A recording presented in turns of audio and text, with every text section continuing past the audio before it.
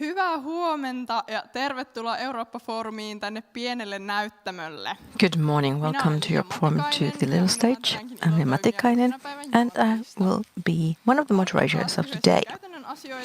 Some practicalities to begin with. So this is live streamed. Finnish content will be interpreted into English on Interpreter application. You can participate in the discussions via chat, and you can access chat through scanning this QR code that is behind me. Hello everyone, welcome to the little stage. My name is Liia Matikainen, and I am happy to be one of your hosts today. The language of this program is Finnish. However, you may listen to the English interpretation through the Interprefy app. Please mind the other listeners and use headphones. If you need any help with this, the conference staff are happy to help you. And if you would like to take part in the conversation, there is the chat QR code on the screen behind me. Thank you. And just a reminder, all programs are live streamed online. Päivän ensimmäisessä keskustelussa tarkastellaan This discussion today will talk about hybrid threats and the ways we can build resilience in the society. I'll give the floor now to moderator Samuel Rauniö, who is from Turku University of Applied Sciences. Go ahead, please. Right, welcome to all of you to this panel on hybrid threats and solutions, challenges as well. I'm a specialist and senior advisor, Turku University Appliances, Film and Media Research Unit. I will be moderating this panel. In my daily work, I do research related to these hybrid threats in the University of Applied Sciences, in the Protected Critical Infrastructure Against Hybrid Threats, financed by Business Finland. It's called Husky. That is the name of the project we have given to it. Today we have esteemed experts encountering hybrid threats from different parts of society as members of the panel. They will supplement each other. So I want to now thank you, all panelists, for participating and sharing your views with us. The objective of the panel is to hear from the panelists, hear about their sectors, hear about their views. What are these hybrid threats? What kind of influencing operations are out there, and how we can counter these threats in the society? In the panel, we want to show the relevance of all these actors as part of combating the hostile activities related to hybrid threats, and what type of broad-based cooperation this means for the whole society. So the participants are the following hybrid threat experts, and I will also give you a few words about their views or approach. We have Ministerial Advisor Kirsti Haimila from Finnish government. Approach is the information influencing towards Finland. And then we have Harri Mikkola, Acting Deputy Director from the Finnish Institute of International Affairs. He will talk about the comprehensive security model and its applicability to hybrid threat.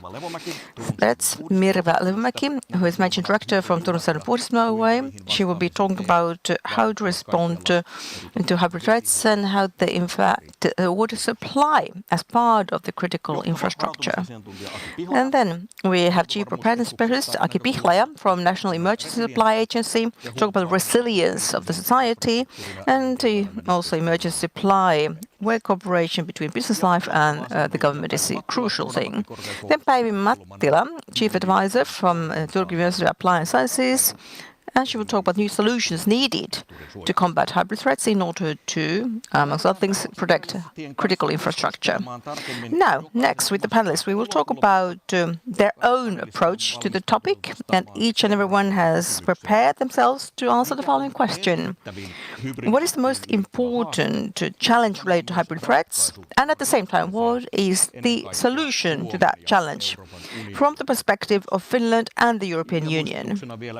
And a reminder for the audience, at the end of the panel we have time for general questions through chat and slides, so please ask your questions through the service and I will pick them up at the end of this discussion. So let's start. Our first panelist, Kirsti Haimila, please. Could you open up a bit? If you think of Finland, do we have information influencing, which is part of hybrid threats? To what extent? What is the objective of such threats? And how can we counter this hostile influencing in order to secure the society? Kirsti, go ahead, please. Thank you. We know quite well how, for instance, Russia is influencing our information space, and they try to weaken the trust towards the authorities. They want to mix up elections, interfere with that. They try to get a position in our society so that the different parts of the population will be fighting, waging war against each other. And I would say that during the last, recently, more and more, we have seen defense will deterioration as an objective. We have seen this clearly, how the harmony in Europe and how the defense in Europe is weakened. That is the objective for them. And they want to weaken, in particular, the support given to Ukraine. They present very vulgar accusations and claims against many countries. But I'm not just satisfied of just talking about these individual cases. I think we need to see the ideology in their world. Why are they doing this? And one point and approach to this that, for instance, the Hybrid Excellence Center has been talking about is that the modern war waging guidelines of Russia tell about war of civilizations. So authoritarian East, authoritarian states like Russia, China, North Korea are waging wars against Western democracies. And the objective for Russia is to go back to the Soviet Union borderlines. And this is a war between civilizations, if you interpret it that way, means that the winner will take over the future, and the loser will lose the foundation of their culture and their whole nation at the same time. And if this is the scenario, and this is the ideology, this is the way how the authoritarian states are now fighting against the West, then the task for the West is to reinforce, this is my opinion, to reinforce their own culture, also reinforce fact-checking and reinforce all activities for us to enable to quickly encounter hybrid threats. And if you think of information influencing, I would say the biggest threat is way information influencing is being used so that they attract massive amounts of uncontrolled immigration to the border areas. And as a consequence of that, they cause chaos. For instance, if you think of this modern war waging guideline of Russia, this uncontrolled masses of people, taking them towards the border areas is one of the main ways for them to cause chaos. Today there were headlines in the news about Russia disturbing the French elections. And I would say, all in all, that the West must more and more defend democracy, freedom of speech, market economy, and we need to be able to react quickly to these hybrid influencing operations and threats that are targeted towards us. And therefore, quick reaction, quick communication, and quick measures are crucial. Thank you, Kirsti, for that. However, it's very nice to hear that the West and Finland as well, here you can tackle, you can counter the influencing. And you referred to democracy, that you can protect democracy from these hostile operations. So, moving from Kirsti to our next panelist, we talk about comprehensive security model of Finland and how that works in encountering hybrid threats. So Harri Mikkola from the Finnish Institute of International Affairs, go ahead. Good morning. Talk about hybrid threats and countering them. We have a core response to that, and this is the National Comprehensive Security System of Finland, which has been lately acclaimed internationally. And well-deserved, I would say. If you think of doctrines first, it's about operational model, where the vital operations of a society will be secured through authorities, through business life, the third sector, NGOs, and the citizens. It's a cooperation between all of them. This model goes back to comprehensive defense. And this is based on the fact that Finland was a non-allied country, and we needed the capability to be able to mobilize the whole society against a possible massive enemy state. And because it's a comprehensive model, in principle, it works also against hybrid threats. This model has been developed in the times according to the threats during COVID pandemic. The focus was on securing health, and now as the threat horizon is becoming more sinister, much more than before, the focus in the recalibration related to the national defense aspect. A certain flexibility, I would say, would be one of the core properties, positive ones of the whole model. Think about hybrid threats and think of the strategic documents of a Finnish country. So they have said there's no reduction of these threats towards Finland in the near future. And that's quite a credible claim if you think of what is going on in Europe. A few days ago, Prime Minister Orpo, quite exceptionally, I would say, even strongly warned Finns about the eventuality of Finland facing these threats. So attacks to civilian targets, that is a way to take away the deterrent of defense and its credibility, rather. Hybrid threats, it's very hard to attribute that. And the West has a hard time responding at the same scale related to legal questions, because there are legal barriers as well. This is a critical thing. If the deterrent goes to the civilian, amongst the civilian front, then the target looks to the attacker and an attractive target. And therefore, I think we can say that the vital function need to be secured in the society. It is no longer just defense of the country, but it's moving over to hybrid threats, combating and defense at the same time. What was done? How have we developed the model? Currently, the Finnish model is being developed within three sectors. First is the capability to respond and the role of the citizens. That's quite an interesting point, actually. One element of the comprehensive security is the role of citizens. If you go to the streets of Helsinki, you ask anyone, do you feel that you are a security actor yourself? They would look at you, what do you mean? But there's a priority related to the responsibility of the citizens, because they do have a major responsibility concerning hybrid threats, because these threats do not respect any national borders. Authorities don't always have the time, or they can't handle things so quickly, and the threats go through. We can't combat them at any border because they just go through any borders. And therefore, capabilities of a society to take in hybrid influencing and live with it without breaking down our identity. That's one thing. And during any war, if you think of any extensive influencing, kinetic, non-kinetic influencing by the enemy. Therefore, it's a projection of the population, but there's also a need for mental, psychological resilience, and also capability of the whole civil society to organize itself in a self-steering manner. Therefore, we have to have wide and extensive preparation, capability, development.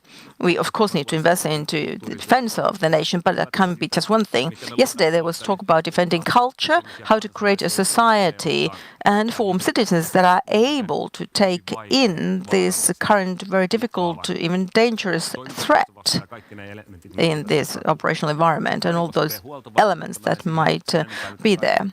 And there's, of course, national emergency supply questions. I will not talk about that because we have another person in the panel about that.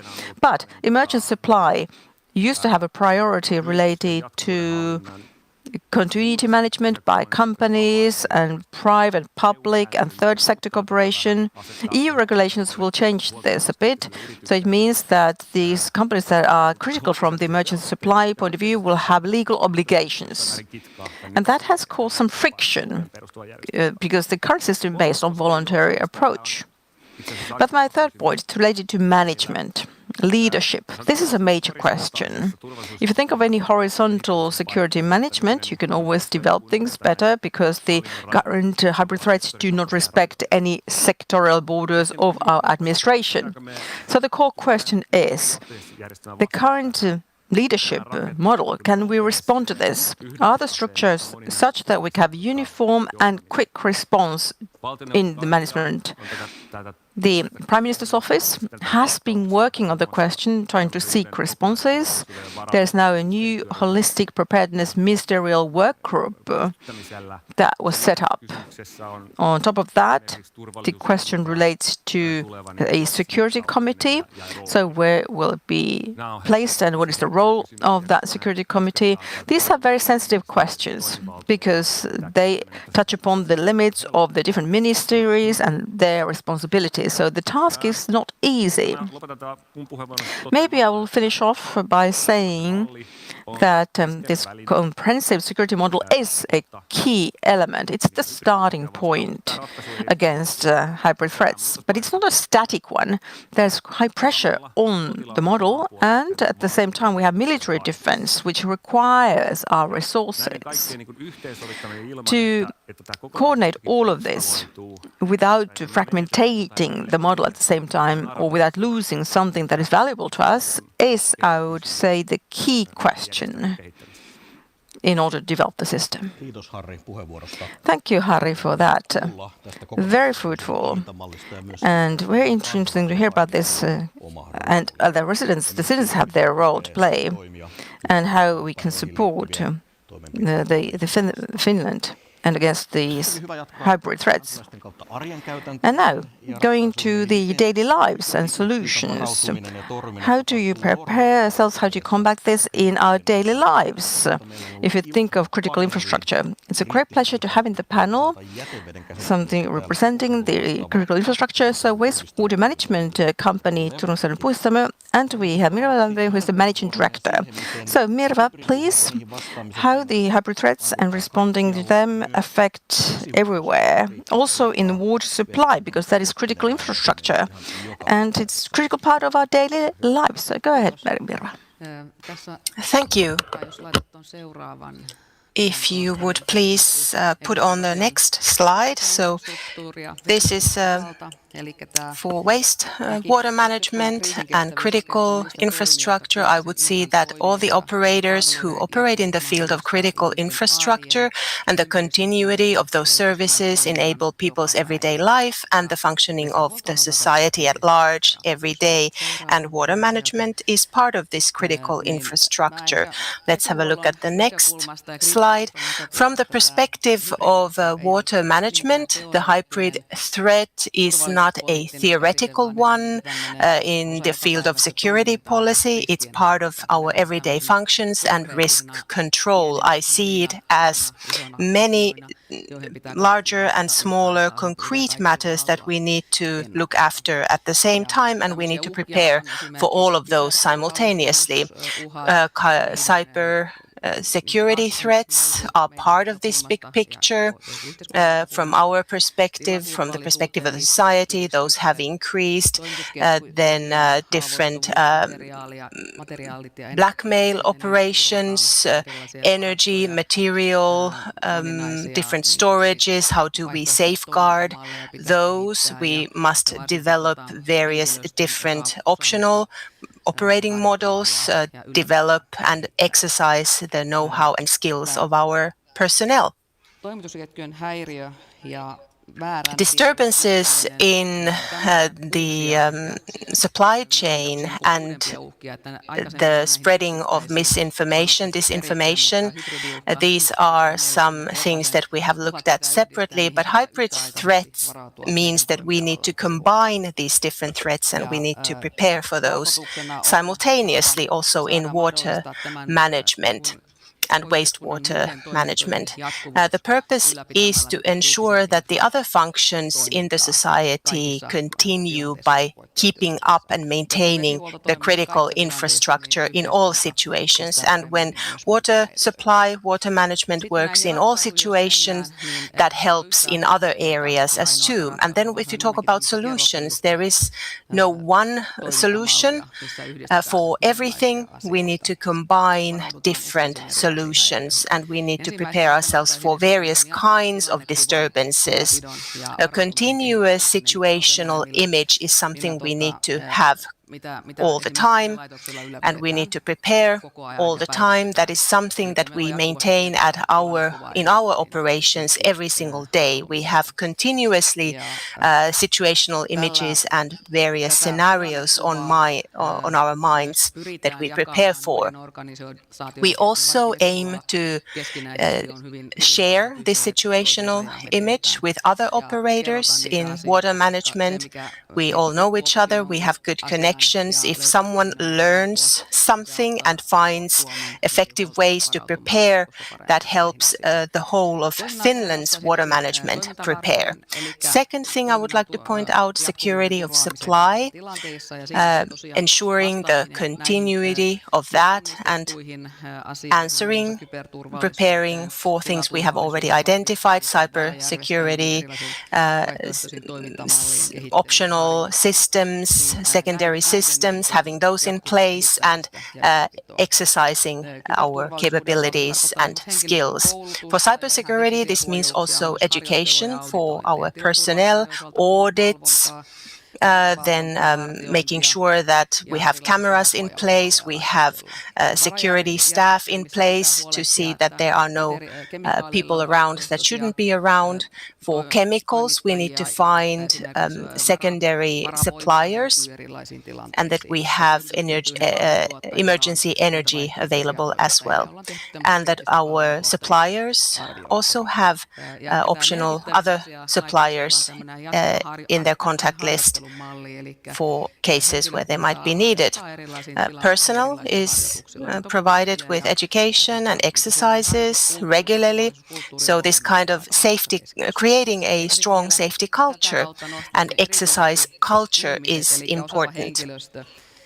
And of course, capable personnel is one of the most important safety factors, and having clear roles of responsibility in an emergency situation and having those exercises regularly help them in their roles. And no one can do this or anything alone, so we cooperate with different authorities and different organizations. So these are the types of points I would like to close my contribution with. So practicing, exercising things together and doing everything together. Thank you, Mirva. That really portrayed well how you, as part of critical infrastructure, pay attention to the challenges related to hybrid threats, and you have also found solutions already. Critical infrastructure ensures the everyday life of Finns for functions that we need every day, and excellent that you pointed to cooperation, because answering to hybrid threats requires versatile and multifaceted cooperation between different operators. And to this we are going to hear more about from Aki Pihlaja from the National Emergency Supply Agency. Thank you. So critical infrastructure and security of supply is my perspective, and security of supply really means to ensure agriculture, the citizens' everyday life functions and so forth. One of the key elements in security of supply is the critical infrastructure. We have heard great examples of what critical infrastructure means, and that encompasses encompasses all of those vital functions, systems, services of the society which make this society run. Hybrid threats, hybrid influencing, and critical infrastructure. Well, critical infrastructure is one of the key targets of hybrid influencing or hybrid threats. There are estimates that say that 90% of critical infrastructure is owned by private sector, and that means that their ability to answer to emergency situations and various threats is in a key position. So, how should we approach this, and how have we done this in Finland? We could divide this into 3 different perspectives: how critical infrastructure and the disturbance resilience of these areas has been strengthened. We have the defense perspective, EU's new SER Act, safeguarding these critical infrastructure. We have now created the minimum requirements for all the operators in this area, what they need to prepare for. That creates a good basis, but it is not sufficient alone. We need different contacts and cooperations between organizations, businesses, and authorities to improve our preparedness. Where we Finns can be very proud of is the voluntary nature of our activities. So, as an example, the Security of Supply Organization, which is a network created by or managed by the National Emergency Supply Agency. We have many authorities, the defense forces, businesses in that network. It's a unique network to share information, share the situational image, and also roles and tasks, and in that way strengthen our preparedness. So one of the key ways, well, it's also a key threat in terms of hybrid influencing, but upkeeping confidence and trust, and that is also a key solution. We need to further enforce and strengthen our contacts, our communications, and the sharing of situational image. I believe that makes us stronger. I think that represented my perspective.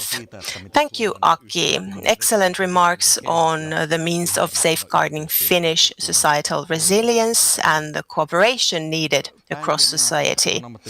Päivi and myself from the Turku University of Applied Sciences, we know Aki because he is part of the steering group for the Critical Infrastructure Protected Against Hybrid Threats project, the aim of which is to produce concrete technological and non-technological solutions, such as best practices for protecting critical infrastructure against hybrid threats. And our next speaker is my colleague from the Turku University of Applied Sciences, Päivi Mattila, who serves as the coordinator of the HUSKI project. Let us now give the floor to Päivi to discuss the challenges and solutions regarding hybrid threats to critical infrastructure that are being addressed within the HUSKI project. Thank you, Samuel, and very good morning to everyone. It's my pleasure to continue this panel discussion on my part regarding the national challenges as well as solutions that we have found to hybrid threats. Turku University of Applied Sciences is coordinating this HUSKI project. I think we will see it on the next slide. HUSKI has received funding from Business Finland, so critical infrastructure safeguarded for hybrid threats. And we have selected the critical infrastructure as our aim, because when we talk about hybrid threats, the authoritarian states as well as terror organizations, for them critical infrastructure is an extremely interesting target, because if their attempts go through, the impacts on the whole society and its citizens is great. So we want to serve by producing solutions for these questions. And one of the key solutions that we are going to be producing in this project is the situational image, which ties well with the previous speakers' contributions. In this project, when we talk about hybrid threats, we follow the European Union, European Commission's definitions for hybrid threats, which have been produced by CRC together with the center in Helsinki. So we have a European approach to hybrid threats, and of course Finland as part of Europe, it's important that our research and our results can be applied Europe-wide. And a second European perspective into this, including the Finnish perspective, is when we talk about critical infrastructure, the project wants to be aligned with the SER directive, critical infra resilience promoting directive. And again, once again, we are producing solutions in a way that supports the European-wide preparedness, Finns at the forefront. And truly here you can see this kind of spaghetti chart there. It describes who the operators are, who conducts hybrid threats, and it's a very extensive type of influencing in different sectors of the society. And the directive is there on the right in this kind of round chart. So we are serving all the sectors that are part of critical infrastructure, and we have started with creating the situational image for the water sector in particular. And the measures are the next. So we want to detect, we discuss with the operators of critical infrastructure how the hybrid threats are visible in their sector. We test for vulnerability. Usually vulnerability is tested, and then there are clear attacks. So detecting these different plans of influencing hybrid threat campaigns is very important. But in the same way, we need to have collected information from the society at large, from different sectors. So there may be hybrid threat campaigns going on in different sectors. So we want to be able to detect and identify these weak signals of threat campaigns. And of course, this wide data mass must be distributed. And for that, we need a safe, secure platform where we can actually work with this data so that we can create a situational image. We are now creating a situational image solution for the operators of critical infrastructure and also for the society at large, so that they can also get some information on this. And that brings us to the solutions, but of course we have other solutions except this SERAS, and that is creating educational material, so people at the center of everything, and good practices that can be recommended for operators of critical infrastructure, for example in the water sector, as we are now focusing on the water sector in the first phase. How to identify vulnerability, how to test vulnerabilities and detect weak signals. And then we aim also to look at our regulatory field. Do we have any loopholes that the hybrid threat operators may utilize? So we are producing these solutions in a wide sense. Right, why are we unique and why is it so great to be part of this? The reason is that we have this holistic view on hybrid threats. I think other speakers refer to this comprehensive holistic view. This is needed. We need to understand what is going on, what are the challenges. Now, of course, we need to have a reliable data architecture in place in order to handle the data so that we can find the AI algorithms that help us to find the arches related to hybrid threats. The operations can be within the campaign, throughout the years, so we need to know which are we to wind. So we need to have reliable data architecture in place. This all creates this nearly real-time or real-time situational picture for all critical infrastructure operators. And then one other solution or response to the challenges is, of course, sociology and non-technical solutions as education, best practices, and of course other vulnerabilities that need to be seen in the society. So it's a common challenge, but we are on the path of solutions. Thank you, Päivi. So Husky project, we can talk more about that. But we have upcoming 2 occasions that are open to everybody. So first in Helsinki, October, and then early December in Turku as well. If you need more information, please approach us and follow the channels of our University of Applied Sciences. Thank you all for these points, and let's make this more challenging. This is a vote, so please raise your hand if you agree with the next claim, and then keep your hands down if you disagree with the claim. Finland is an innovative country in Europe in responding and preparing against hybrid threats. Do you agree with that? We're innovative. Okay, you are all very unanimous on this. Briefly, why is that the case? Well, I think even though a lot needs to be done and developed, that is a continuous work, I still believe that we have done already quite a lot. And therefore, I want to see this to be a positive thing. We have been rather innovative. We have been able to look ahead into the future in different ways compared to many other European countries. I'm talking about combating hybrid threats, and I'm talking about defense, and in particular countering hybrid threats. We have a tradition for that for a longer term in Finland. Therefore, I replied that this is a positive thing for us. Okay, others please, Kirsti. Finland is a small country and the authorities work closely together. So if you think of administration, we really exchange information between us, we have close collaboration and discussions. So in the ministries we have a good situational picture what is going on in the country. We have active local, regional authorities that cooperate. My view is that the strength of Finland is not only related to technology, but also what others have said, by me and others, it's cooperation.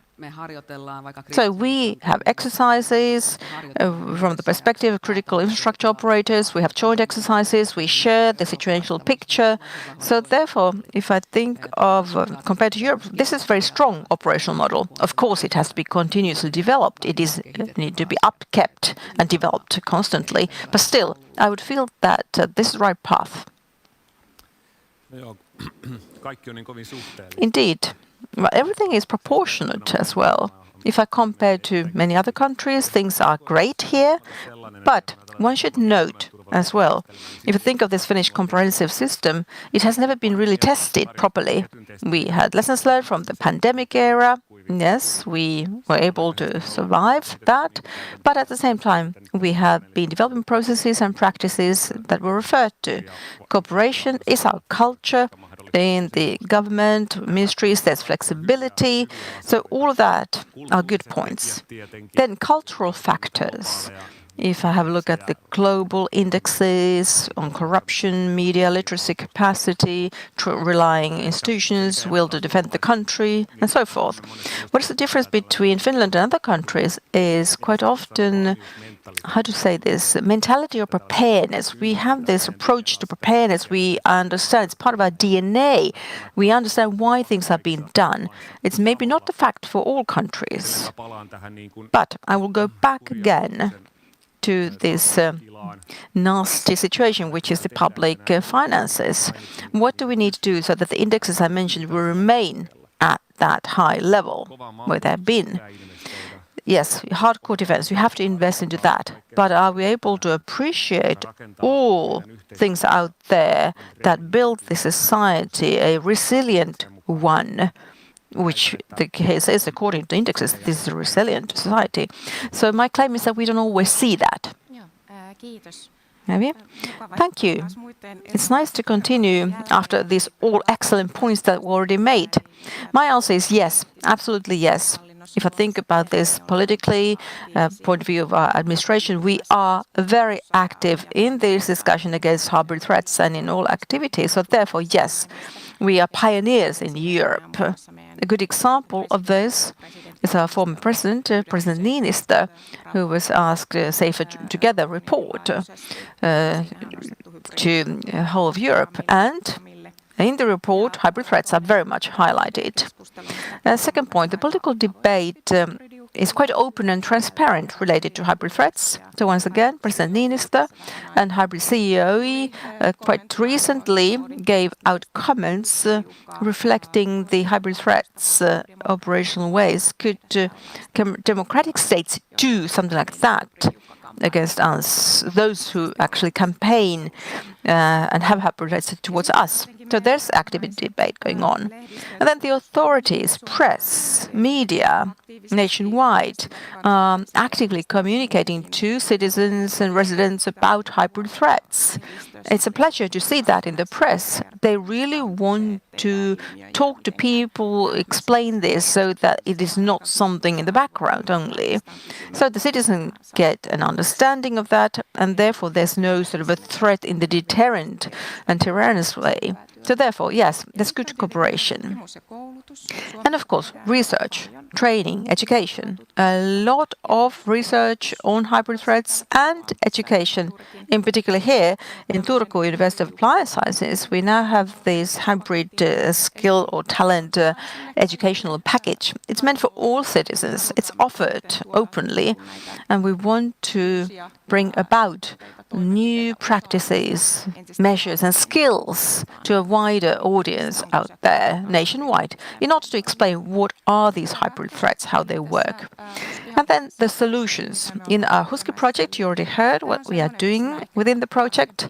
And this is something where I take my hand down a bit because we want to see more corporate cooperation. We've been talking about challenges, but we would see more concrete solutions, exchanging information on a platform and also reliable data architecture, reliable data handling, and those weak signals, how to detect them better than before.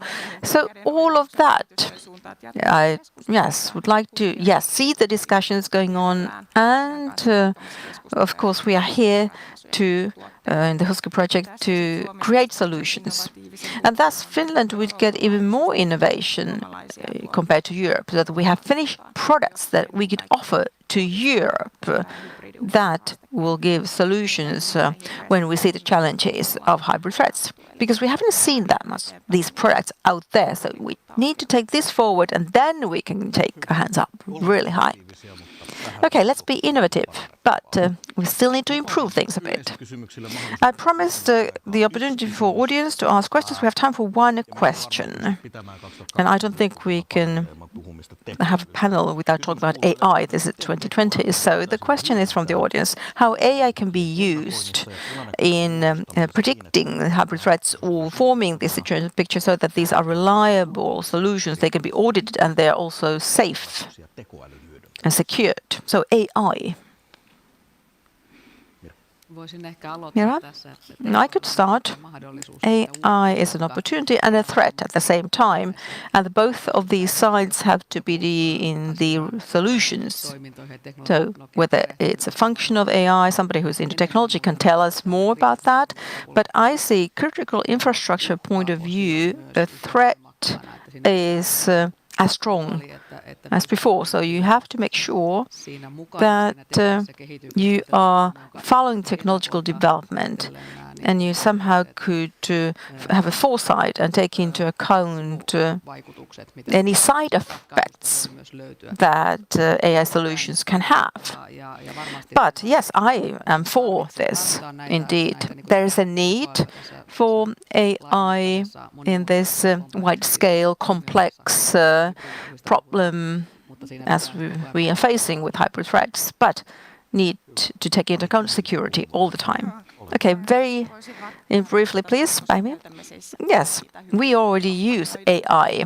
If we think about the hybrid threats campaign, how to find them in the Husky project and how we create a situational picture. So we need to have research on this. And we do have in Turku University of Applied Sciences, but also the University of Turku and also Jyväskylä University of Applied Sciences and also University of Jyväskylä, the Department of Languages and Communication and Secure and Safe AI and AI systems. So they are secured AI models, how they are built, they need to be secured. So they can be used and we test them, definitely, that the systems will not get poisoned, so to say, and thus you get an idea of how the systems are built. So yes, research is ongoing and we are pioneers. And as we want to see the secured AI, and it is very much possible thing. Indeed, if you think of technology, I'm not an expert in technology compared to Päivi, but talking about principles, I'm sure we can use AI, and in particular the benefits, thinking of hybrid threats and critical infrastructure influencing is that we need to better identify these weak signals. Because the core of hybrid threats is that something is happening all the time, here and there, from many directions, so it's very hard to draw those dots together and form a holistic view of a situation. So therefore, forming this situational picture and awareness, their AI has a big role to play in the future. Thank you. So it's time to close the panel, but if you have any questions, the panelists are able here today and they can talk to you. If you see a familiar face here in the City Theatre, please continue your discussions on these topics. But now, a big applause to all of our panelists.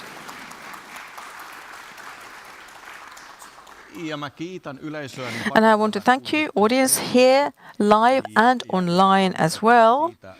And thank you, the theatre and active participation. And on behalf of all organizations, the answers to challenge or to face the challenges and find solutions, we are here to continue our work. And Päivi has also given outside this room some flyers on this project. And you can always contact us through digital means to ask questions. And also you can visit us as well, the campus area. I would like to wish you all safe, a very nice Thursday morning and rest of the summer and a fruitful Europe Forum to all of you. Thank you.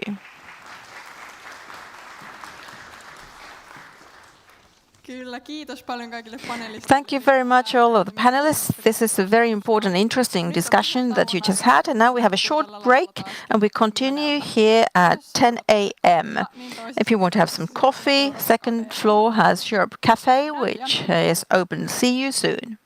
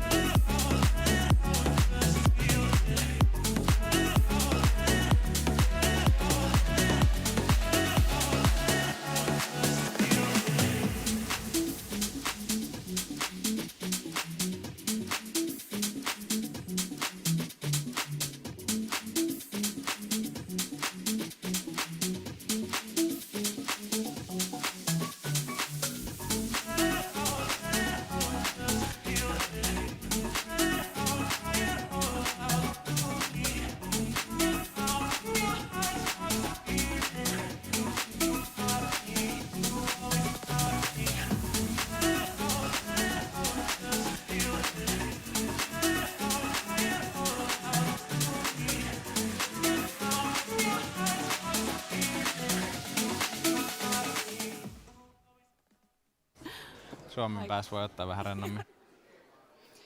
Tervetuloa takaisin tänne pienen näyttämön ohjelmaan. Welcome back to the program on the little stage here on location in Turku as well as online.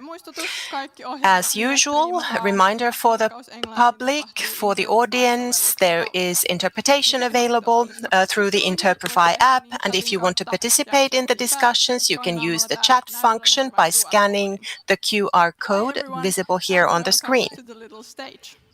Just to remind, all programs are live streamed and interpreted into English. You may access the interpretation through the Interprefy app. Kindly keep other listeners in mind and use headphones. If you wish to take part in the chat conversation, you may scan the QR code on the screen behind me. Thank you. Next, we will be discussing Europe's technological sovereignty and how we can reduce our dependencies in critical technologies. And I will now give the floor to Janika Yli-Karjula, Vice President of International Affairs and Policy from the VTT Technological Research Center of Finland. Very good morning and welcome to follow and participate this discussion on EU's technological sovereignty. This discussion is organized by the European Parliament Information Office in Finland. We are going to have three different experts on stage. I will introduce them in a moment, but first a short introduction to the theme. First, we will discuss what technological self-sufficiency means. What are the critical dependencies in Europe? After that, we will look at this topic or theme from three different perspectives. First of all, how Europe can strengthen its own technological capabilities. Secondly, how we can reduce risks and significant dependencies. And thirdly, we will focus on cooperation. I would now like to introduce our two panelists. First, Aura Salla, member of the European Parliament, member of EPP.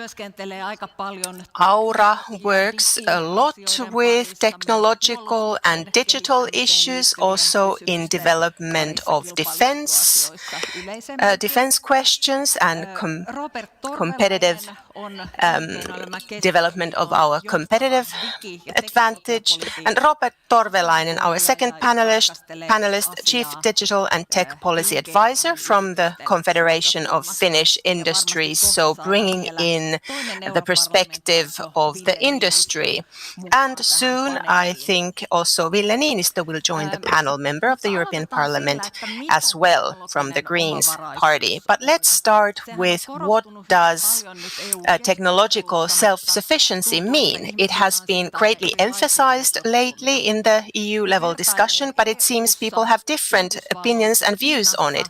When we compare Europe to the discussion in the United States and China, one could simplify and say that in Europe we focus on reducing risks and dependencies. In the US, the focus is on how to keep their leadership in technology arena, and in China, how to strengthen genuine technological self-sufficiency. And the vocabulary used really describes the different perspectives and approaches to the topic. But from Europe's perspective, Aura and Robert, what does European technological self-sufficiency mean from your perspective? Thank you, first of all, that I got the invitation to discuss here. We have, Ville and myself, attended many panels together, and usually it is like this, that Ville begins arrives a bit later, so now I get to start. So self-sufficiency in technology means that you need to have lots of hardware and you need to have software. So software programs on top of the hardware. In Europe, we don't have either. In practice, our technology is built on the hardware that comes from the US, and when we talk about software, we do not have them. And what do we have then? We have great cybersecurity, we have great cloud service know-how, we have great engineer skills and know-how.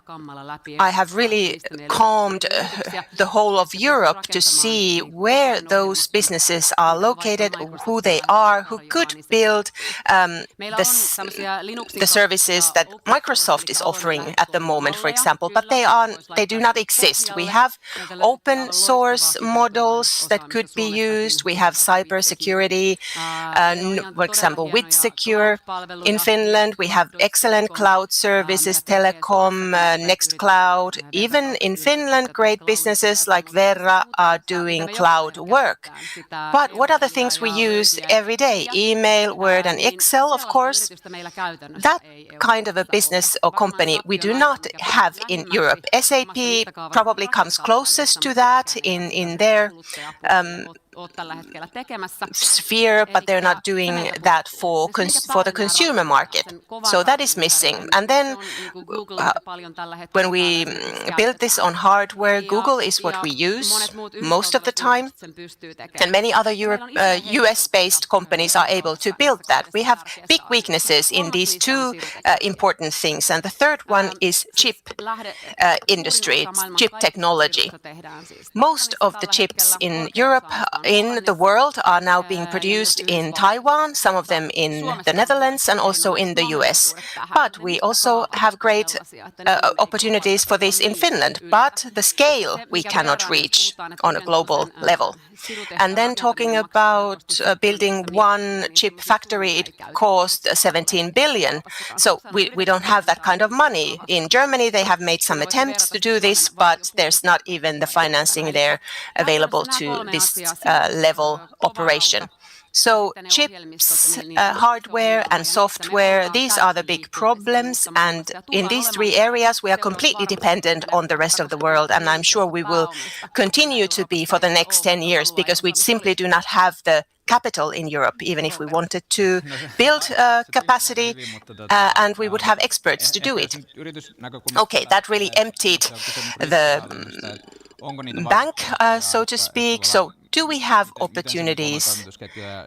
Do we have choices? How do you see your own business and your own supply chain and what is needed for that? On the other hand, we could say that 5 years ago or 10 years ago, there was no discussion around these topics. So the world has changed, and previously in the world, we thought the global economy, everybody specializes a little bit and everybody produces their own piece of the puzzle. But now we have taken a step back to some extent. At the same time, I believe what Aura said, that since we cannot take a huge leap immediately into an ideal world, Europe should consider where do we find our own strengths and through that try to balance out the situation.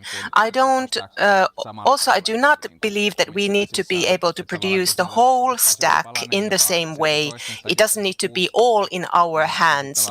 If we are missing a piece somewhere, we have a strength somewhere else and we can use it to balance out to make sure that the worst scenarios do not come true. Or at least the threshold is higher. So, it's important to have our own play chips in the hand. So this is also important from the defense perspective. We have in the Netherlands great know-how and expertise in the chip technology, and I use harsher language than Robert here, because then you have tools that you can use to blackmail someone in the total stack. The US, Taiwan, China, they need things from Europe. That is essential. They need to be in such a position, to say it bluntly. And the fact is that if the US decided that they're not offering certain services to us, or they are obstructing our access to certain services, our technology becomes paralyzed very quickly. And it is technology that we use every day. And that is the kill switch that we talk about. But as long as Europe can hold something in its hands that it can use to tighten the screw, Netherlands and Finland, we are actually top experts in chip technology. Side remark here, the audience can participate in the discussion through sending questions through the Slido app, and we'll include them at the end of the discussion. One thing that comes to mind when I listen to you is problems in digital, on the digital side. But do you see other critical dependencies elsewhere, or are the greatest challenges in the digital technology?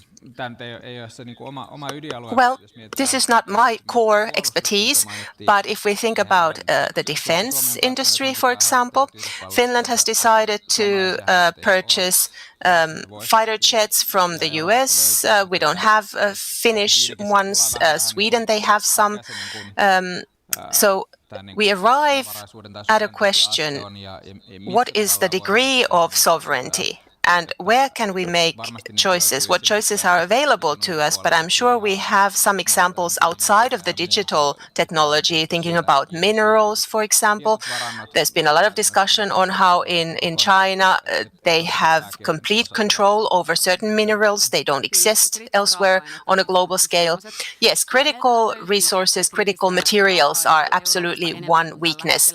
We have a lot of materials, cobalt, lithium. They exist in Europe, but we're not mining.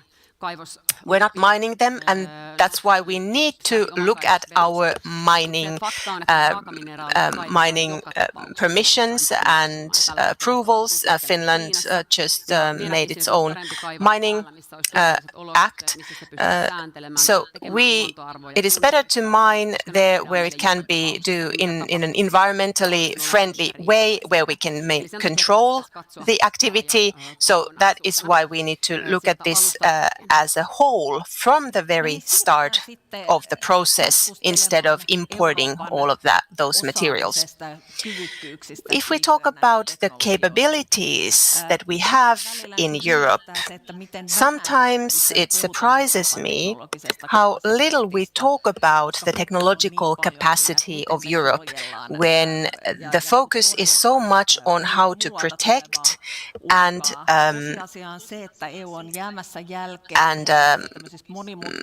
mitigate threats coming from elsewhere. In terms of what Japan, China, US can do, we are in a worse position in Europe. We have capabilities and expertise in green technologies and so on.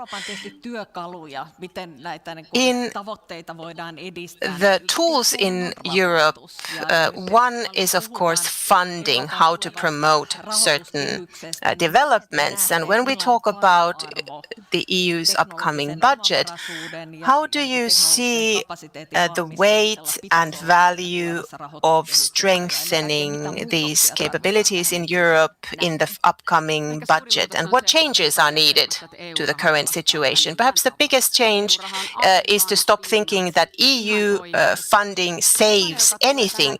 EU funding is peanuts. Anyone who meets me today and tells me how much support they need from the EU funding, they should think about whether their business is good enough if they're not receiving funding from the private sector.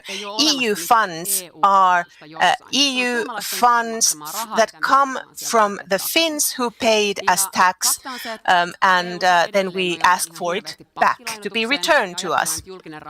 In the EU, basically in Europe, we lean on banks providing funding and public funding, and both of those are not the solution. Risk funding angels, business angels, plus 30 million is not a problem. That is how, if you look at how this works in the US, they have huge risk funds, and companies ask for 100 million funding when they start scaling. This is completely missing in Europe. Plus 30 million is the problem.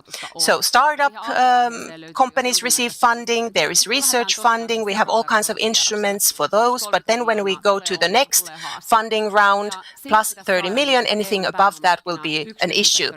And the capital markets in Europe, we should have a functioning capital markets, but we simply do not have that.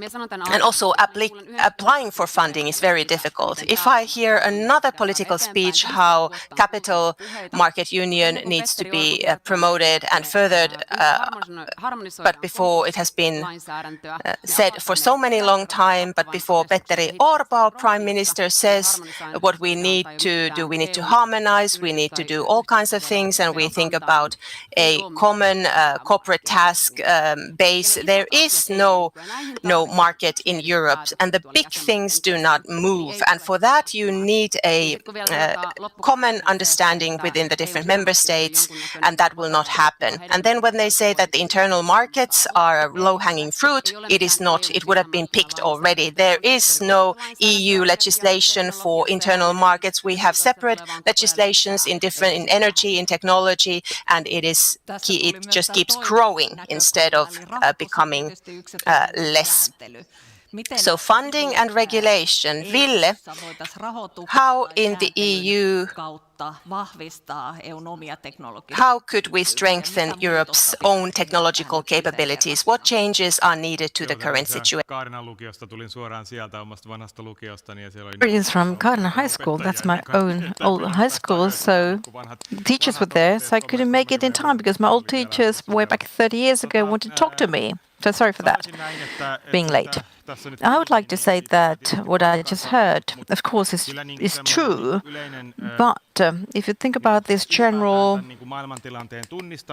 situation, how to identify what is going on in the world, and the European Union countries must act together. We have to reinforce our technological sovereignty, but technological sovereignty in the broad scale vis-à-vis to China and USA and digital giants, or our dependency to fossil fuels and authoritarian states. So we need to have a common understanding in Europe that we need to invest into our own solutions. Defense purchases, European purchases there. So we have the cloud that is being defined, sovereign. So we have our own choice, our own option. We are building them. This is the guideline. That is the way for us to get investments and capital to European solutions because they're worthwhile doing. So that is the point. And underneath this auspices, in the background, we do have major questions. And I think the position is correct for this, in particular the multi-annual financial framework that I negotiate. So Horizon Europe, the biggest research fund of the world, billions of euros, and the European Commission has now the next 76 billion. I think that's the proposal. European Parliament wants it to have more, 23 for the innovation activities. I would have mentioned that we try to make sure that there's a transfer. If you think of innovation and research funds could be scaled up and it's given to the business, to investment, so that this will take place. And yes, we have competitiveness fund for that purpose. And that's the will, but can we make this work? And what is this competitive fund really funding eventually? And how do we get this path cleared so that this death valley that we have great patents and technological ideas, but that needs to be industrial work. So this path, that has to go through the whole sphere. That is digital or hardcore technology.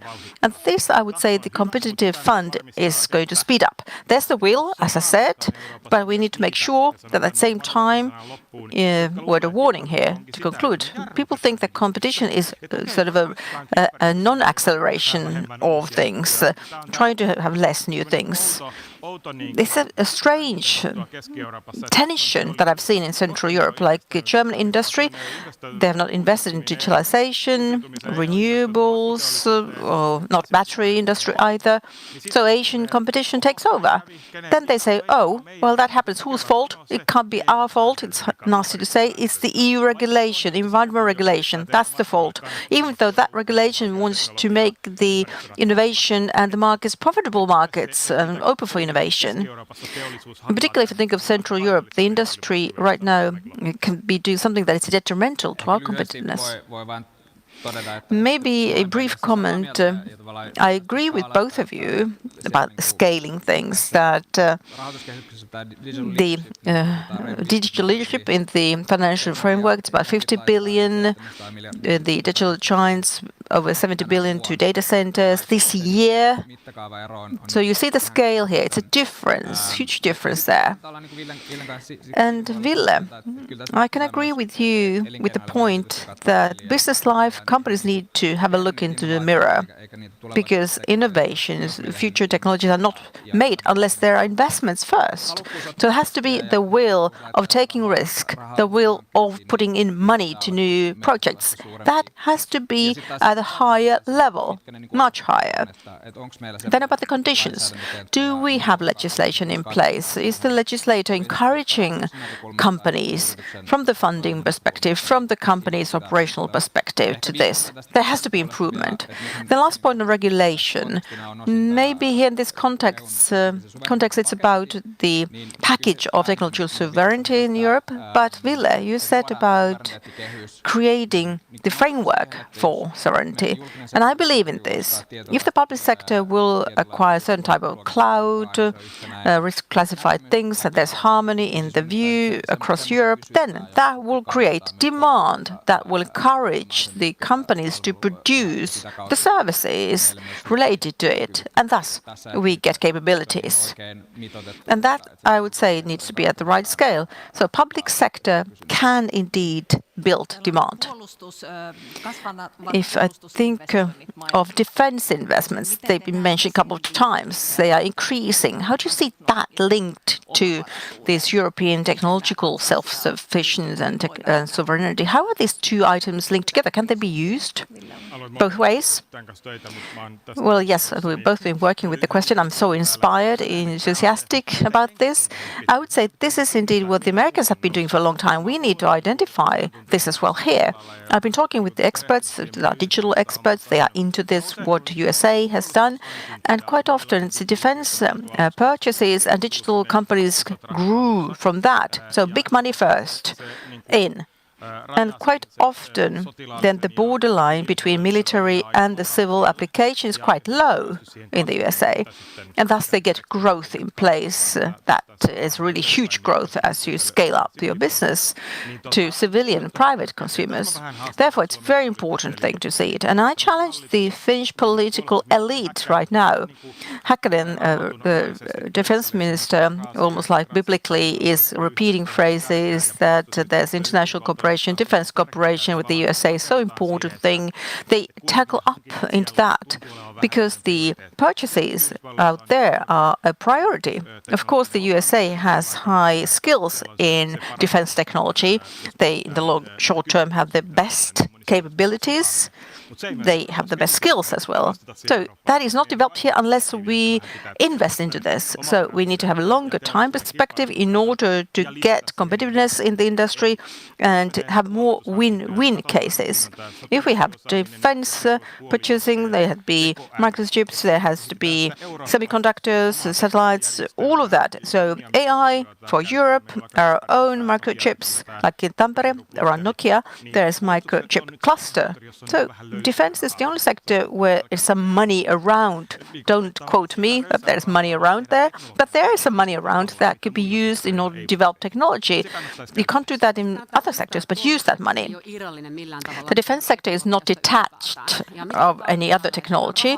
What it needs is money, money, money, and data, data, data.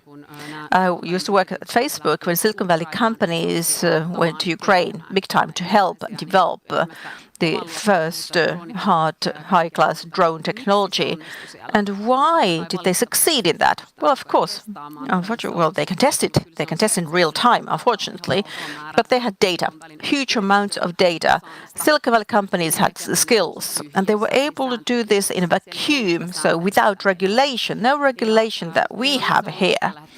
There's a major problem right now in Europe related to this, that we get tangled up with regulation whenever you try to develop technology related to defense, because data is the currency right now, and that is something we need. So we need data for the higher skilled defense system. So Ville said we need to have European technology as far as it is possible and as soon as possible. So yes, defense purchases, you understand, Ville is doing campaign for the parliamentary elections in Finland, I see, but I do agree with him that we need to choose European technology in defense as well, as in generally any technology, unless it will not be developed. People quite often, why do we get something worse because the Americans do it better? My claim is that main technologies in Europe are even better than over there. It's just less known. Microsoft is not good technology. There's much better technology out there. And many member states like the Netherlands, France and Germany have now done solutions. So they're choosing European technology. Finland should follow these countries. If you think of fighter jets, if you think of high technology defense sector, we have excellent technology in Europe, but you need to have the courage to acquire that technology. That's a key thing. You can't just lay rolls and say that USA will go back to what it was. If somebody still has a mindset that we go back to Biden-Obama times, I don't believe in that. The US development started from Vietnam War and tried to tell us, take over your own defense. They've been trying to say that for a long time. So the uncertainty is a key word for US policy making. Therefore, Europe needs to be standing on its own feet, and we are not lagging behind. And Europe it's not the last wake-up call for us. It was way back ago. Now the time is for us to act immediately. En lisää tähän enää. I will not say anything on that. Well, it's maybe easy to be sinister here, that things in the EU are now weak, but are there any good examples, something that we could learn from or that have the right direction, that we had made the investments into technology capabilities so that we will not feel so sad about this, that we've lost it all? Oh yes, of course we have. Quite the contrary. The Netherlands and Finland, for instance, and the quantum technology, huge skills, great skills, and huge demand is out there.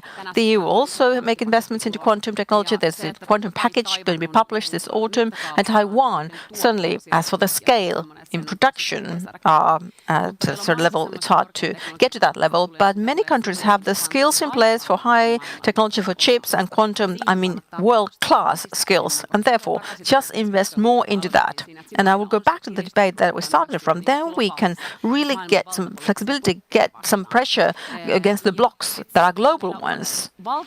And when you have this great engineering work in place, and Ville said we need to, of course, do R&D work, but then this engineering has to be culminated into production. It has to be about branding as well. Choose Europe has to be the preference, and that we are proud of it as well. I would continue on that, saying it is interesting to say that we have Bluetooth, MP3 player, that was your European invention. So you could continue that list. So Europe has been inventing things indeed. But maybe of a cliche that you say that the Americans can commercialize things and produce things. But it has been quite true as well. In particular, what you said there, that the end of the part of the chain, we need to be better at that end. It's not just about great R&D, but it's about the outcome, practical life, companies.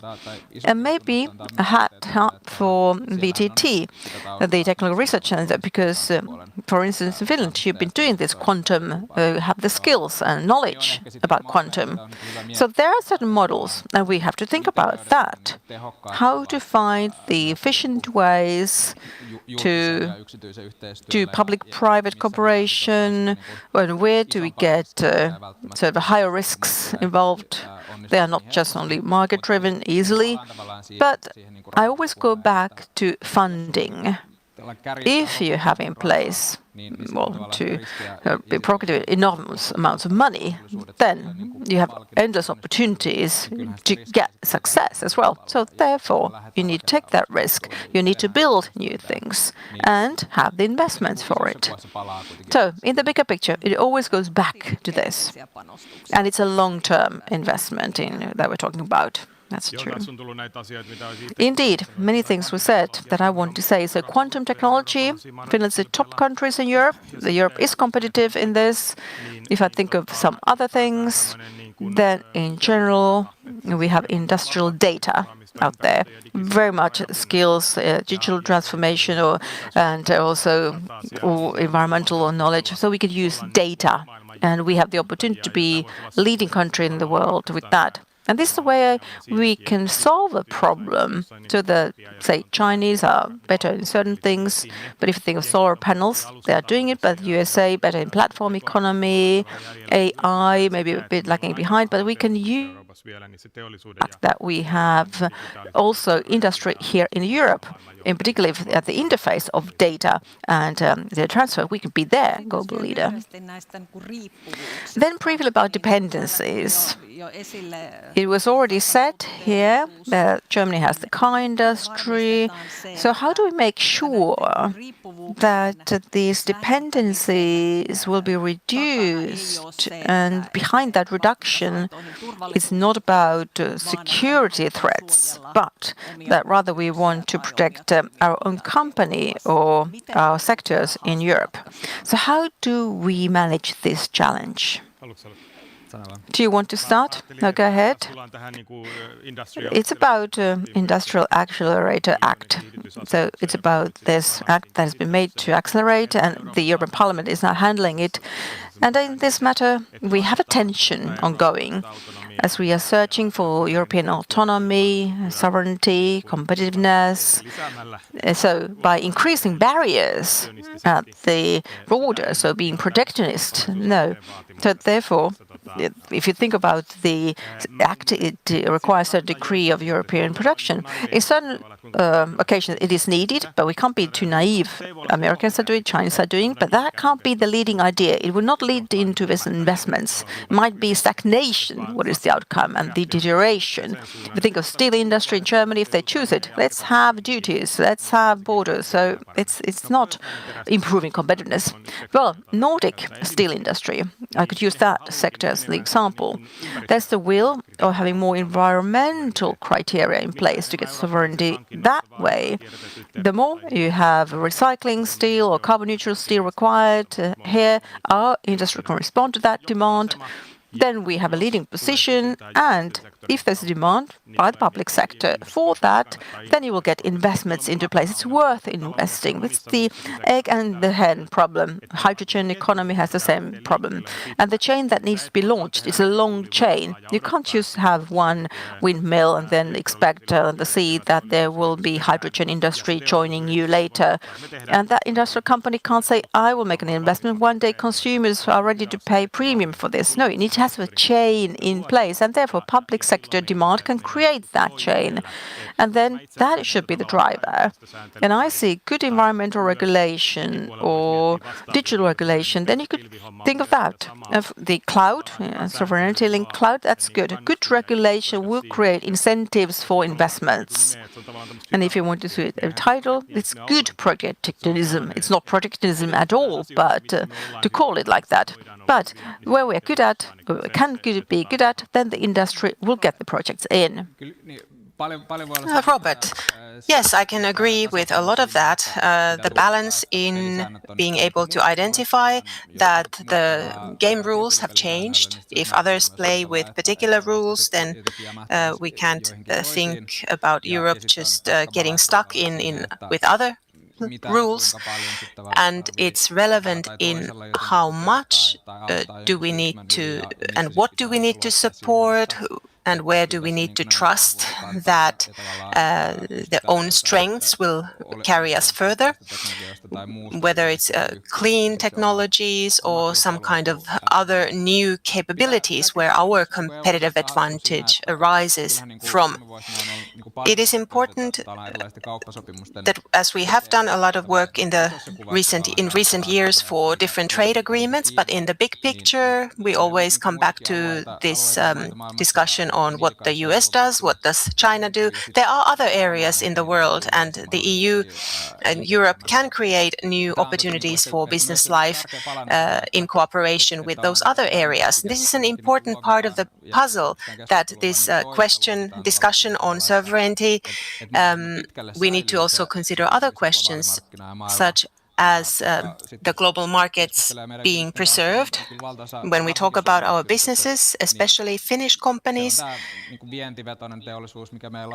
export-led driven markets is where they want to operate, and if we move too far into the other direction, then the borders start closing and we're going to start imposing customs. In our trade, what I would emphasize is data.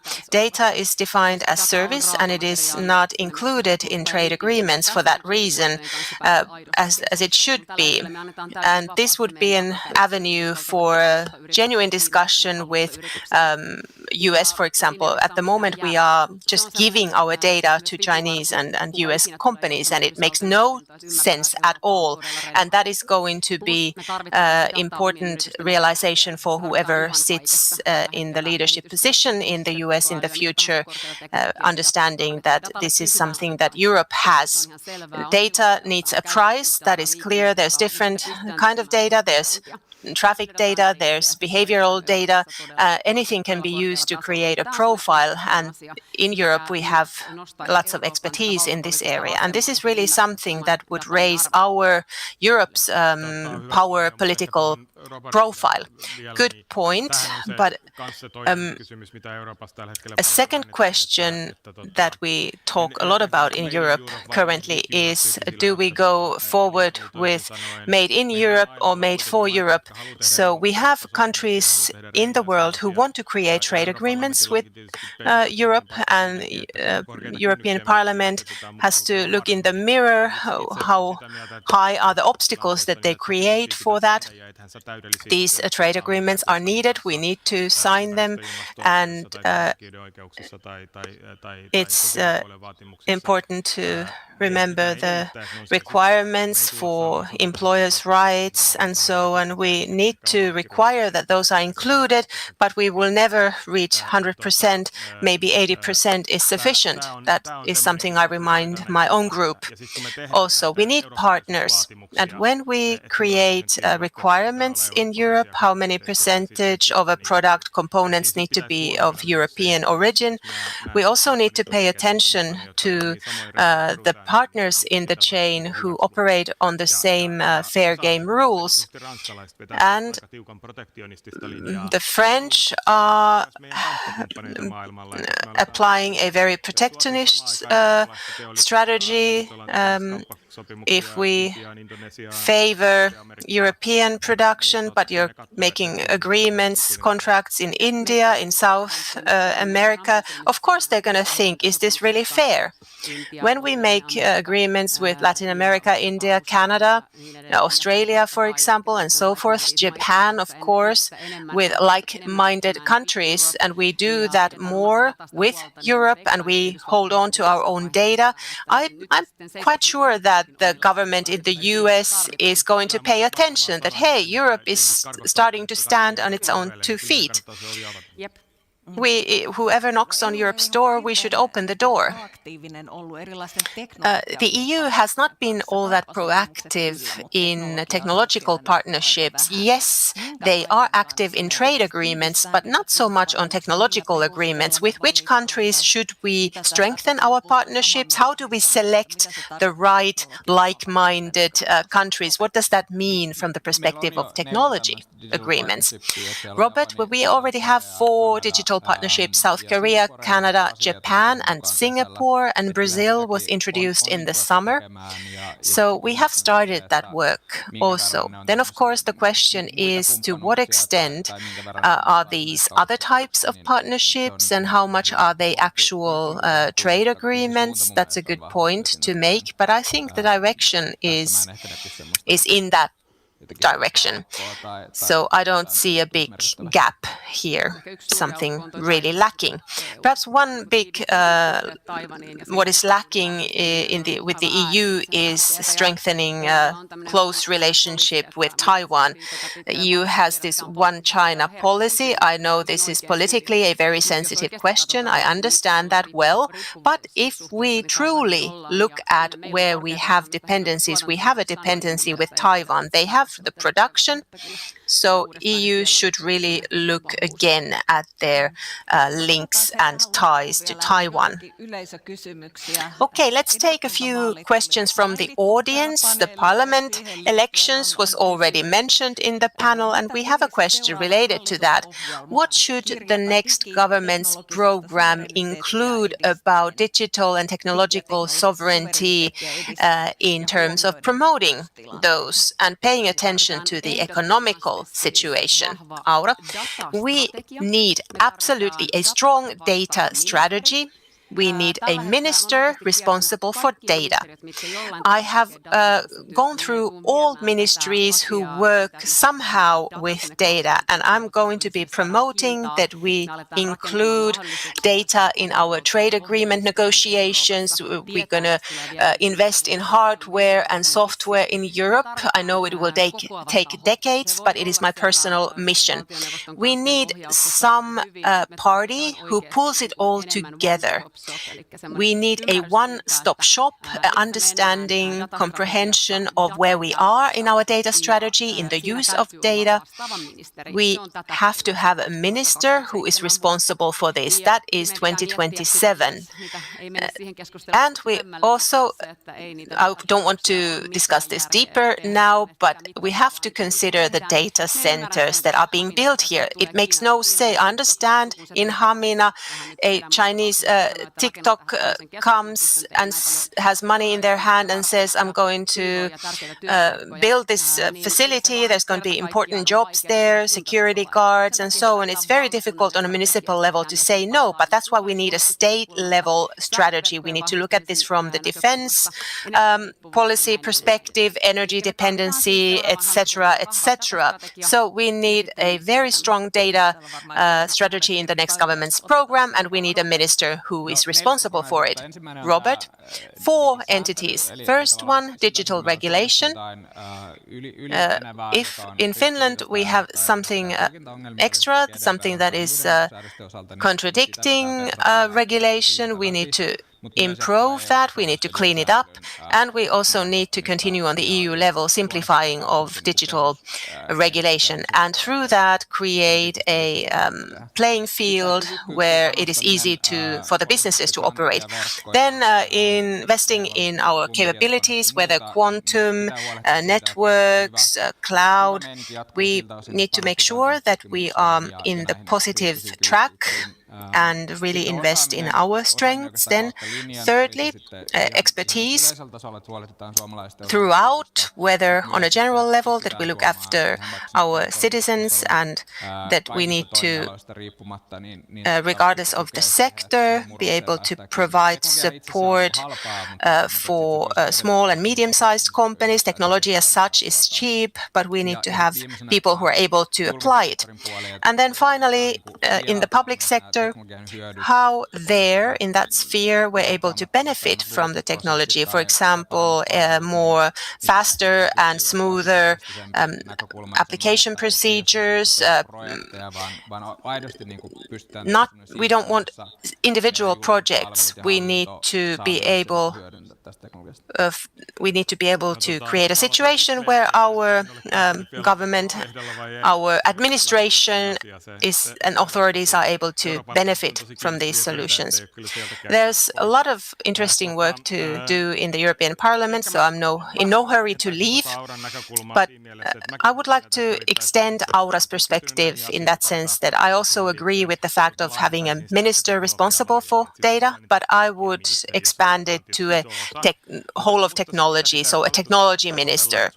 But what we need to go after in our government program is that Finland should be made into a leading technology state in the EU. We have huge potential there. We have ICEYE, we have Patria, we have defense industry, these companies, and we can make use of those investments in the digital side. We have possibly a giga factory coming, and we need to further develop our content side. We have puzzles and pieces there, and we have a game industry, which is a big one, and we shouldn't look down upon their expertise at all. So I do feel that creating and taking a role of a leading technology state, but also in research and development and acquiring EU funding, EU influencing, the more sovereignty is being promoted through the EU, is promoting clean energy usage and solutions, other investments. I think Finland could really be the driver here, but it does require more than the next government program wanting to cut costs and see what that brings. So sometimes we don't have enough vision when we talk about these things. And if we need to reassign funds from maintaining things to creating new things. And the new budget framework of the EU offers new opportunities because national envelopes we can redirect to more things that create new things. Social Democrats are trying to put the brakes on this, whereas myself, I'm trying to make things simpler. They say GDPR is so good. That is what Social Democrats are putting on the brakes. No, no, no. You're allowed to think in GDPR. With one click, you should be able to decide which recommendations you select and you want to use. Yes, we should be more flexible. I would also like to promote if I have a role in government negotiations in the future.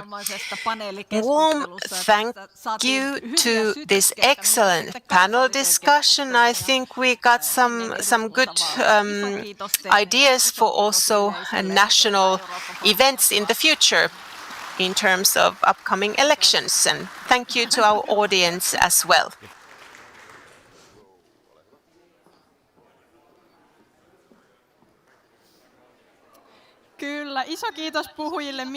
Big thank you to our speakers for interesting discussion. Now again we take a short break and we'll continue our program at 11.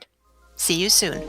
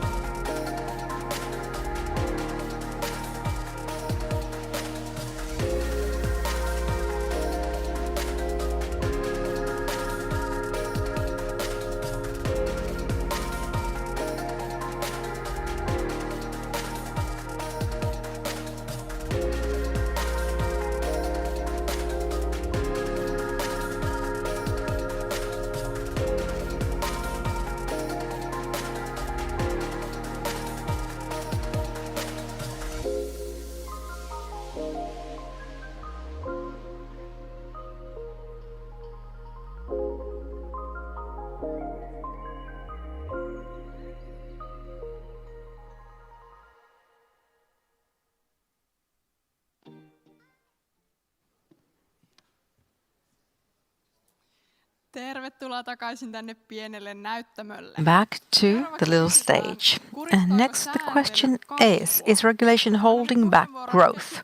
I'll give the floor to the moderator of this discussion, who is Jussi Karhunen, and who is at the Media Finance Finland. Jussi, go ahead, please.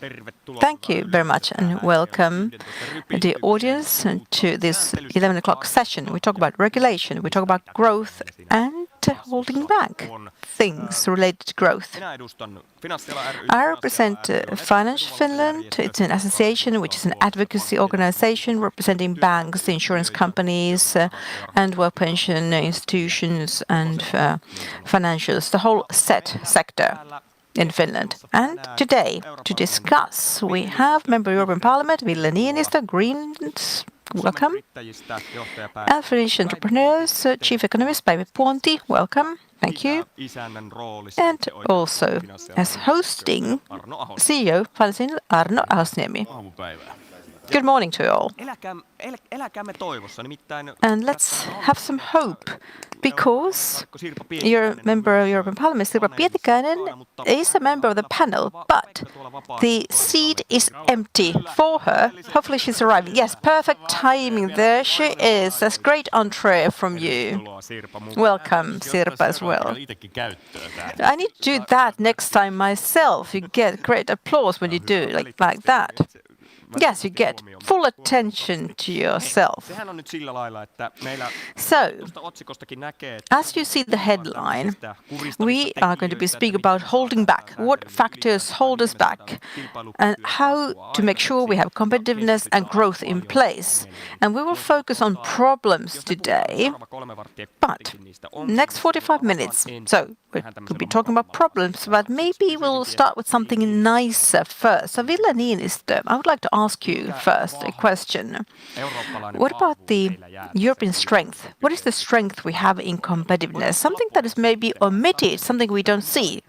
The rest of the time we can be sinister, but optimism first. Well, first thing, if you think of economic competitiveness, something that is a weakness because it's not fully implemented, but it is still implemented. So that is common single market, because the single market, we all revolve around it. So majority of things are internal markets. We get benefits like 13 billion euros annually. So it is a huge edge, competitive edge. And Sirpa Pietikäinen, do we have some illusions around about European competitiveness? Sometimes we have this wake-up call. Last years we've seen it happen, but what is correct? Is it arm on, or is it still okay? Well, both are true, in particular, if you think of when we speak about that. But as a vision, they are quite right in Europe. And Ville said the common internal market, single market, that's true, but then capital market as well. So we are quite poor in capital because, well, we need more money for investments, more public funds, and on top of that, 2/3 of private funding as well. In order to have the capital market, if we don't have the capability to invest, we don't get growth either. All member states will be left alone. We're quite small in size. So if you want me to be sinister, so what is not happening, we speak a lot. We've been speaking about this for 20 years. But when the moment arrives, there's national interest, then we say no, we keep it to ourselves. Even though we're a small country, we keep it to ourselves. We can do it alone. That is the idea. So in this debate, we are going to be reflecting on regulation and its role related to competitiveness and enabling that or taking it down. And Arno, you represent the Finance Finland, the whole sector. And for years now, I think more than 10 years, the view of the sector is that regulation, after all, is holding us back in relation to growth and competitiveness. So could you please just tell us clearly and simply to begin with, what does it matter if you have a machine company out there, what does it matter to you? To what extent we have regulation in place? And for financial companies, does it really matter? If you are men and women on suits and you are talking some financial talk. If I think of economic debate of Finland for the last couple of years, so company funding We talked a lot about how to finance companies, and Päivi is here. She knows a lot about that. And the more you have regulation and the tight regulation have in place, and I understand we have done great things as well, taking measures 10, 15 years ago. And 2023, the couple of banks going down, and nothing was in the European area. So good things have been done as well. But when it becomes very complex and grand, as you're going to see, because we get to the details of it, but the more you get regulations in place, the harder it is for a bank to do their core business, which is take risk and then fund companies. That is the logics behind this. And this is the reason why companies should be concerned about that. And there is a concern in the political debate right now. This topic has been really much debated last few years. So there has been a wake-up call for people. So what is the meaning of regulation in related to funding? And also ECB is talking about this as well.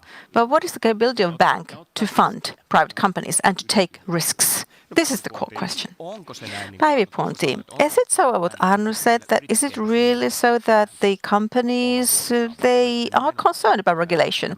Or is it mainly related to access to funding? Well, these are two channels. There are two ways. Yes, that's true. Banks, how they've been regulated, has an impact on availability of funding for companies, but also on price. So regulation costs and causes costs, and therefore it's involving in the funding. And then the regulations direct on companies. More than half the legislation comes from the European Union governing the businesses. And nationally as well, there's further regulations on top of EU regulation. And if you think then why is regulation there? Of course we need it. We do need regulation. That is self-evident, but it has to be in right proportion and it has to be predictable. When we see the background, the majority of Finns, but also the Finnish and European companies are small and medium companies, SMEs. So therefore, when creating regulations, perhaps they did not think of that. They're SMEs. They've been only considering larger corporations. But regulation must be kind where SMEs, which is the majority of companies here, can have reasonable costs and survive. If I think of big corporations such as banks and other companies of that scale, they might have an entire department for compliance, administration that makes sure that reporting obligations are met and corporate governance rules and regulations are met as well. But if you think of smaller companies, it's usually the entrepreneur doing all that. And that means, what is the price for that? If you think of competitiveness, it is deteriorated thus. And that is because all that workload causes costs. And it's away from your own core business, such as marketing, product development, and growing your business, quite simply. And therefore, it does affect and give you costs and slow down growth. Let's have both raising your hand. Which is the greater barrier for European economic growth? Is it regulation or lack of investments? Sirpa referred to that, investments. So which one? Investments first. Who think it is the investments lacking? It's the egg and hen problem, as said. Okay, you had both arms up. Okay. I think we need more good regulation, something encourages investment, something that promotes it. Therefore, I don't like to say good or bad. I don't like that. But it's clear that we need regulation in the market if you think of environmental technology and any problems caused to the environment by some products. So if there's no price for that, then there's another company having a good solution, clean technology, and if the benefits not seen in the price, then regulation just conservative, upkeeping things and slowing down environmental problem solutions and solving other problems. So therefore we need regulation, but kind of regulation that will take the world to the direction we want to take it to. We need investments, we need growth, and we want to have that on a sustainable basis. And one anecdote, sometimes in the financial sector and business life, people say Brussels is awful, and they quite simply say that that's it. I think in Great Britain, there was a large share of London City financial world who wanted to have Brexit. They were so fed up with control by Brussels. But what happened? The growth in Britain, suffering more than EU economic growth because there was Brexit. So you could have self-regulation, but they were not able to compensate the loss of single market, the internal market. So therefore, let's use the strength offered by the EU, but let's carefully think who has been regulated and how. The Green Party is very much for progressive regulation provided by the EU, green transition, but this term we've been also for omnibus package, which is to have less administrative burden. If you have 3 or 4 reporting systems, you should harmonize them to one. It's okay if you have a chain or procurement, you have reporting obligations, but it's okay that if it's just a big company, they have the footprint, they can clear the impact to the environment, what the subcontractor has done as part of their reporting. So, but alleviating, facilitating things, that can be done. And the MITAFD, and there's also SME changes, so more of a sort of a deregulations taking place for SMEs with omnibus. So I have to be careful, not creating too much regulation. It's an observation that continues. So omnibus regulation package has been very much highlighted by the Commission because they take into account entities to try to simplify regulation.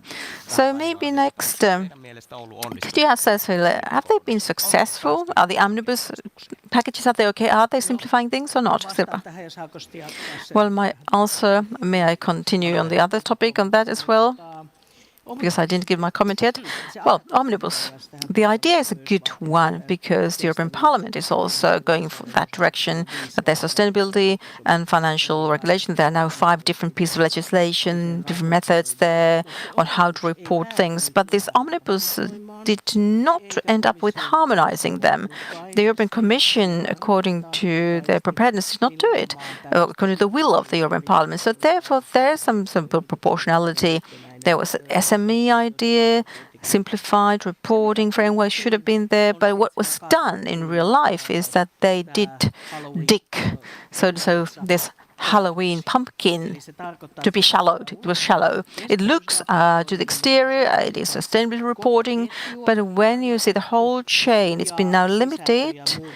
The content was fragmented, so we produce the same amount of things, that workload, the reporting, but the data is not there. You don't really do much with that data. So it's bad regulation. That's my opinion. And going back to your original question, regulation is like the roof term, like legislation. It's also a higher level terminology.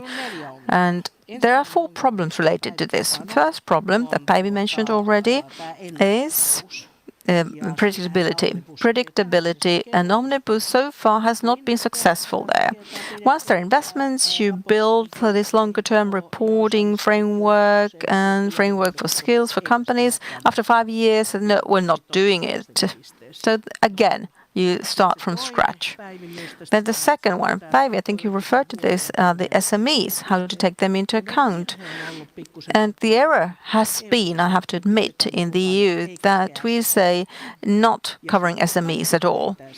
But as you take all SMEs away, there will be some subcontractors, plenty of subcontractors, and there are 5 different surveys and questionnaires. What about sustainability in your business? And if you think of IPOs, listings, is it just one-off thing? I'm now getting financial public offering. I need to take everything involved in related to regulation. So it is breaking the glass ceiling. What we should do is take things into proportion. Have that as your principle. So gradually lighter reporting obligations. And then it becomes like an escalator. You go up to the so-called grown-up world because you grow up to that level. And last point, also Pavel referred to this. And why is there complexity? It's due to two things, which are in nature democracy. One is national thing, 27 different nationalities. And if you have one small company from Kamalaki entering the German market, you have a German Bankruptcy Act, you have the German labor life legislation to be followed. So that duplicates things. So it's the whole cake, but this cake is made of pieces. One is strawberry, one is chocolate piece of cake.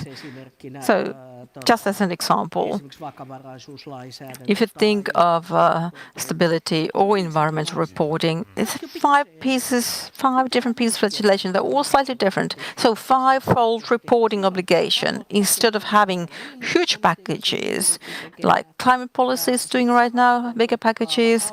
So one reporting scheme. AI will be a very good tool in the future.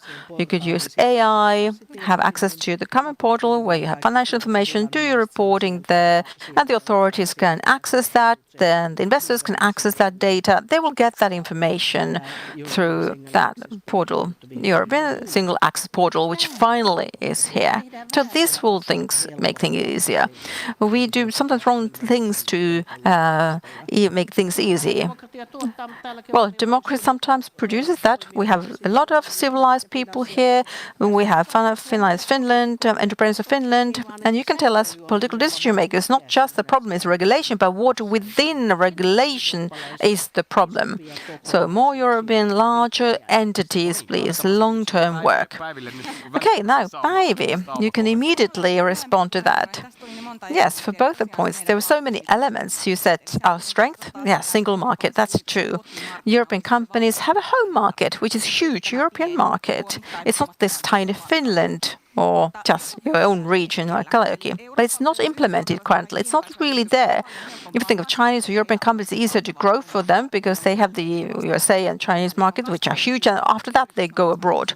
The companies grow bigger in their own area. But what is stopping us is that we still have national legislation in place. Nation states want to hold on to one way or another to protect their own countries, own companies, not just with legislation, but you could also have other barriers. Like, what about Finland? Well, I mean, every country. It's been a hard time to harmonize legislation, and there have been national parallel legislation or products or something to protect anyway these barriers for entry. And that is the problem. That's the root cause why Europe has not been growing that much. We forgot that that is the European magic, so to say. But now, we have seen already that European Union and how it operates. I heard from you, legislation, regulation is the same as making policy. It's about politics. It's about making policy. It's a tool or means for that. And that all leads to the fact that there is regulation in place that is being created by the omnibus to dismantle the existing regulation. It does not mean that we will be reaching a point where we want to be, because there will be new regulation upcoming all the time.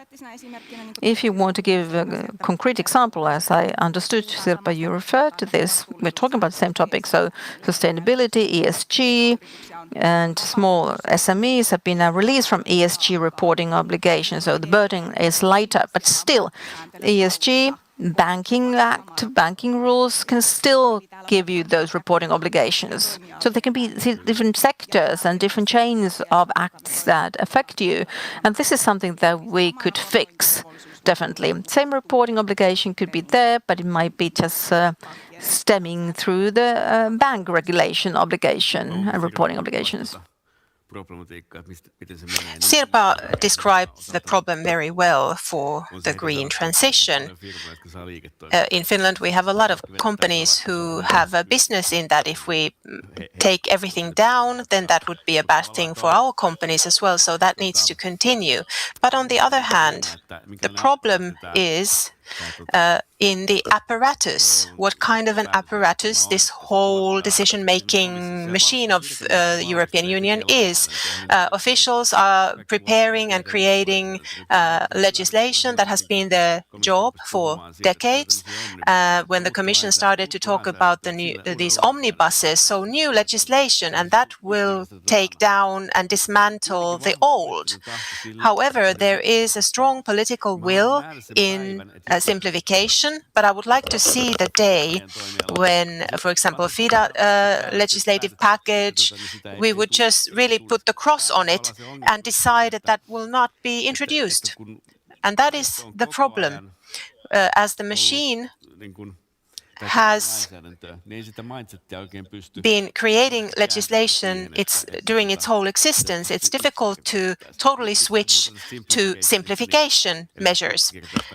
And about simplification, us who we would like to talk about dismantling regulation, and in some connections you shouldn't even use that word, it's forbidden.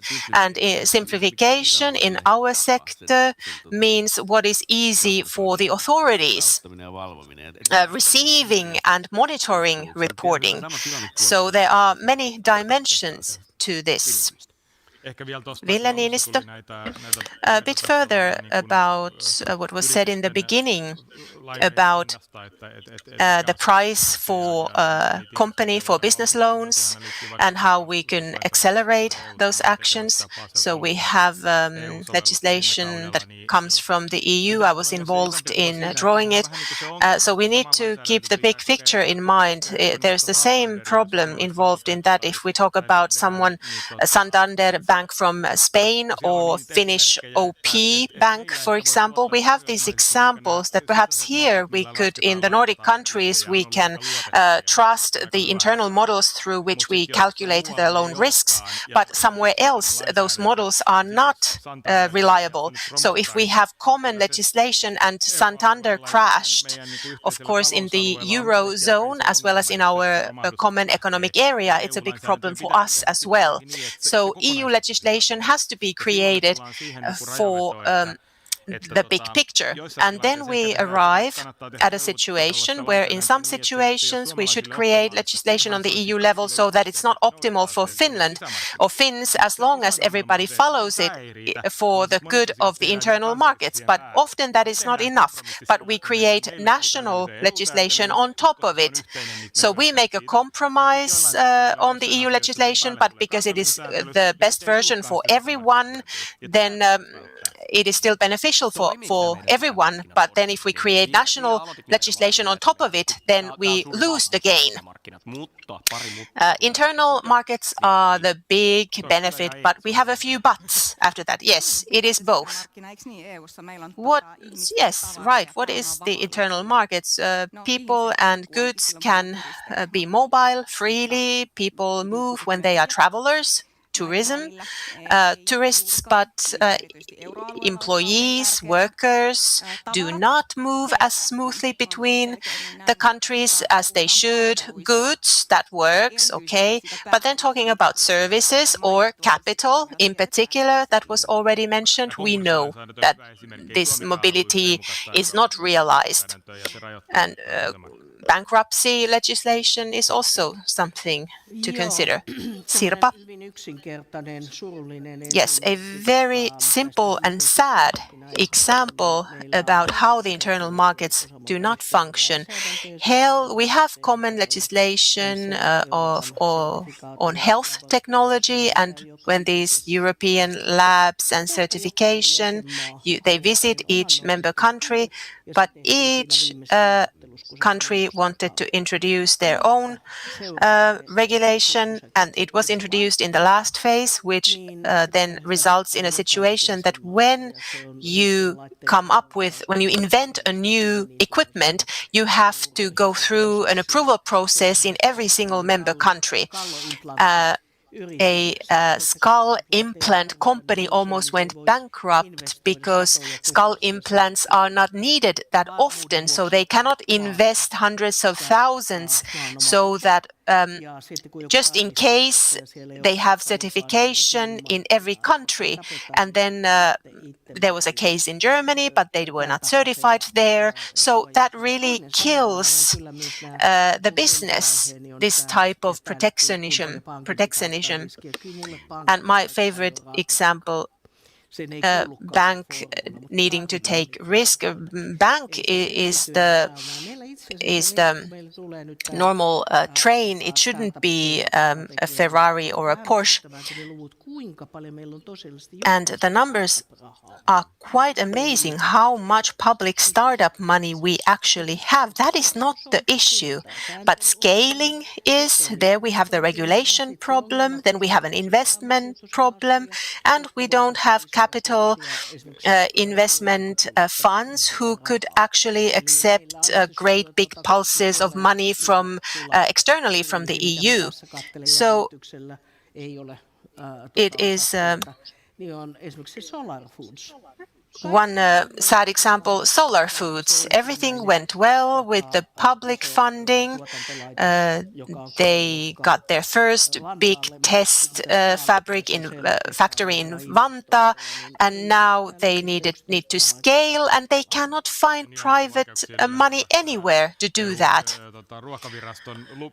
EU Food Agency also has a role in it. That is true. Without taking a stand here, but it is the nature of startups that some of them go bust. I don't want to refer to any actual cases, but yes, but they don't even get to the phase where they could go bust for genuine reasons. Right.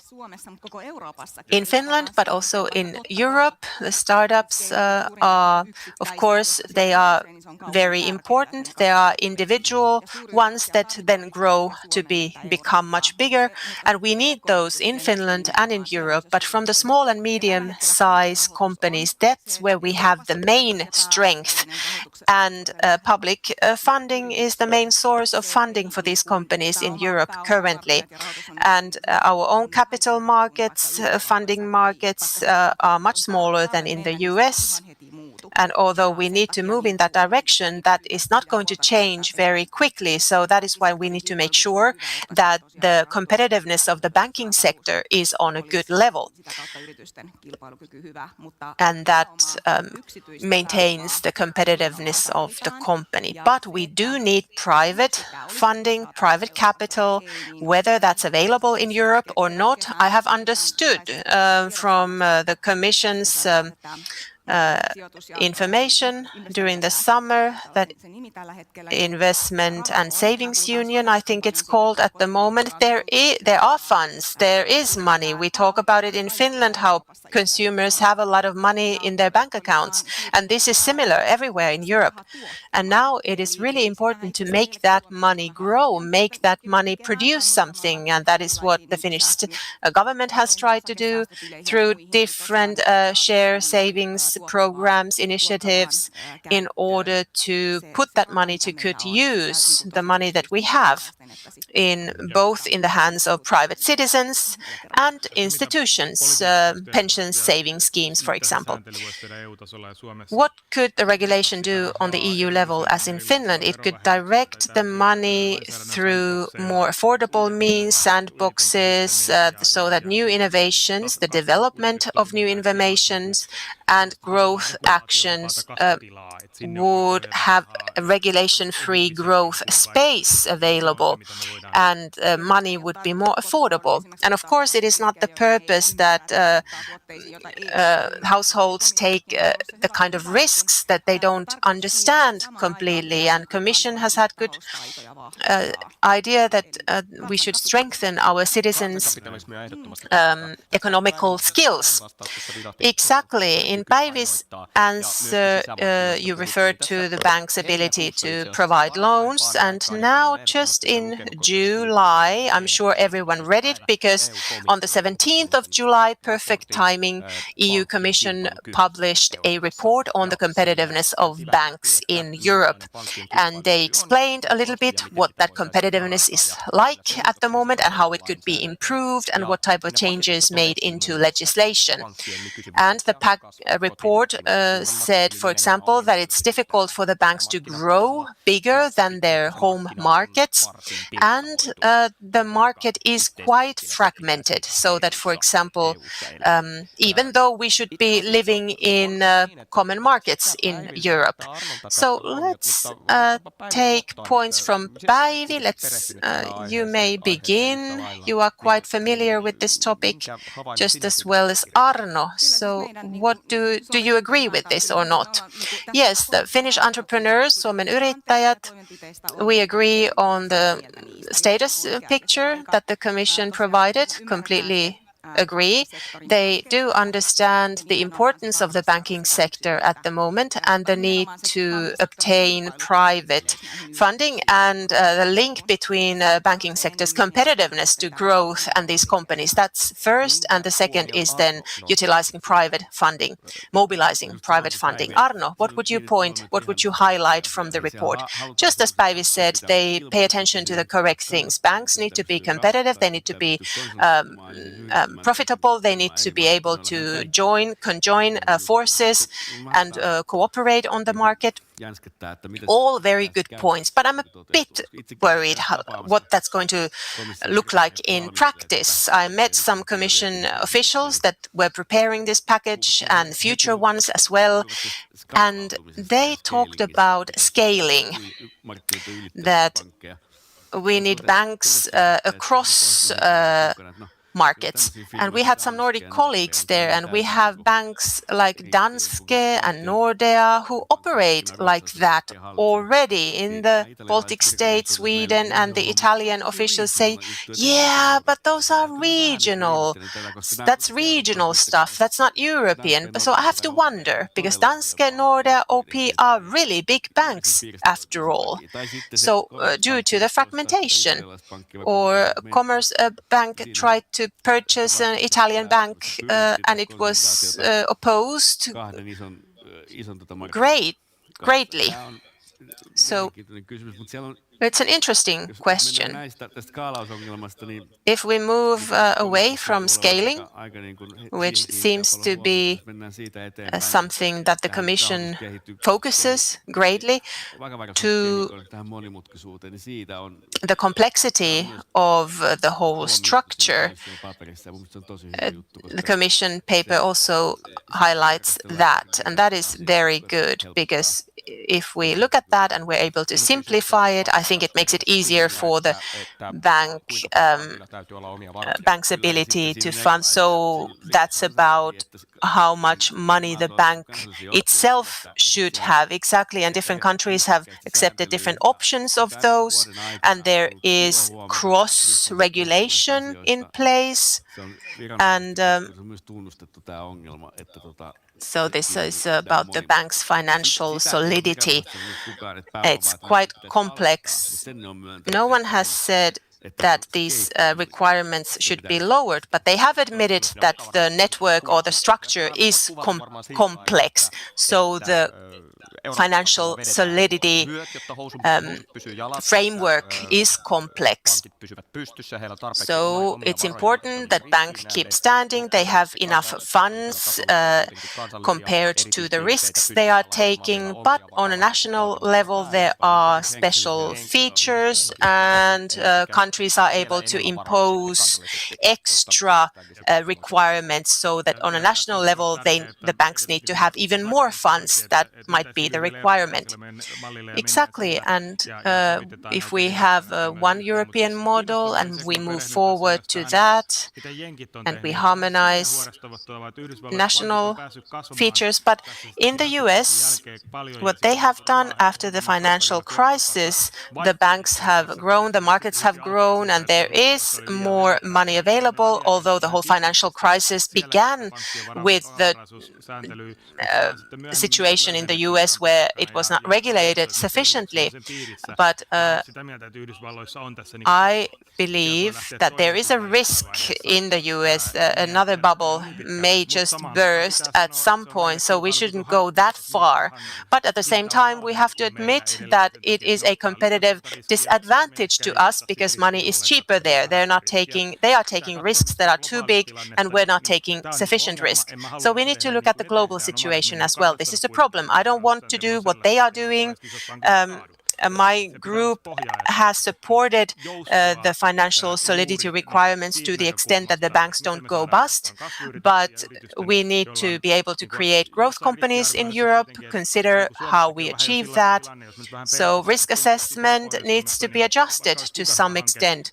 No matter how good a project is in northern Finland, you will not receive funding. That's a bad thing if a region in itself is considered so poor that no one will receive funding there.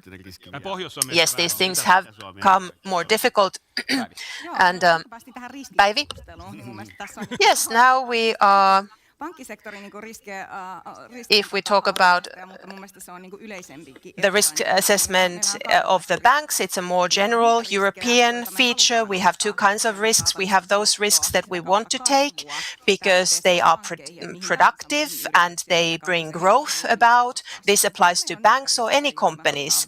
And then we have those risks that we want to avoid. And those we first want to identify and control and maybe minimize. I feel that in Europe, in total, in a wider sense, we are focused on the latter, minimizing risks. We are very good at identifying risks that we want to avoid, and we focus on that. And finally, that results in regulation, because that is the tool for it.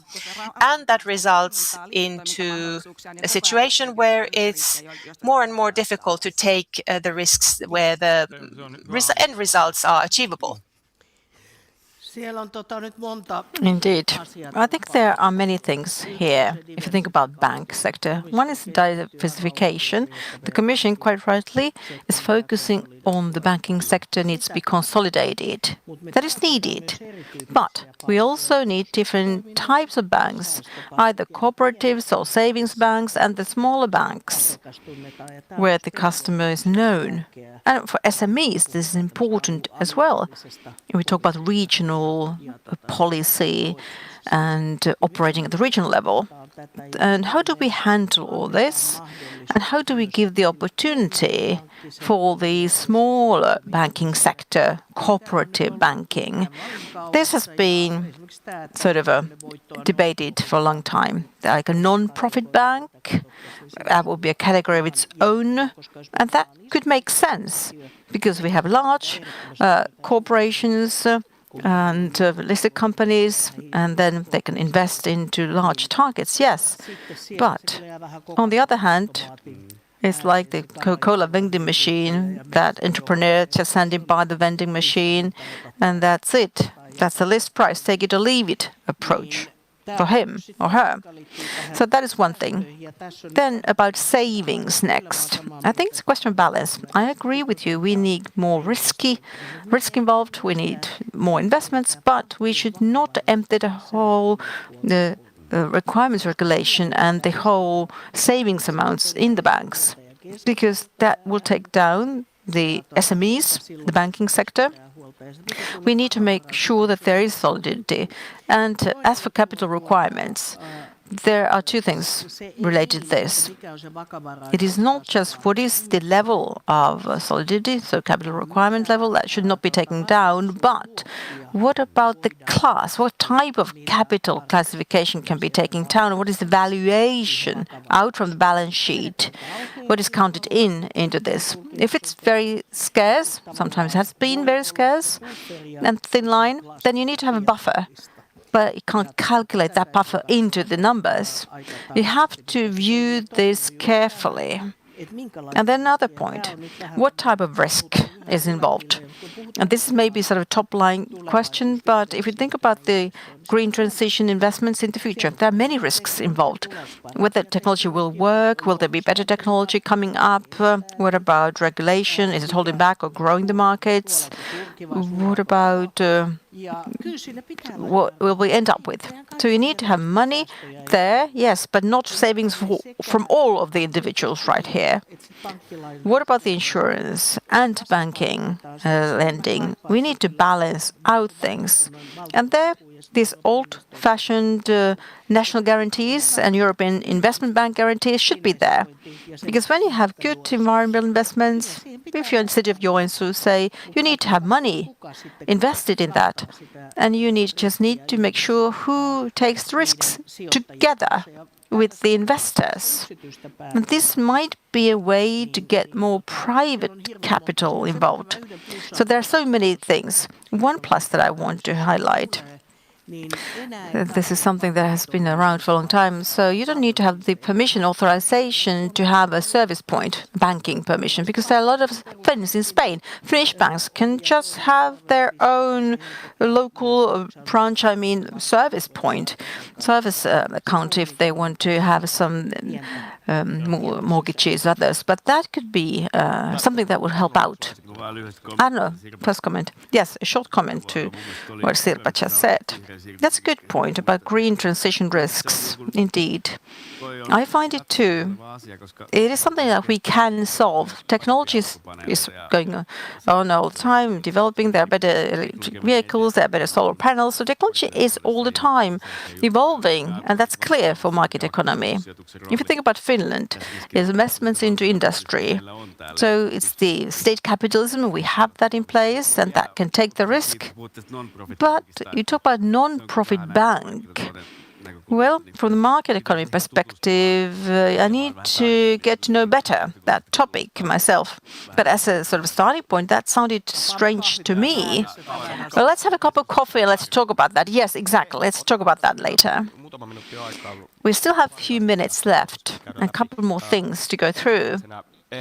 First thing, this proposal that should we have supervisors who take into account competition and growth aspects? Usually the supervisory authorities are the ones who look after breaking things down and holding back things. But now if you can accelerate, just put your foot on the gas. So can we give to the supervisory authority the consideration, at least, the opportunity to do that? Should we accelerate and not just to slow things down? That is one proposal that Finland has been taking up, that the financial supervisory authority should take into account competitiveness and growth. I don't know. How do you justify that? I think this is a great idea. And I know there's been some reticence towards this in Brussels. I have not met so many decision makers who are for this idea. But the trick is that the point, we haven't really invented things ourselves. We just copy, imitate others. So after Brexit, UK supervisory authority has now mandate for competitiveness. And it means that when they do, let's say, corporate funding, and they have supervisory decisions on the banks, so the supervisory authority should think, what is the impact on economic growth? Well, there's financial impact, yes. You need to have trust in place, markets, there are no disturbances in markets. That is for the supervisory authority a key task. But the second task is, if we now have more supervision on this particular thing, will that company get a loan who is in a further away region? That is the thing. So competitiveness here means the whole national economy and economic growth everywhere, not for the financial operators, but for the financial operators to be able to fund the economy. Yes, absolutely. Maybe the Commission has been seeing the situation in the UK, because in July in the communication the European Commission said, they identified at least, they said we need a change in the culture, also related to supervisory authority when they implement regulation, what they require from those they supervise. So they have identified this point. and this is a key for change. Yes, this is transformation that I tried to promote as I was the Minister of the Environment.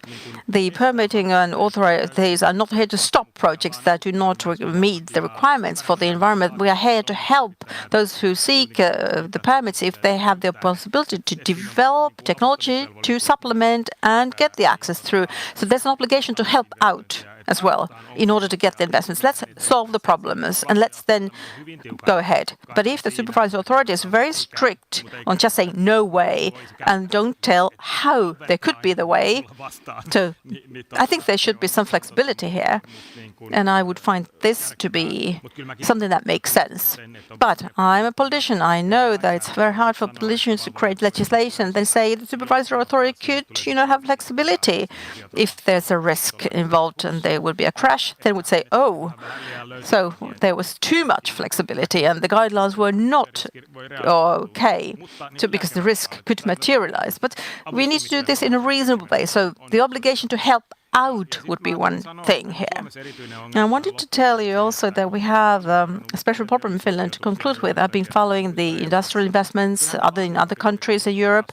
So we have this state capitalism that has growing a lot. It's not free global market, it's not free trade. China is pumping its own industry, a lot of money into it, dumping prices, price pressure going down. They get money. There are many others doing the same as well. And the single market, France, Italy, Germany, big countries, who have the exporting credits. If you think of similar agents like Finnvera in Finland, they fund the foreign investments or trade a lot. And yes, that has grown in Finland as well. But the specific problem for Finland is that this state support is clearly more limited. We have scarce economy right now, austerity policy in the country. So getting money is more difficult for companies from the public sector. It's very hard also from the private sector. And that is a barrier for growth. Then the public sector should consider now, if we can't increase direct funding from the public sector, we need to make it easier to get private money. If there's no money available for your project, then you have a problem. Sirpa Pietikäinen, very shortly, please, about that role. I think you should keep to what you know. The great idea, but all of a sudden, I think you are moving to wrong direction. So competitiveness, yes, take that into account, but take that into account in the regulation.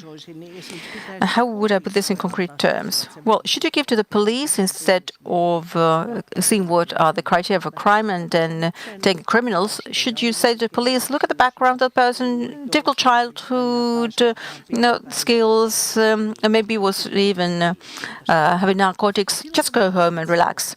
Well, when you confuse roles, then there's role of supervision is not there.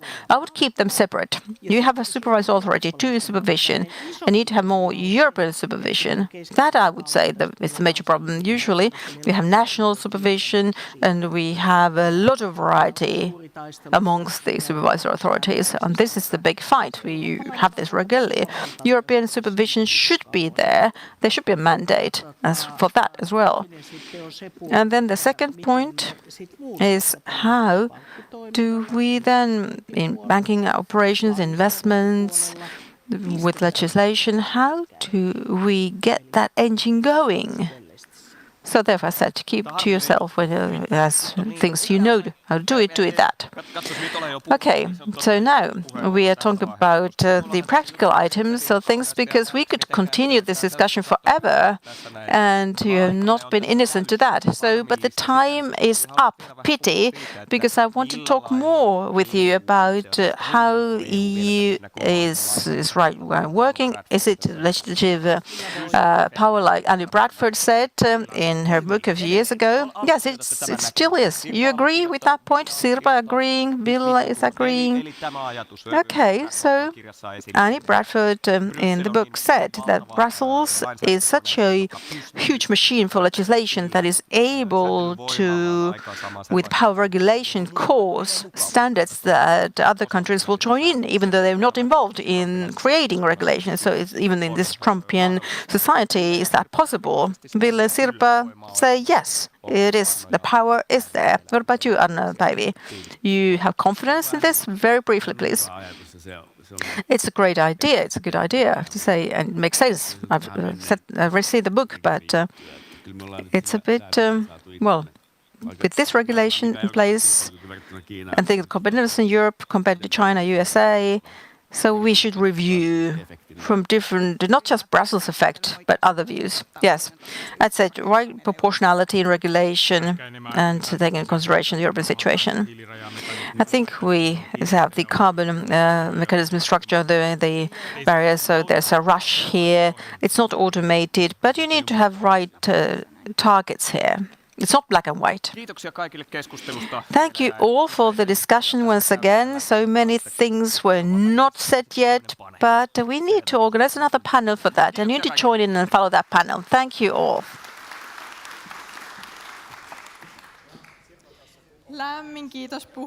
A warm thank you to all the speakers and the audience as well. We'll continue the program here at 12:45.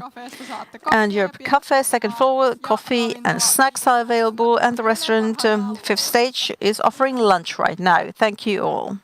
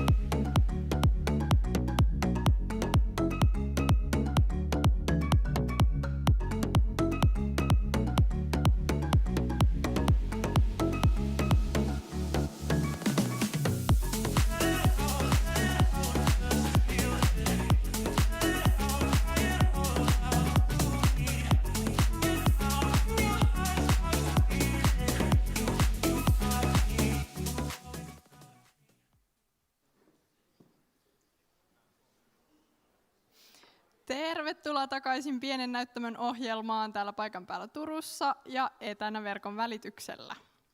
Muistutuksena yleisölle, että kaikki ohjelmat live-striimataan ja tulkkaus englantiin tapahtuu Interprefy-sovelluksen kautta.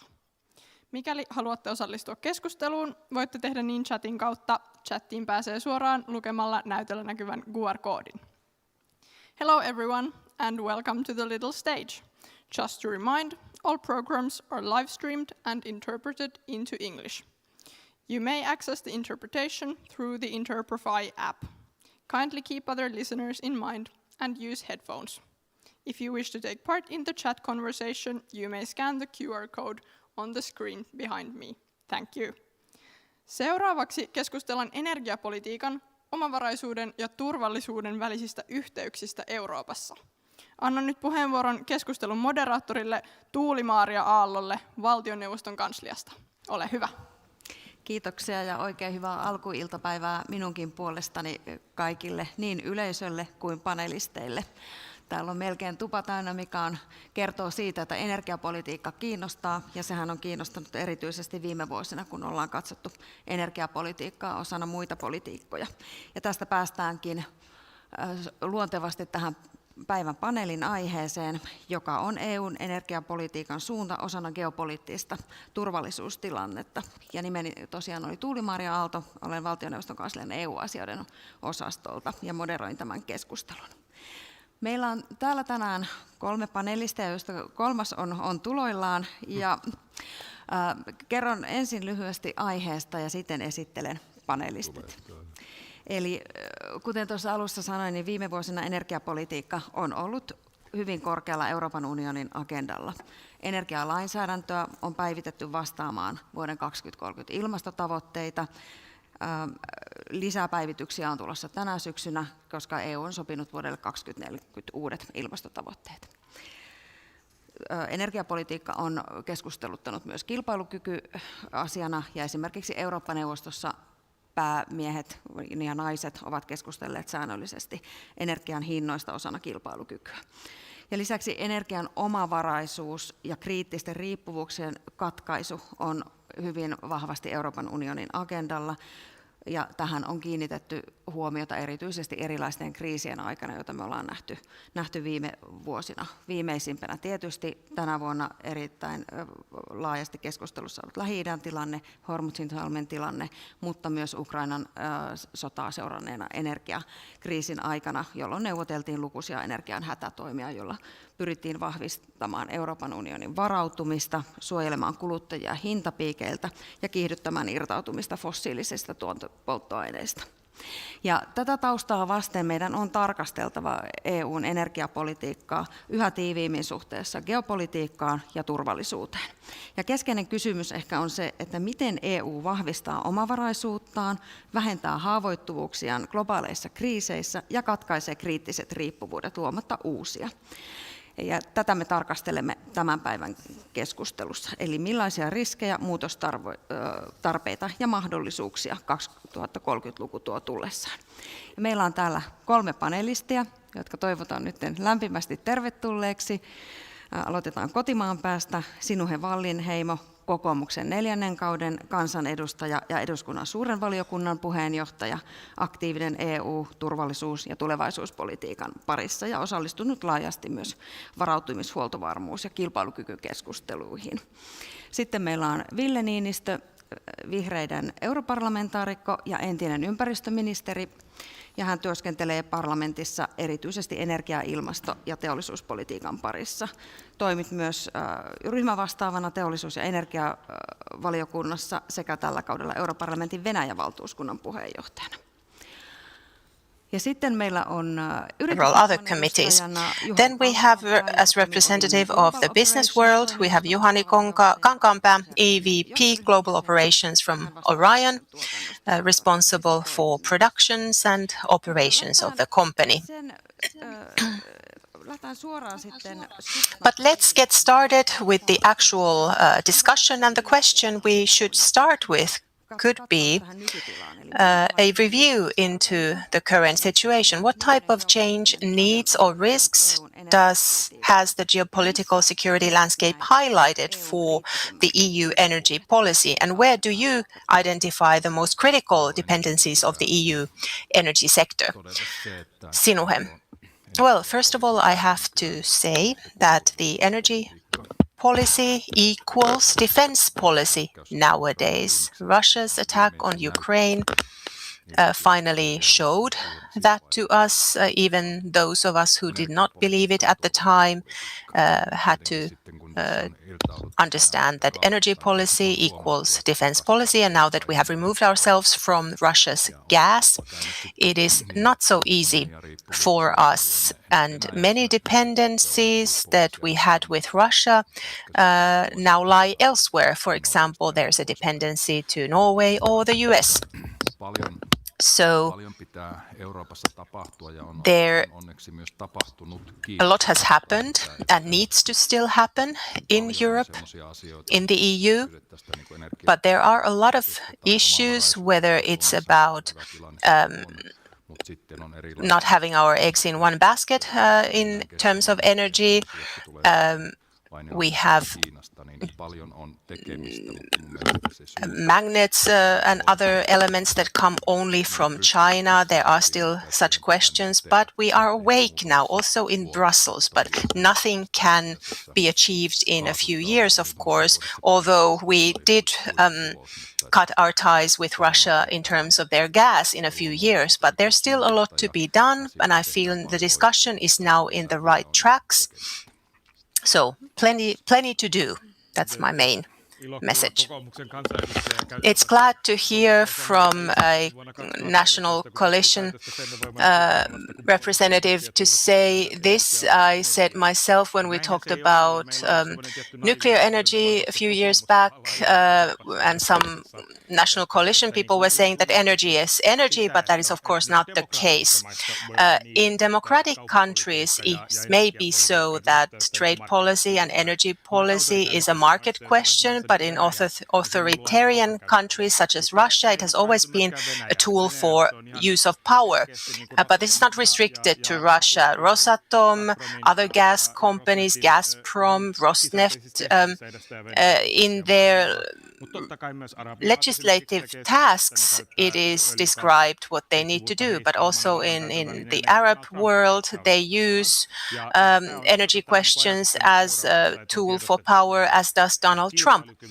We have realized that because of our competitiveness, we should be independent out of all external factors. In all production, in all energy value chains, we should have an option.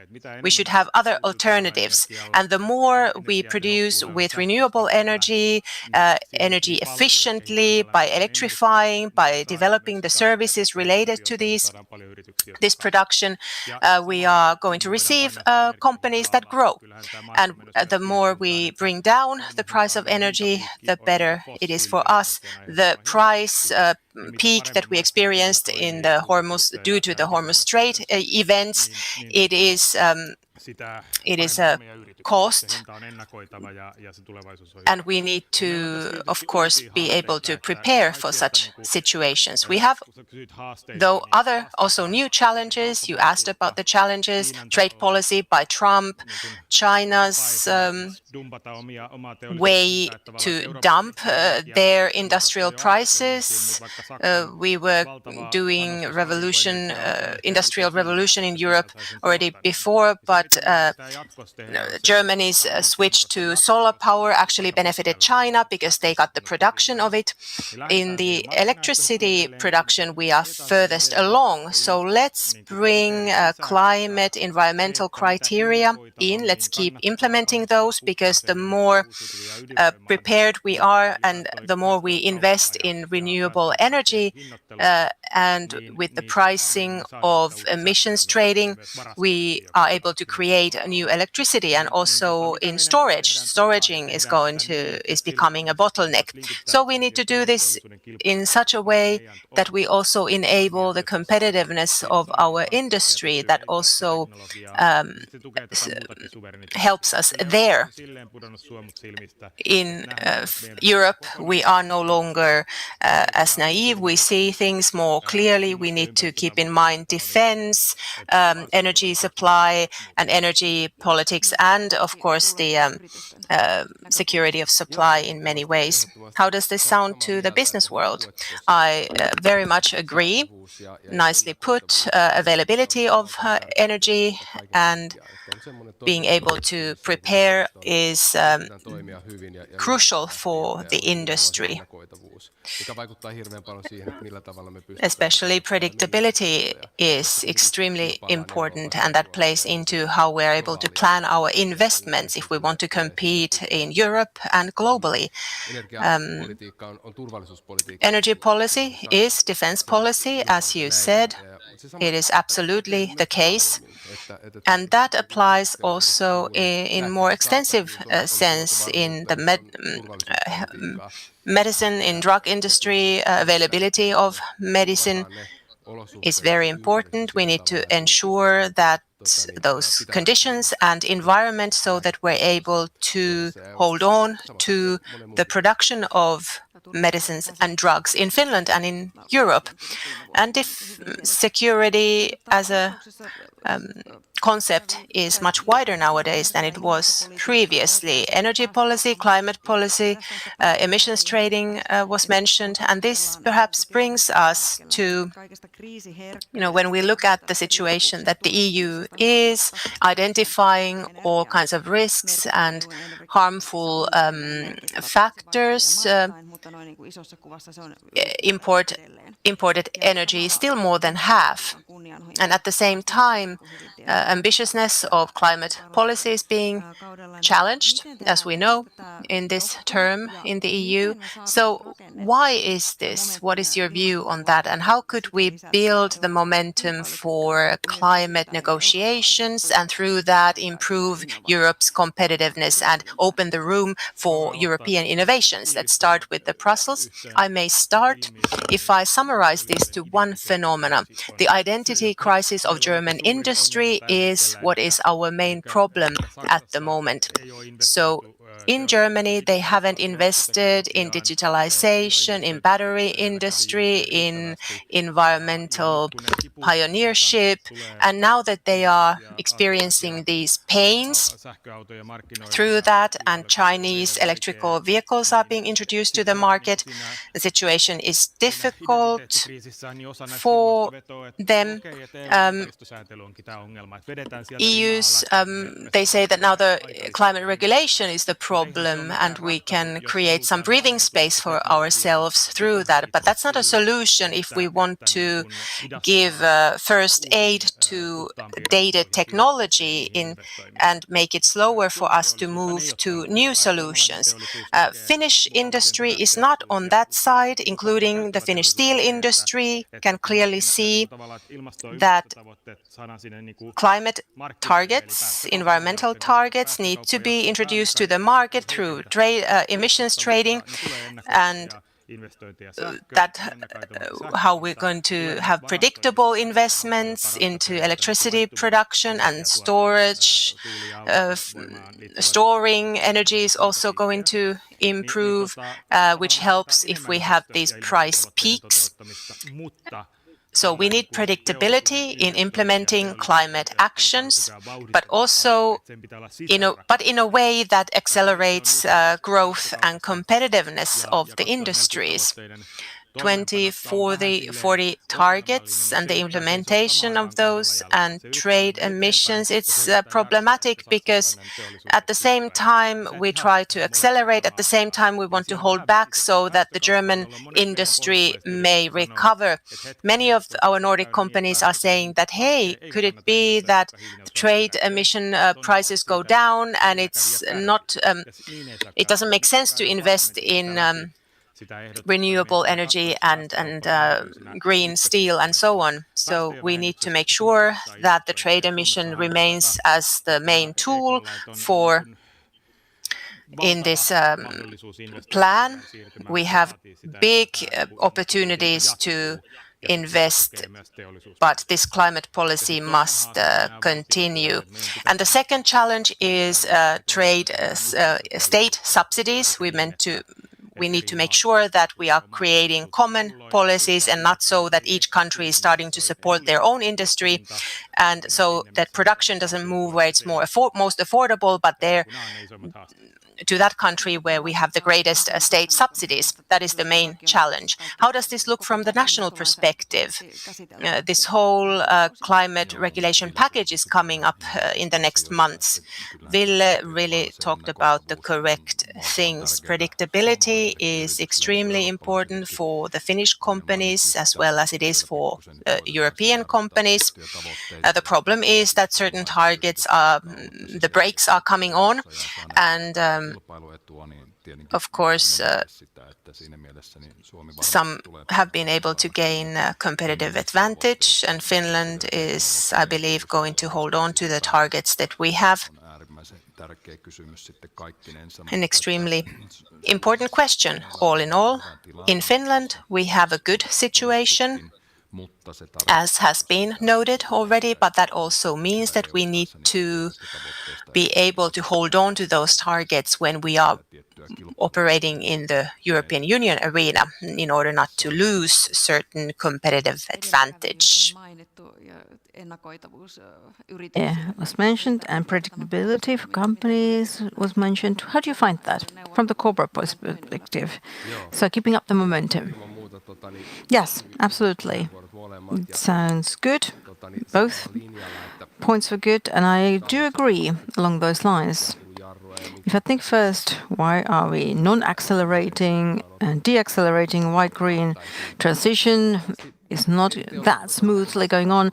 I think industry, they depend on the industry. If you think of Germany, they have their own particular situation, and certainly Finland as well. There are different industries here, but for us that I represent, we want to get electrification. We want to have carbon neutrality in place.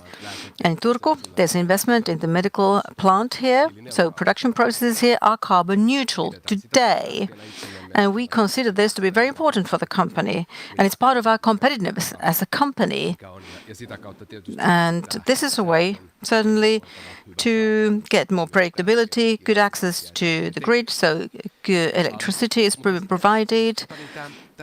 That is a competitive edge as well. But if you think of the level of ambition in Europe, it is, I see high targets, that's good. High ambition, also good. But then competitiveness, it has to be there next to these topics. We have to consider, what about these high ambitions? How do we reach that level, but at the same time making sure that there is competitiveness in Europe?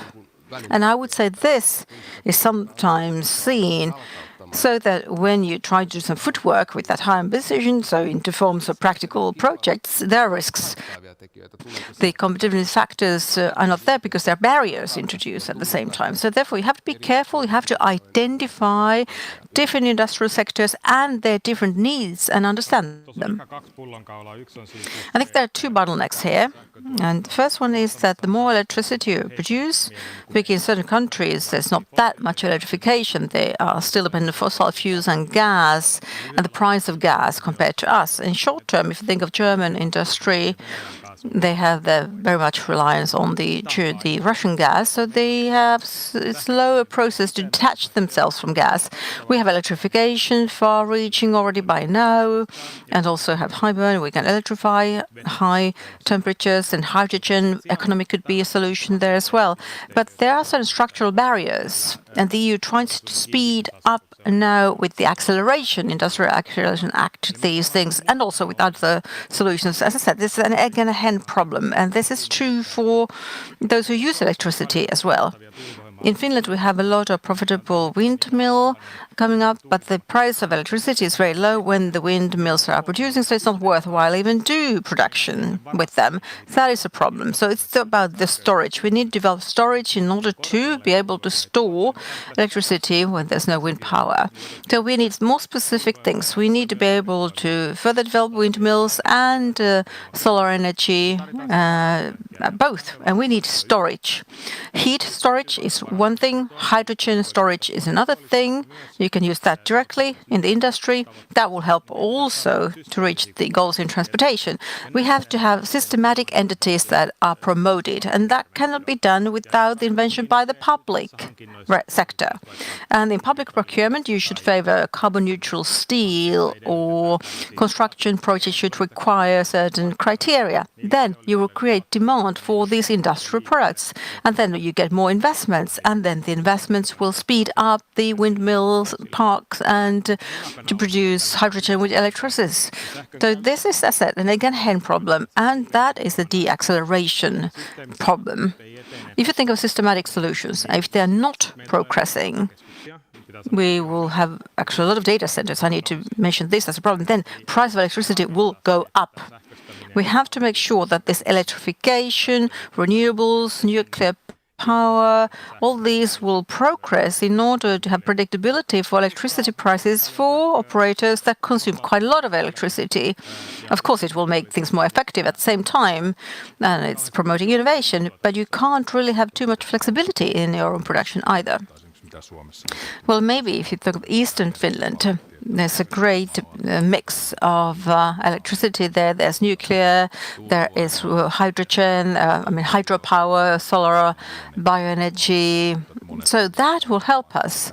But there are many other European countries where they don't have this mix. Yes, and the markets are not working either. The political decision makers interfere with market, or the mechanism and market, that might make it also slower. Good debate, because there's one question from the audience. Data centers, they have high need of demand. Does that stop the development in the EU and globally speaking? You already touched upon that problematic question, the need of electricity by data centers. It is an interesting discussion, if I mean the whole discussion on data centers. Others fear it, and the price of electricity will go up, and others fear that there will be wrong kind of investments arriving. But I suppose we need data centers here as well. So they mean that there are investments and they're coming to Finland. But then, yes, there's an electricity problem. How to solve that? Is it cooperation with data centers? If there's a major data center, it's worth billions in euros, but they can't use that with wind mill park, but there should be something alongside, maybe solar power, and we've seen the debate is needed. So data centers have become almost like the windmills way back in time. So how can they be approved of? So there has to be an open dialogue about this with investors, with local people. What could be the big picture that will make sense? And of course, the state. Nationally, we need to see the outcome of it. But my bet is that this will come all together through open dialogue, when we'll find good solutions together. So create a package. I think we need legislation here. I think data centers are welcomed, yes, but not just any data center. There are requirements. You need to produce with renewables the electricity you need, because it's not an even spread thing. also have to be a spare emergency energy system to level out the risks of price peaks. Some of the companies are international companies that build data centers. So they say, use your Dutch calculation capacity because the price is high in Finland or vice versa. So you need to demand things. And then they are welcomed. Some of them actually already have nature compensation. They carry out carbon sinks. Microsoft has been putting a lot of importance on this to get more acceptance to data centers. Then we need to get a European and Finnish data centers. So our own companies who will follow the sovereignty of cloud, that thinking in Europe, and make sure that it's always sort of European. This is what we want to see. So we need to prioritize things in Europe, what kind of projects we want to promote. If you think of Chinese, Americans, they do it all the time. And then, of course, TikToks, who are not interested in doing any compensation at all. And we don't know whether that data really is well protected or not, I mean the personal information. Exactly. We talked about security of supply and availability of energy. That is extremely important as we get now more data centers and the energy need is just increasing. We just need to make sure that there's sufficiency of energy and it's not any suffering by other operators. So they go hand in hand at the same time. If we now look ahead into the future a bit and think about European resilience in questions of energy 2030s, do you think that EU resilience will be kept domestically here, or should EU be active outside the EU area? What about global energy streams? Should the EU be involved in order to make sure that it will protect its own energy supply? Okay, first the corporate world, please. Availability of energy. I would say that it is important to make sure that there is availability close by. And at Orion, we have all our factories in Finland, so we have the operational environment that is important to us. But in general, if I think of global perspective, you have to take that into account as well, because the competitiveness is built on many factors. So if you think of the industry, you have to see always the big picture. And the pharmaceutical industry is very much in a network. These are global supply chains today, and materials and goods flow through these chains globally. And therefore, it is not enough to just have a look at something that is close by to you. You have to understand the big picture. USA, China, they are full speed going ahead, doing so many things. So that has to be crystal on your mind as you then seek your solutions. There's one major debate about the energy policy and the technological sovereignty and investments into technology. Is it made in Europe approach, favoring our own industry only? And are we going to look at our own self-sufficiency within the system? But there's another option. So made in Europe, but then finding partners, trading partners, continents that are ready to have free trade agreements with us. And I represent maybe this wider, made in Europe, with Europe rather than in Europe. So we have the great opportunity to get better trade deals and partnerships, Canada, Latin America, India, Indonesia. There are many countries that turn to Europe because they can't go to USA because it's not reliable anymore in trade policy. So China, there's some dependency there. But we need to get into energy policy, this approach. As these groups of countries are involved in the supply chains, we favor Europeans, but let's bring them together. That will give us resilience against risks, because we will not be alone and get more influence, globally speaking. So therefore, have a broader perspective. But then, of course, leaving the fossils behind us, it was a very hot summer. Climate change, the risks are already here today. And we need to pursue the speeding up of the process of non-emissions, and also that of our partners as well. There's an external dimension to climate policy. We have the carbon border mechanism, and we ask that provide that our partners also follow and respect these rules. So this is an aspect related to energy policy. We still have the power of regulation by Brussels. So we can go to a certain direction and favor those partners who go to the same direction as we do, and that will speed up the process globally. I actually quite agree with that. In Europe, we try to be self-sufficient in energy production, and Finland is an excellent example of this. Finland can do it, so I'm sure many other countries in Europe can as well. Of course, it will take time. But then, of course, the next thing is you have to be realistic. It's not always domestic energy. You have to import as well. And then you should have decentralization of it in a smart way. And in particular, as we will to touch ourselves from Russian gas. So is it now that we become dependent on the USA or partially of Norway? I don't think that is that fully smart either. We need to decentralize risks better in the future. And the more there's electrification, more renewables in the society, partial nuclear power. So yes, there's not that there's a certain dependency in Europe, but for your renewables, technological skills, talent, we need to build that dependency as well. But the more we move over to that, the less we are dependent on others. So with fossil fuels, there's higher ratio of dependency. Indeed, as said, you form the big picture.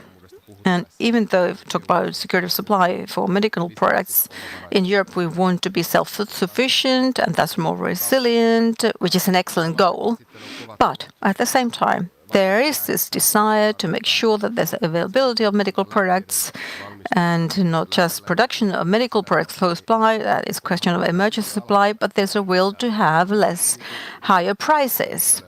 And that is not sort of an equation that works. If you think of generic medication that's been a long time, so the prices are so low, you can't actually produce with a Western cost level them anymore, because therefore the production is now in Asia. Can't afford to do it here anymore. You have to recognize that there are certain counterpowers that affect things as well. And yeah, if you think of that decentralization, that's true. Electrification of the societies, that is going ahead. And you have this magnet 100% coming from China. And then if I think of how Europe could substitute things, replace things, we need to be doing quite a lot of mining work. Finland could be a good example of mining industry. You could have more of that and thus get more European self-sufficiency in critical minerals. But that is politically a difficult debate because we used to have tenfold more production in mines in Finland. It is not easy. So there are so many things that affect the dependencies, how we can reduce them in the future. And then innovation and research policy. Better materials all the time, more sustainable materials, and less sort of rare earth metals, more circular economy, more recyclable materials. So yes, bioeconomy, Finland has a chance here. If they can substitute some of the materials of batteries with wood-based materials, that would be self-sufficiency regarding that. Good news. But of course, it's about value added to your products. But maybe something on the pharma industry, chemical industry in Germany are slightly deaccelerating the climate policy, but in Finland the picture is different. We have the less emissions, we have more electrification compared to Germany, and electricity production is emission-free, and the Nordics, we have the lowest prices for electricity. So it's market-driven, and you speed up this transformation, and the cheaper, more predictable is the price of energy. There are certain bottlenecks which are related to storage being developed when you have different ones, but the real-time pricing, energy, electrification, consumers can be producers of electricity. So using digitalization, maximize the potential we have to have flexibility in the peaks of demand. Consumers can do it as well. Now it's by the industry, but even single consumers can make a difference. So next 10 years will be a transition period. There will be demand flexibility, storage. We need to use maximum power to use it, but it's almost there. It is almost available, the technology to do that, and then we get the prices down to have less fluctuation of prices. But this direction is not like Germany. Germany says, we don't dare to do that. Let's use gas, because the gas keeps the prices systematically at a higher level. So even in a way, it's more predictable. Itse asiassa So we actually arrived at my next question, which is the role of innovations in the energy sector, crisis resilience, strengthening. We don't yet know what is the winning technology, what we're going to solve the climate questions as well as produce resilience. But how do you others see the role of innovations in strengthening the crisis resilience of the energy sector, if we start from the business side? Well, when we talk about innovations and the industry, one cannot overemphasize the importance of innovations and feeding innovations, investing in them, especially in the long term. That is exactly what we need in order to produce success, competitiveness, and growth. Definitely in a central key role. Of course, regulation and the operational environment has to be such that it encourages innovation and investing in product development. In my opinion, Europe has fallen behind in two things. In investments in the last 20 years have been very poor in research and development compared to the US. Approximately half of that what is invested in the US, and in the last 10-15 years we have regulated ourselves out of the markets, and now we're trying to create these omnibuses and so on in order to catch up. But these two factors, I'm sure, have really hindered development in Europe. But one further interesting perspective into this is AI. How is AI going to be able to optimize the electricity usage in the future? There's a lot of interesting examples of this. Google was able to have their electricity usage in a week a few years back.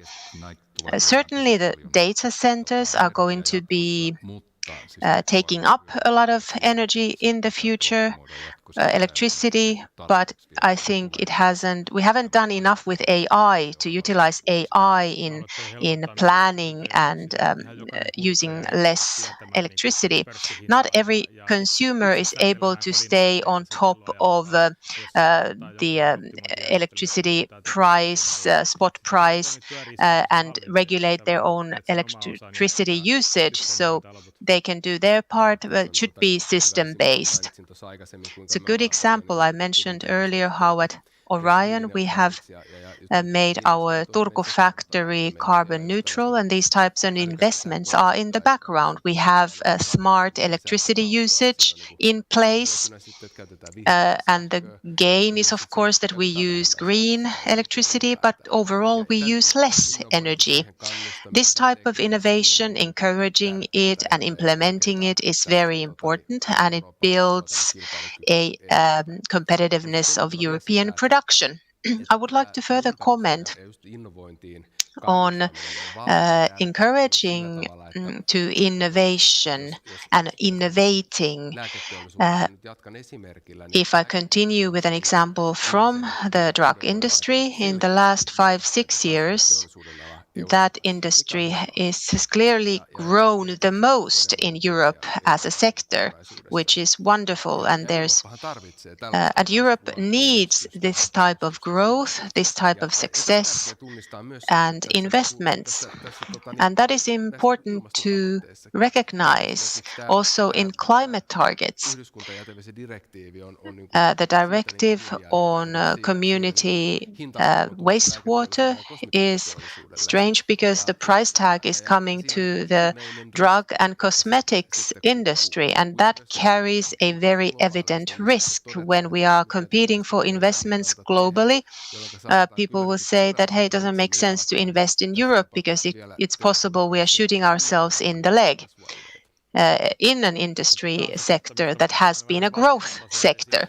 So this is the point in time where we arrive at the difficult questions. At the same time, our environment, our water bodies are full of chemical cocktails and microplastics. And that is why the price tag is high, because the drug industry releases all of these traces of these chemicals and substances into the water, and we have to cover that cost. Of course, in Africa, a drug company can operate in such a way that they pollute all the waters. And for this reason, we also created the due diligence legislation in last term, and some people now on the right have criticized it. At some point, Europe has to decide whether we want to raise standards everywhere, or do we want to lower our standards so that everyone is polluting and destroying the environment.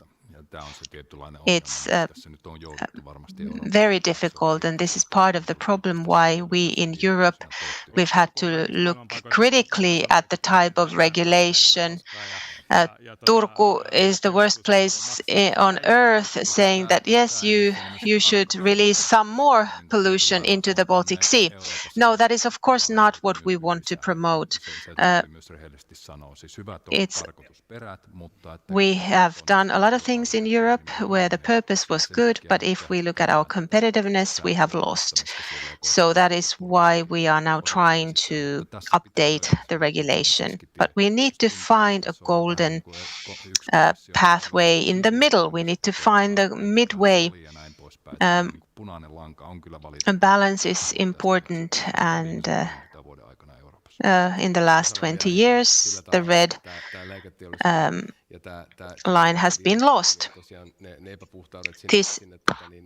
These pollutants into the water and what is released from our drug factories. Most of the pollution comes through the wastewater system where people are using the medication. Yes, but it is your products that end up through the consumer sewage system into the water bodies, not directly from the factories necessarily. That is true.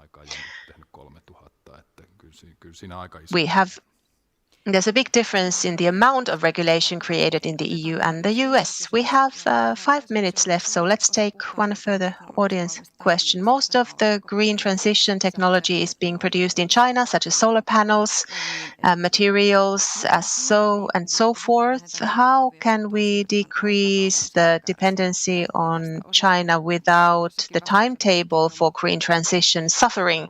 We heard some of the answers already, but who would like to start? Well, that is difficult. We are so dependent. These, for example, magnets were mentioned. If we talk about old batteries, computers, somehow we should recycle the materials, or are we going to open mines? It's going to take 10 to 20 years. So it's just not realistic. So these permanent magnets were mentioned as an example. To be independent of China and being able to go forward in all of the targets that we have, we need various different solutions. I'm not sure what they are, but it is both of these at the same time are not realistic. So important thing is that not to be strategically dependent. Individual products or product groups, it may be that there is no other option. That is then decentralizing the risks. And some things are more difficult than others, for example, magnets, electrical magnets, and so on. Then in some other products, we can find alternatives outside of China. And of course, the target should also always be to become self-sufficient. And we need a European production chain as an alternative in all areas, including drug industry. It's, of course, the industry that decides also. We can't politically just push certain things. We need to listen and hear what the industry is saying. But it is a good target to keep in mind that we should always have a European production chain available. But we cannot force it, we cannot regulate it into force. It is by creating a company-friendly operating environment. Exactly. Creating preconditions, encouraging certain things, wanting to build networks, that is very important. And these permanent magnets is definitely one example. Production chains are extremely global, and from the initial chemicals, a lot of them come from Asia. And the pressure on prices, the pressure to bring prices down, of course, consumers have benefited from that. There are drugs available, which is a good thing for consumers and patients, but that has led to a situation where certain prescription drugs globally come only from a few factories located typically in Asia or in China. And this is a situation, this is a structure that has been built little by little, and that is a difficult question then if we talk about resilience, our self-sufficiency. So 2 minutes left. What is the most important thing that people should learn about from Finland regarding energy policy elsewhere in Europe? Well, the degree of self-sufficiency and how clean our energy is at the moment. That is one thing that the politicians have gotten right in the last 20 years. We have a very successful energy cluster at the moment, and many European countries could learn from that. A big effort has been made, and that is a great benefit to Finland at the moment. I could have mentioned that, but I will say that we still have the best distribution network, electricity distribution network, one of the best in Europe, but we still need to invest further. But new operators in other countries have to wait much, much longer to be able to enter that grid, that network. So if you have everything ready and you can join the network, you should be able to do so quickly. In many countries, these queues have lots of operators who are not even ready to join, even though they are already saying they want to join. In Germany, for example, the time frame is 5 to 7 years. We have to still invest a lot, but that is kind of a gold mine that we have here. Availability of energy, taking care of that, predictability are extremely important, and we need to continue in investing in our electricity network and grid and looking after the big picture that has to be kept in mind when we look at these individual questions and areas. Okay, thank you very much, our panelists, for excellent discussion, and we can continue in the auditorium. Thank you. Thank you to our panelists and to the audience as well for their questions, and we will take a short break. We'll continue at 1:45 on this stage. See you soon.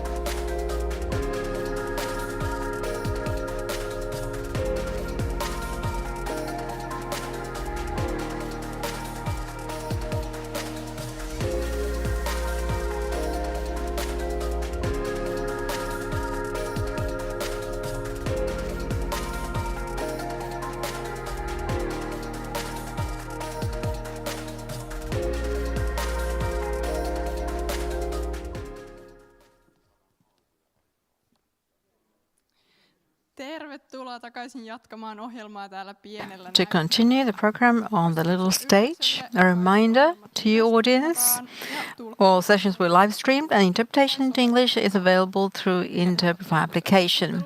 If you want to participate in the discussions, please use the chat and you can access the chat by scanning the QR code on the screen. And welcome to the little stage. Just to remind, all programs are live streamed and interpreted into English. You may access the interpretation through the Interprefy app. Kindly keep other listeners in mind and use headphones.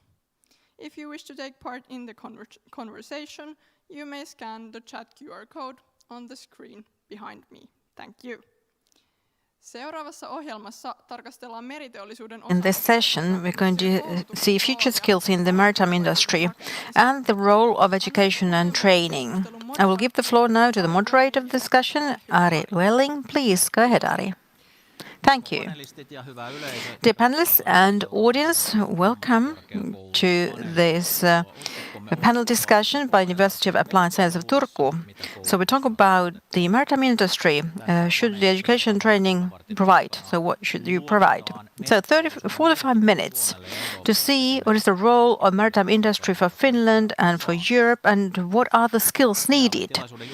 I am the moderator, facilitator Ari Welling, and we have 4 experts in the panel who present and look at maritime industry from different perspectives. So let's see what we can do in 45 minutes.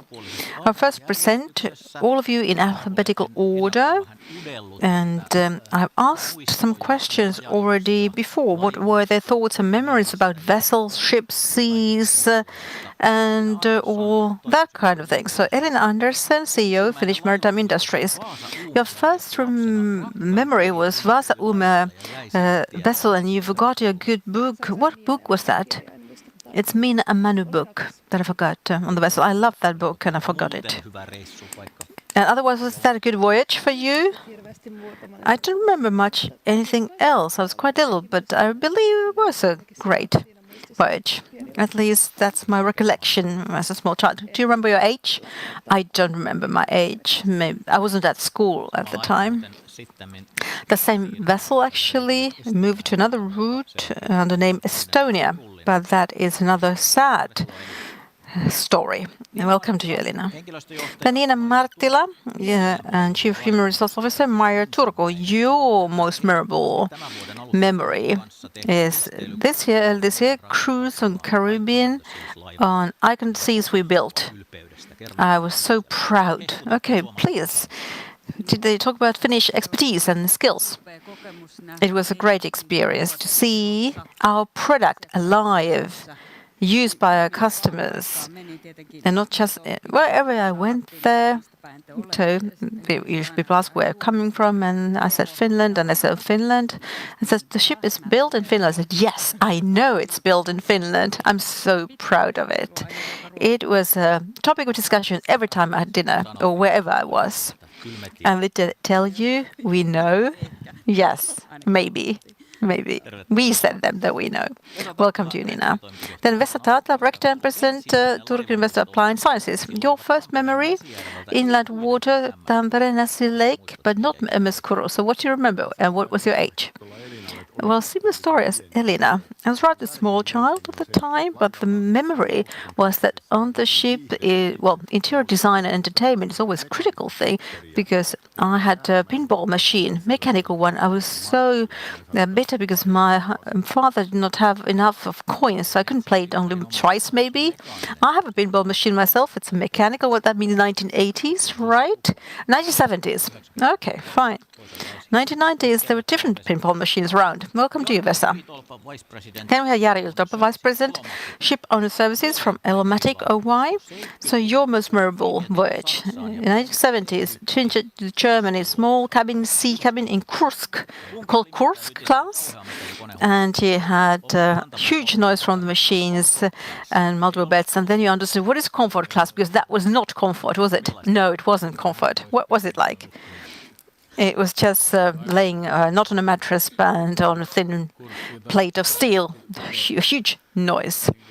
And it means these under the deck, so the C class is under the deck, and below the sea level. So if you think of that, okay, I'm sure the audience and others who know what GTS Finland stood. What is GTS? Gas turbine system or ship? Yes, gas turbines, indeed. And I have to say, I was during the last voyage, 2004 to Germany. It was quite sort of sad feeling we had there. Okay, but let's talk about the actual things. We have 4 themes, 7 minutes for each theme, and hopefully at the end, some questions coming from the audience. And then conclusion at the very end. So I'll just check out the timing. Okay, we're actually ahead of our schedule. First theme, this is training and talent. What is required? What is the new expertise that is required? And what about education and training? Is it already now trying to respond to the needs of maritime industry, and how? Elina. I would say the starting points are good. We have good schools and world-class expertise in Finland, knowledge. But you have to develop, and globally the pace is just faster and faster, also in training. Therefore, we have to think how we can speed up the cycle so that we respond to these ever quickly changing needs of companies. That would be one thing. Others can supplement.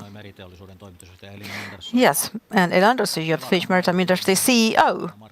And then Marta von Meyer, you are nodding your head, but maybe from the shipyard perspective, please. I fully agree with Elina. It's great education that is provided here, but I hope that those who offer training and education would join their forces in the interest of maritime industries. That would be helpful, because there are different places and locations, there are different knowledge. I mean, the different schools dispose different type of knowledge. Therefore, we need to get the full benefit of all the skills that are here present in Finland. I also agree that skills change, knowledge changes, and that is then quite systematic need we now have for skills. And it's not only that you know your own technology well, because a ship is a complex building. You have to understand the whole system, how they are interlinked with other systems. And I quite often, from my own perspective, consider how people work in a group.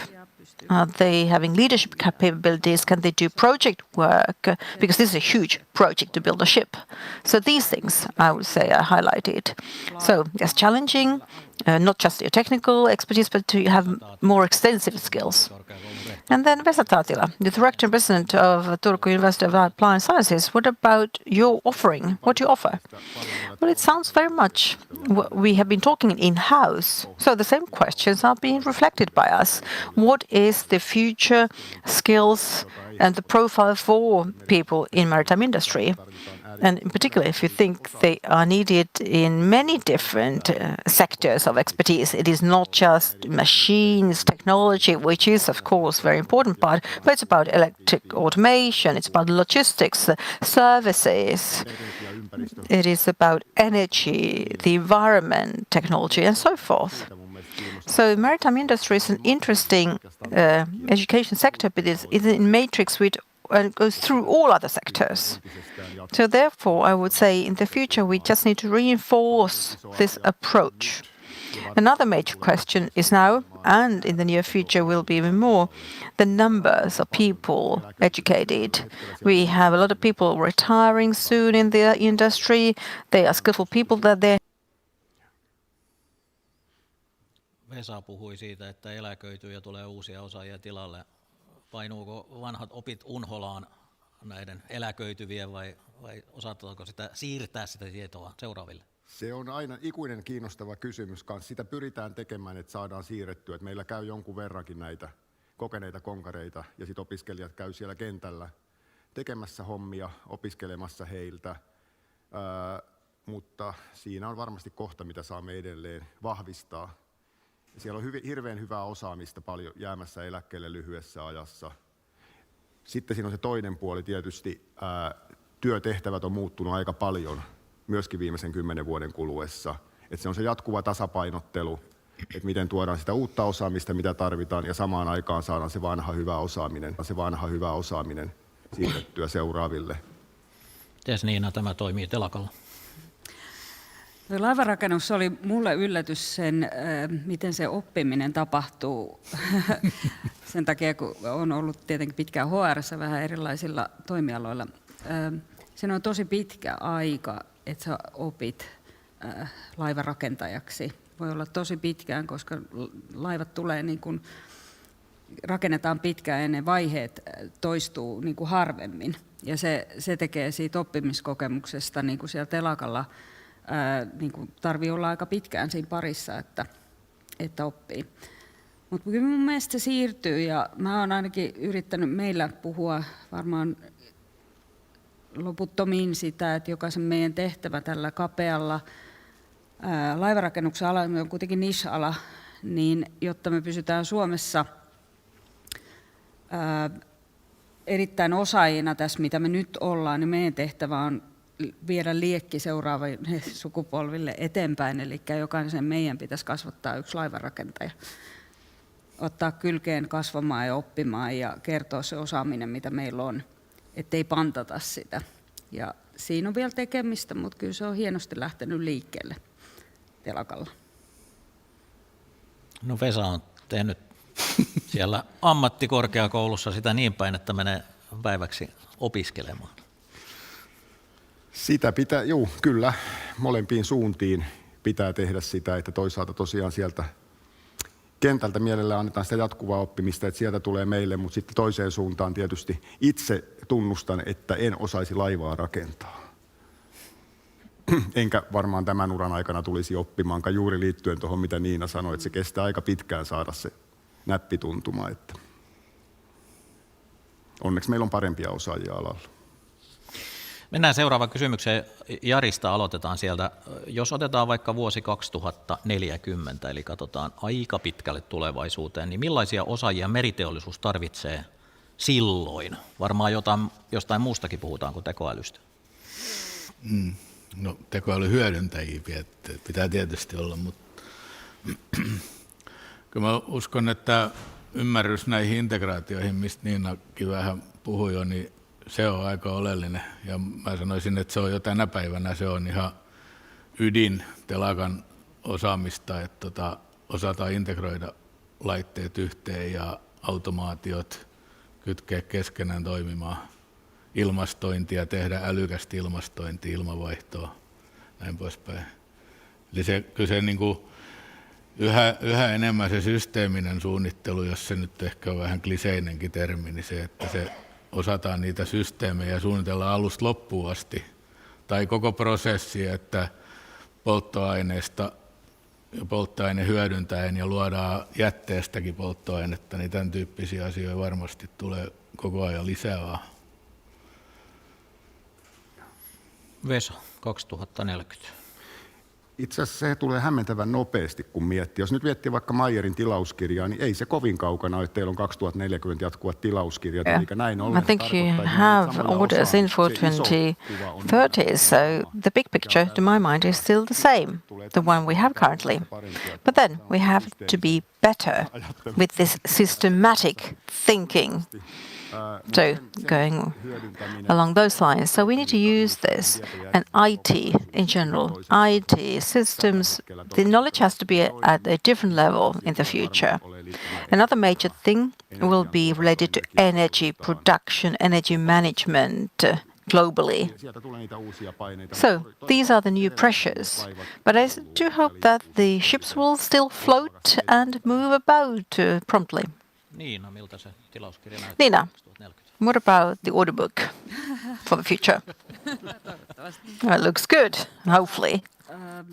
Mä lisäisin tuohon ehkä I would add to this. Se on jo tyhjennetty tässä No, you said it all, but still, maybe green transition, understanding it, that I'm sure is in all professions. It's about cyber world. You have to understand that. You don't have to have deep knowledge, but you just need to understand how that relates to your own work. And maybe then HR questions, because I represent HR myself. Then a skill you need in the future is not that there's stagnation, but it's a continuous learning. You need to follow your time, be up to date, and have new skills and be able to take in new things. And it will be faster than before. And that is a challenge to this old-fashioned style of learning things and follow things. Let's talk about green transition and about the future more later. But Elina, please, what is your view? I would say others already said quite well what the situation is, but maybe I would crystallize this saying that the world is now more complex, there are bigger entities, how to manage these entities, regulating questions, you have to understand regulations and they affect products. And then the third point is, now that there are smaller generations and tougher international competition, so therefore you have to be more productive. And it means many things. It means AI, different software, automation. It means all of that, how to enhance productivity. And that will be part of the future. May I add something? If I continue on that, so being autonomous and remote controlling will play even bigger roles. We talk about when you get autonomous ships, legislation is a certain kind, but maybe that will be changed within the next 10-15 years.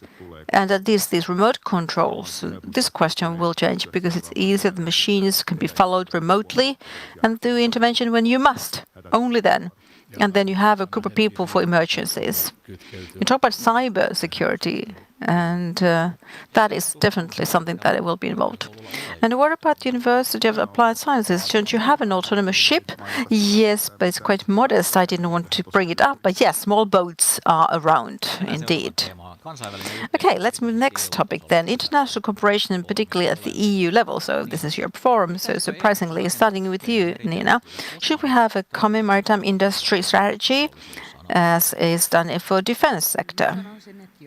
Siis me ei elätä täälläkään niinku tyhjössä, että EU-tasolla I would say yes, we do not live in a vacuum here either.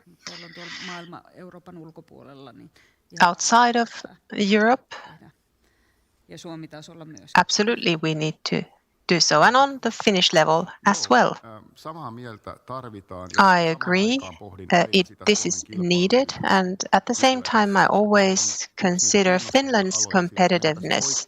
This is one of the interesting sectors in such a way that we have the know-how, we have the subcontractor networks, we have the logistics, we have many benefits on our side. In Glasgow, this industry disappeared, and they have that has caused a lot of issues in the city. At the same time, the infrastructure and the network that we have built, it is difficult to copy even if the know-how base would grow. There are always risks, of course. The French and Italian shipbuilders tend to succeed every once in a while and catch some of our work. This was a difficult question when I was preparing for this. And first, we should create a strategy for Finland in this sector. The marine strategy already exists, but it's only 3 pages. But the know-how strategy is missing. That's the first thing. And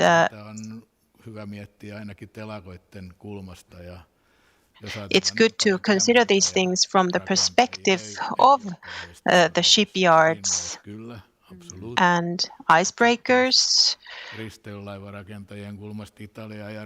Yes, but out of the perspective of cruise lines, I'm not saying that Italy and France are hostile, but they are competitors. We do cooperate, but they are still competitors.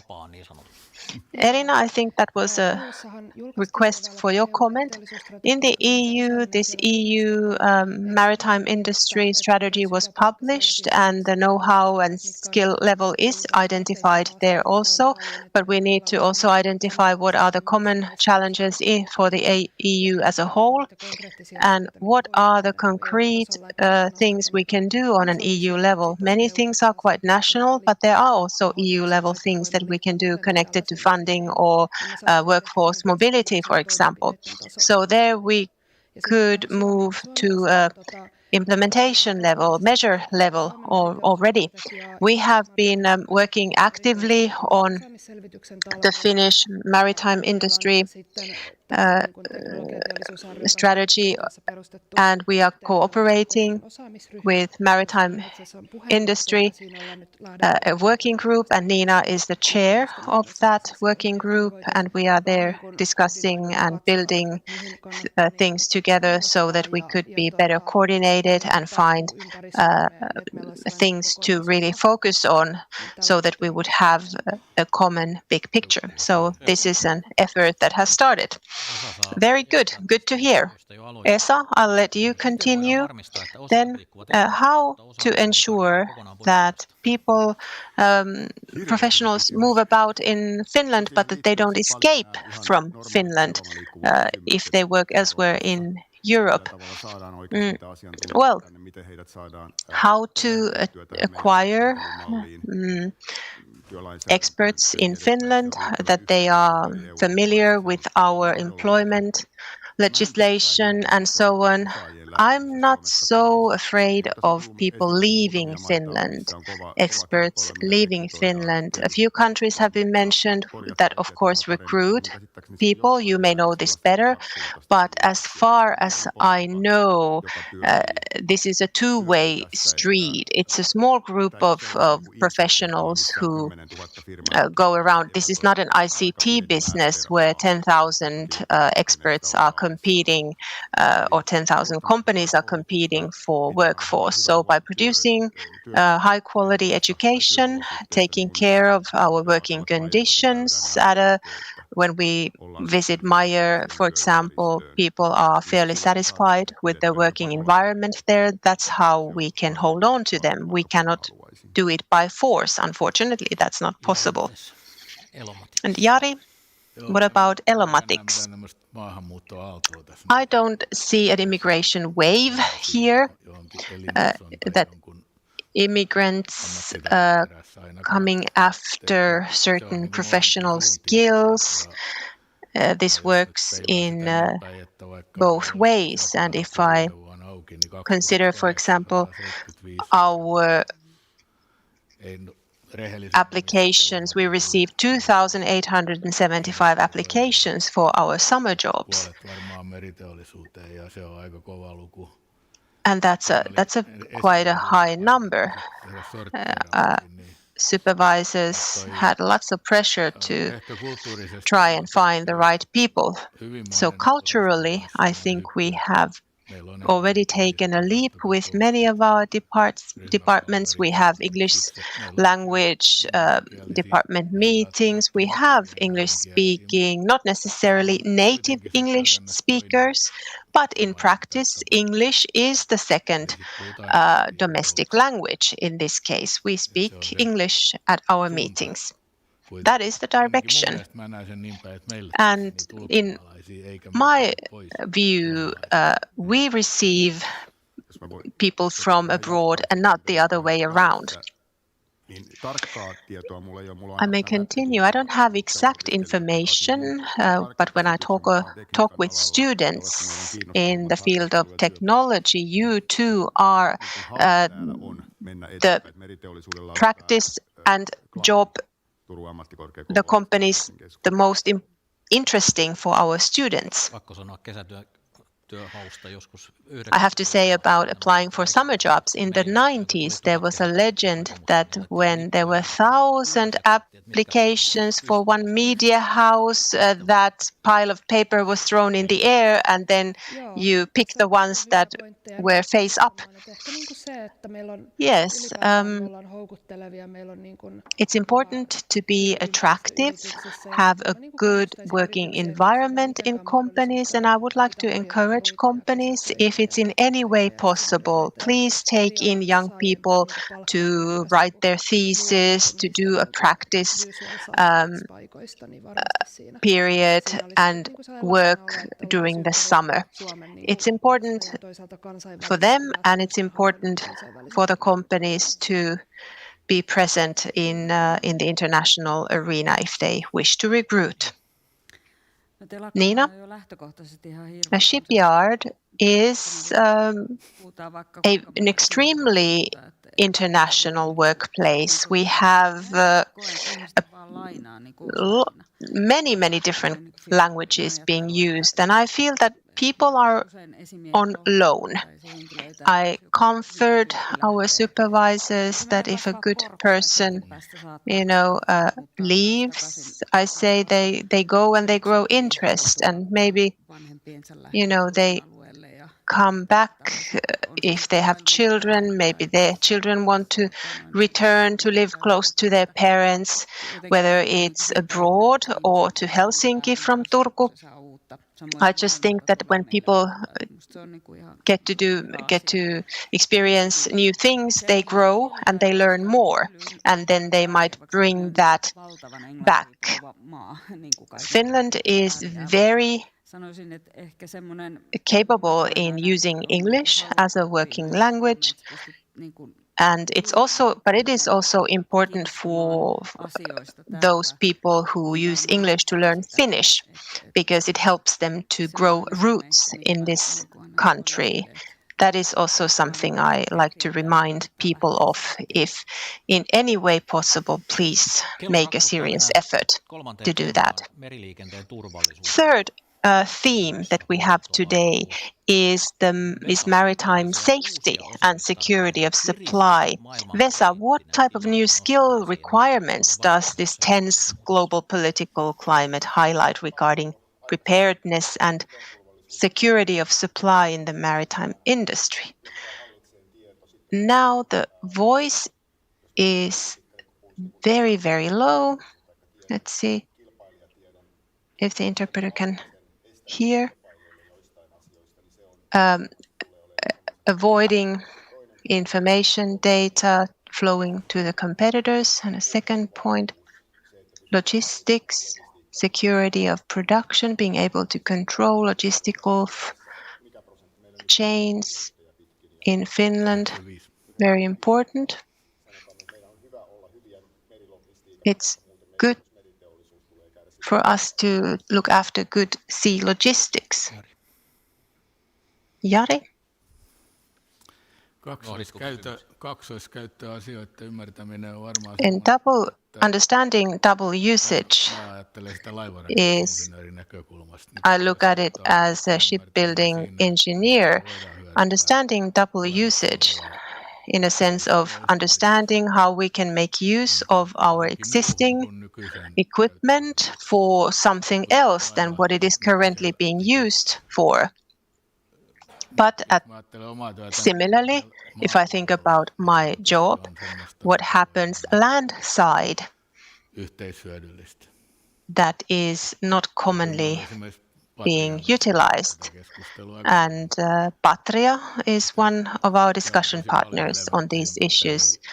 There are a lot of elements there that one might not think of immediately when prancing around the marketplace, and also probably not publicly made easily public. That's correct.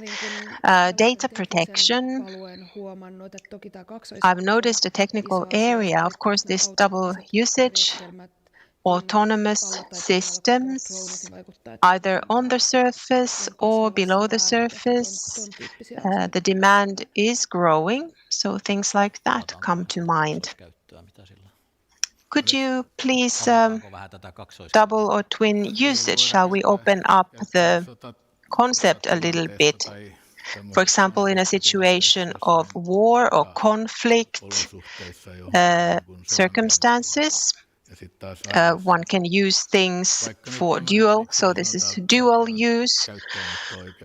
Like the state has the right to take into use certain things like tractors or larger vehicles in a situation of war, for example. So we could apply that same mentality in a much more extensive manner, such as population shelters are being used for sports at the moment. Exactly. And from everyday life perspective, this is also about occupational safety, which is on a very high level in Finland, and cybersecurity is no longer the business of one expert in a company, but instead it is something very common that everybody pays attention to in a company, and how everyone should be familiar with how to protect data and information. Maybe this is a leading question, but still, what about cybersecurity skills? Would that be part of basic skills, not just for experts, but for everybody in maritime industry? I wouldn't be that radical myself. I would say we all need to understand what that is about, and we need to understand how that relates to your own work and how we can apply if needed, and see what is the level of necessity. So it's too rough to say that it is like a necessary thing that you have to do it. But basic skills, yes, you need just to understand that. And in particular today, I think it's a stupid example, but if you have these text messages, bank frauds, you have a link and your bank account is empty. So that is just one part of things. You need to understand. Don't go to all links that are sent to you. That's very down-to-earth example, but still. Yes, but that's well crystallized. I think it's that you need to manage your own role, and you need to understand the broader context and regulations in place. So these skilled people, yes, the number needs to be higher. And then use your common sense. You have to be a bit prudent about things, in particular in sectors where you certainly see there's a higher risk compared to some other sectors. Nina, please. I think the same way. I said it's part of it, and it has to be there so that you understand the basic notions. You can't be blindfolded here. Many things today are related to that. You need to understand the notions where whatever your role is, you cannot just focus on technology. And then, I see that somebody was adjusting, our people were adjusting microphones because I need to use now this handheld microphone. Yes, my colleague said already well, but I was going back to the earlier discussion. You talk about autonomous systems and remotely controlled systems and such. That is already done now, but cybersecurity in those systems is the very core that you can generally use those systems. They have to be secured. And in particular, current staff, well, they need what you said, but then there are certain other people who need to know deeper knowledge of cybersecurity. And the number of these people will increase when you use more remote control of machines. Thank you. Then the last theme. This is the future of maritime industry. Green transition. That was already mentioned. So, Elina, what are the new skills that are needed by green transition in the maritime industry? within 10 years?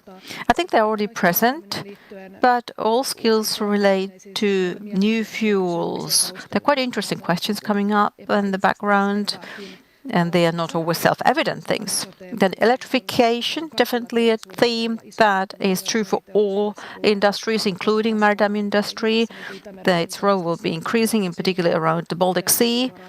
We already now have some solutions, and it feels that we need more skilled people in electrifying ships. There has been discussion on this lately. And of course, you need to have sort of a cross-sectorial understanding, so that you have extensive understanding of the maritime industry, energy technology, and all other related sectors as well. Maybe colleagues can give you more details better than I.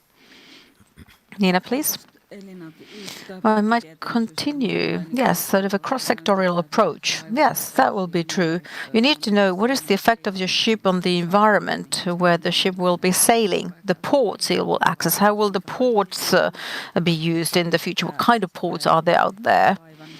And then the ships, or the ship owners, clientele, that perspective as well. What is going on amongst the clients? What do the clients want to see and what they appreciate in the future?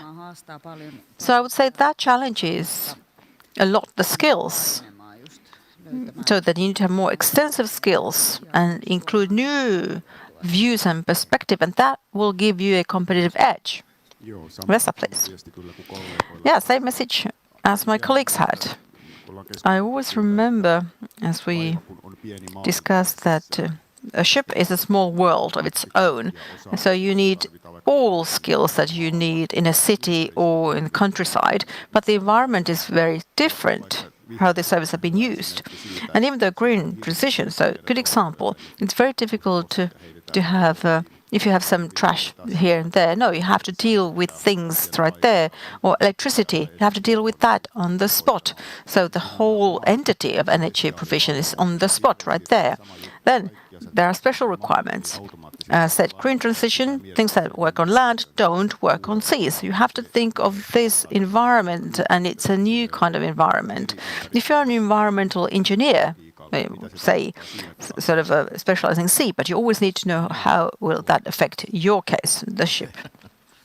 Okay, and then, Jari, please. Well, good points were made, and maybe I could highlight that I've understood that there are many universities in Finland where they have good expertise in energy and environmental technology, both. So maybe some changes to the education, you could transform things and you take more into account the marine segment. And maybe attract thus, people into interesting projects, because there are interesting projects out there, particularly conversions. So ship conversions, changing the fuel on a ship, so changing the entire fuel system. That is very interesting. I could continue that. I agree with you. We have a lot of people who are talented and who are quite close to what we need.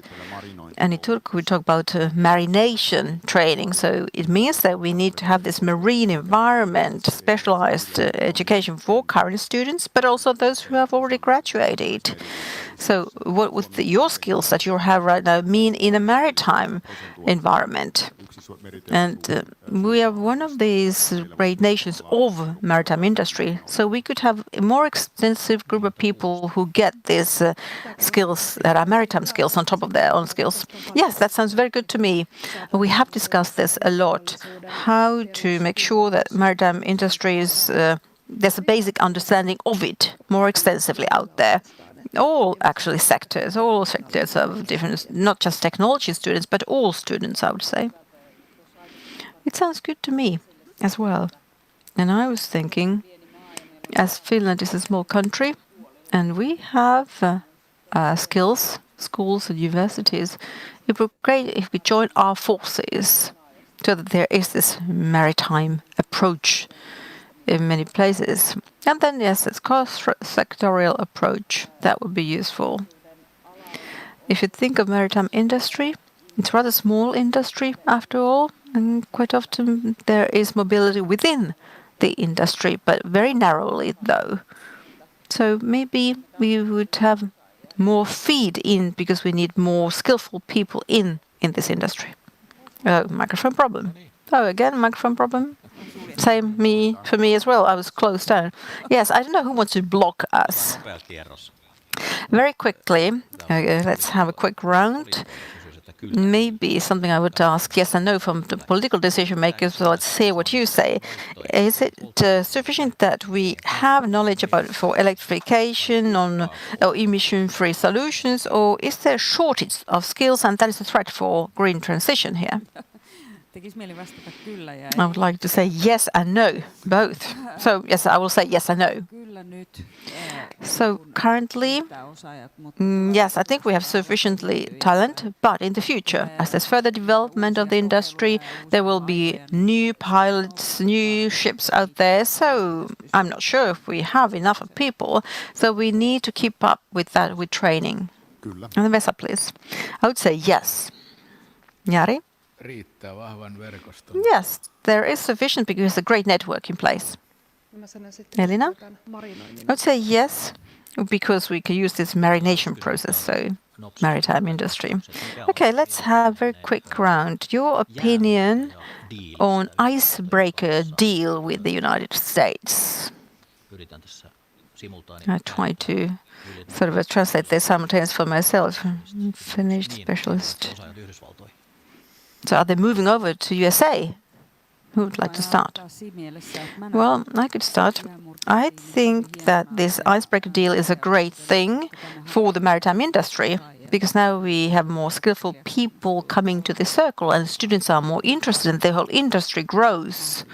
And there will be a lot of opportunities provided by this. Okay, others? Yes, I find this positive. I'm always concerned about how competition develops. I think USA, big country, a lot of skills out there. But they've tried to do this multiple times already, and it's not yet rooted historically over there compared to this country. So therefore, I think we have the capability in the future to have the skills and as a nation be skillful because we have exceptional network, exceptional knowledge, capital and infrastructure as well. So this will be one more market for us. We do better vessels here compared to what they do over there by themselves, so we will get more in the future.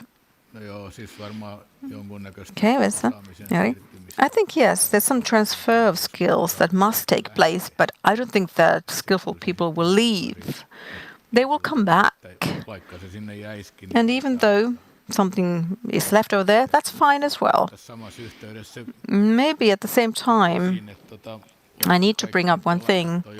Even though all shipyards, in a way, in Finland are competitors, everybody says it's a good thing because we all have jobs. And the more jobs you have, the better it is for all. Elina? Yes, it is a good thing because we have a unique ecosystem in place in Finland. And if we want to grow, we just need to do export business. It would not make sense not to do it. Right. So we have 3 minutes left. Let's now have a final question and quick round of answers. What is one skill that everybody needs to have by 2030? What do they need to manage no matter what their task is? Elina, please. Well, it's a cliche, but AI, using AI must be that one. Nina? Ability to learn, the will to learn. So it means that you can think about learning, that it's a continuous transformation, always adapting to the situation. You cannot stagnate anymore. You learn something at school, but now it's not something you can count on anymore. So what about that? Sounds great to a rector, right? Sorry, Ari, but it's systematic skills. So it means understand the big picture and also what is your role in the system. Then the outcome will be as good as possible. Jari, please. Yeah, well, he said it all. I wrote, I remember, the paper in answer to this. The English language skills. It was 2 days ago. I went to Turkey to speak to exporting engineering skills, and that's a rough thing. If you don't speak English, that's end of business. Even though that sounds maybe simple, and maybe if I think of a person who has been living in either Turku or Helsinki, but still, English language is something that you presume people can, but it's not something they can. You could maybe just go a bit further to central part of Finland, so no, it's not that natural for people anymore to have that skill.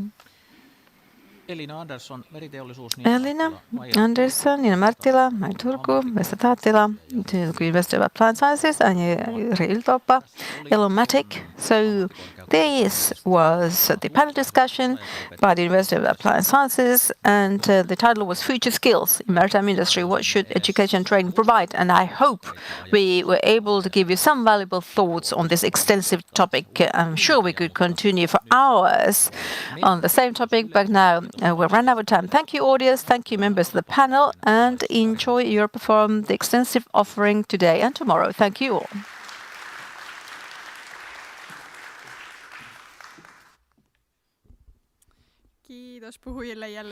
Thank you, all speakers, for the valuable discussion you just had there, and thank you, audience, for being involved. And now we will have a short break, and we'll continue on the stage 2:45.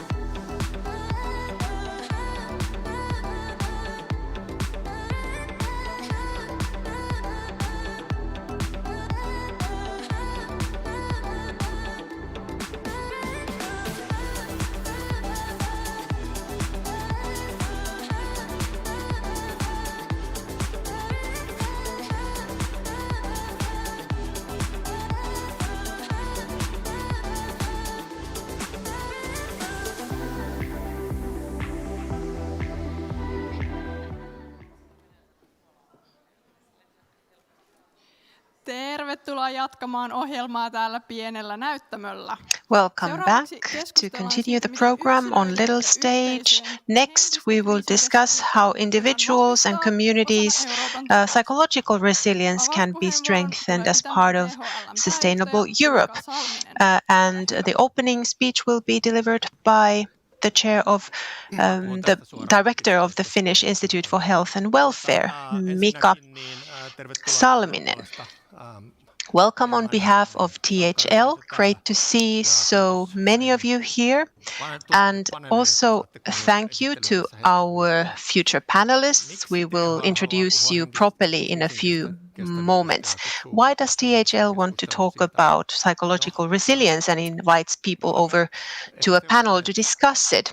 Well, we have been following and seeing many types of crises along the way, and the current situation in Europe, a situation of war, is a very serious one, of course. And we have considered this topic, this theme that seems to take a back seat to the more hard security or defense policy discussion. And we feel that it deserves more attention than what it has been awarded so far. Lately, even in Finland, we have made some experiences, small scale compared to some situations elsewhere in the world, but in any case, they show us that we cannot take it for granted completely that people's sense of security and safety remains on a good level in a time of crisis. We do need to pay attention to it and consider what creates that feeling of safety that can then help us in a crisis situation to survive, even if the situation is a prolonged one and a serious one. And this is the theme today. In our panel discussion, we are very happy that people have arrived to discuss this topic. This topic is not something that is somehow alone the business of the Finnish Institute for Health and Welfare, but it is part of the topics that we do have responsibility for, and we have many partners in these matters. So let's get started. Very good afternoon, everyone, and warm welcome to everyone. My name is Minttu Tikka. I'm a research manager at THL, and I also work at a department there where we investigate and study psychological resilience. Today we have a very versatile panel here discussing psychological resilience in the areas of journalism and security and many other topics. We have Mika Salminen, Director General, THL. Then we have Pekka Toveri, Member of the European Parliament, General Major and Chair of the Ukraine Committee. And we have a Member of European Parliament, Li Andersson, Chair of Social Matters. Then we have Justas Stasevski, Foreign Affairs Journalist from YLE, and Laura Kestilä, Lead Researcher from THL as well. In this panel, we will hear experiences from Ukraine, a very concrete example of the resilience of a society in extreme circumstances. We'll also talk about politics and how psychological resilience is part of security thinking in Europe, and how crisis resilience is actually constructed, and what type of solutions can be found to strengthen psychological resilience, and what type of responsibilities are related to it. But let's get started with Ukraine. They have been faced with the consequences and pressures created by Russia's attack. Justas, what has in Ukraine been the key factor that has strengthened the resilience of the population? So during this war war. I have lived there 1.5 years, so I've had a very close-up contact with the situation, and I was thinking how to summarize the resilience in Ukraine, and 2 words came to mind: hope and fear. And I can open up the relationship between two. If we think about the hope first, it's always good to remind people where this got started. In 2013, the Viktor Yanukovych, former president of Ukraine,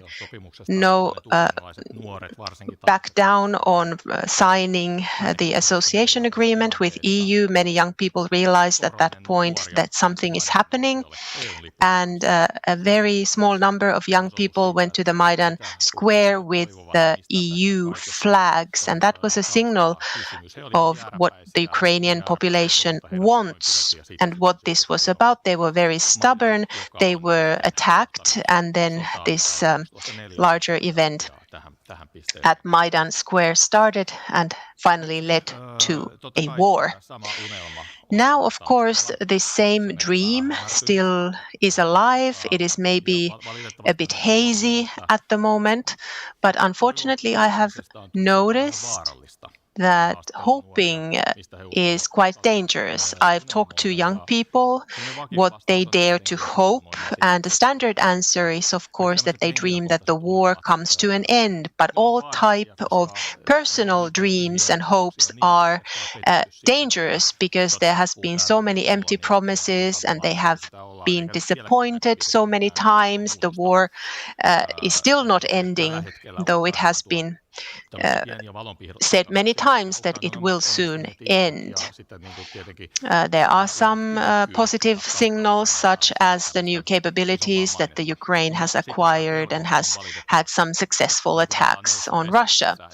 But fear has raised its head as well. The better one knows history, the better people understand that this is a continuum that has continued for several hundreds of years. We are still in this position, and they want to finally close this chapter so that they can turn to West and integrate there. Of course, the fear is that the sacrifices that have been made in this war have been in vain, futile. And of course, then the experiences of war, people have in concrete terms experienced what this invasion means in the invaded areas. Those areas are usually destroyed to the ground. What does this mean to Ukraine and their identity of Ukraine? The main reason for Russia to destroy Ukraine and obtaining a certain area of land is to destroying the Ukrainian identity. You mentioned culture. What kind of a meaning does culture have in all of this?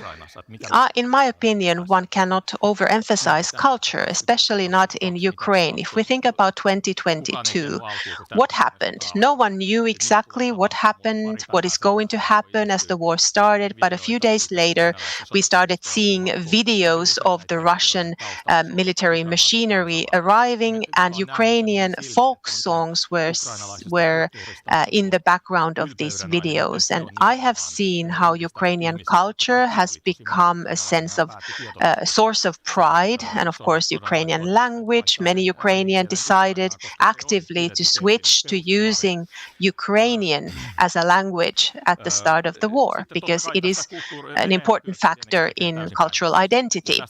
And of course, concrete example, Ukraine had been in war for 8 years in 2022 when this full-scale invasion started.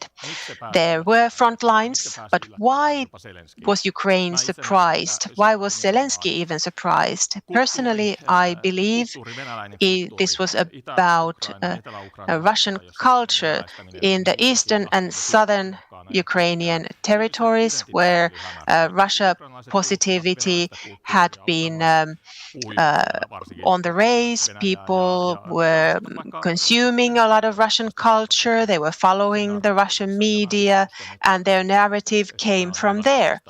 And I personally feel it's good to be aware of this. Russia always uses culture for other purposes. Then if we think about the different operators, civil society, the media or state, which of these has been decisive in being able to build crisis resilience and psychological resilience?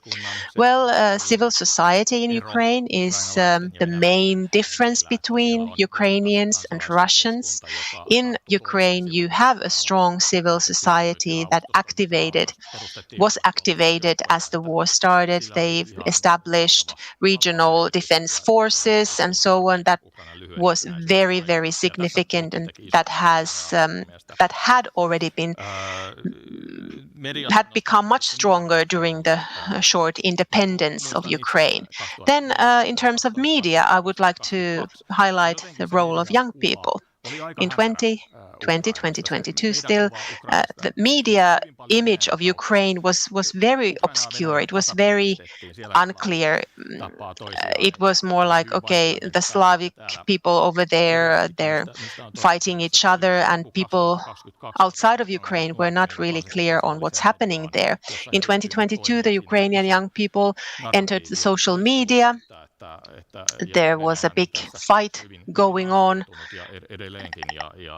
Russia has great merit in that arena, but young people have a big role in this. And then in short, I would like to ask, what can Europe and Finland learn in concrete terms? That is a big question.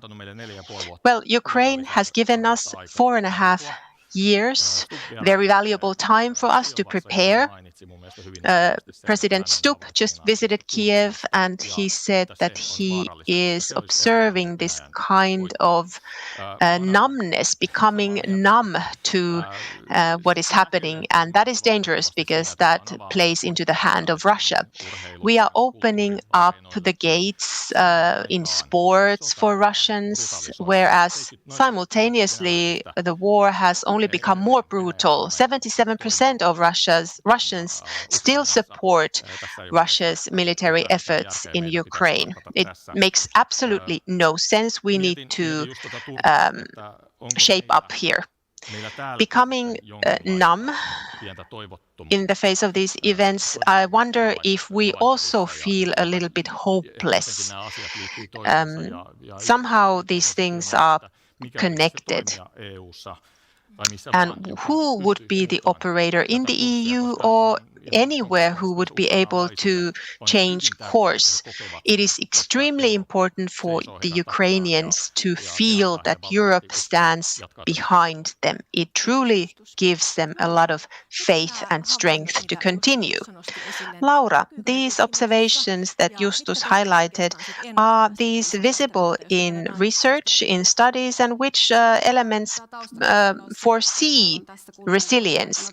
As a background, I could say that THL has conducted a study in Ukraine in the past year where we have researched the resilience of civilians and what kind of impacts the war has had on people and how different sector stakeholders have done and what they do in such a prolonged crisis for the resilience of the population.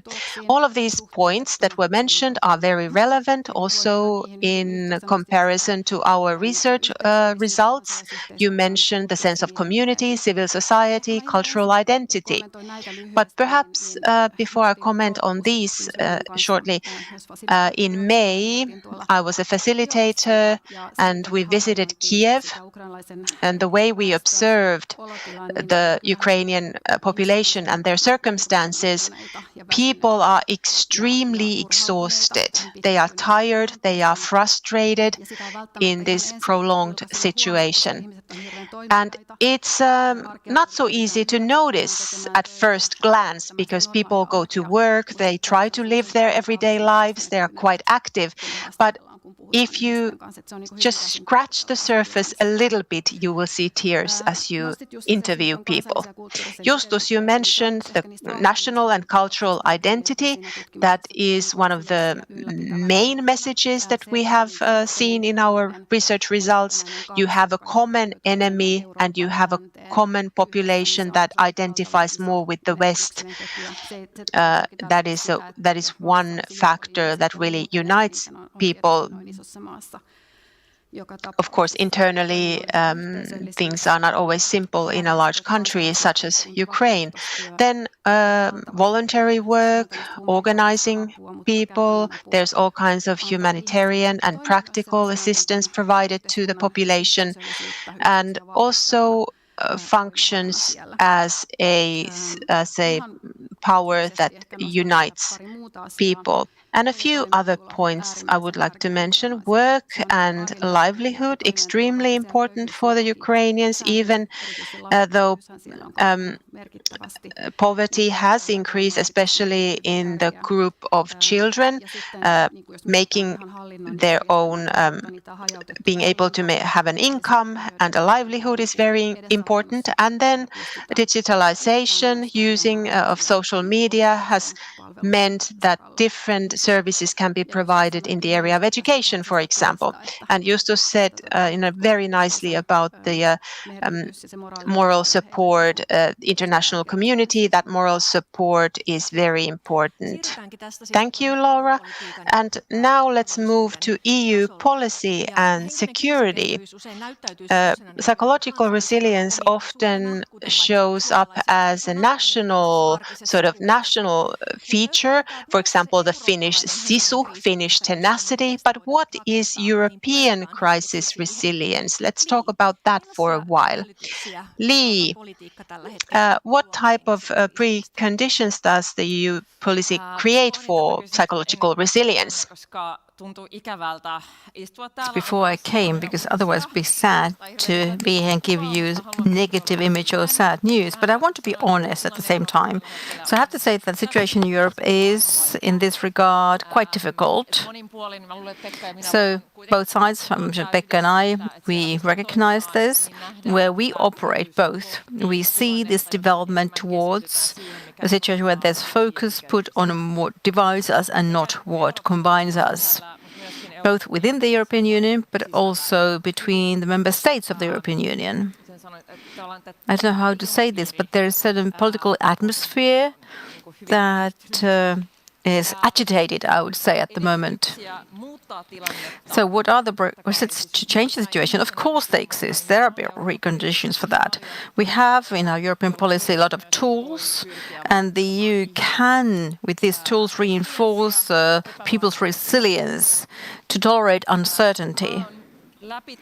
And I, throughout this term, have repeatedly, in multiple occasions, tried to say that I think European decision-making should also be ready to react to those signals and messages that you receive from people, what people want to see taking place in decision-making. There was a Eurobarometer recently published where it was a living cost crisis was the #1 topic, and the Europeans themselves want decision-makers to focus on that. And I think this is a sign. This is a sign that things really matter if you think of psychological resilience, because they have challenges to make ends meet, because the cost of living is now higher. And of course, Europe has a lot of opportunities to now take measures, energy policy, the European Commission just said about housing policy. They could really interfere with these questions. But I think there are challenges. I don't want to embellish things. There are challenges. Be realistic. Now about the EU, psychological resilience and coping in the world, is that a security question or is it a well-being question? To my mind, unfortunately, maybe it has happened that security is having a narrow definition during this term. The focus has been on this hard security questions. Even though I know Finnish MEPs, no matter what the political party represent, they quite often try to say that Finnish security thinking always starts with each and every member of the society who need to have something to defend.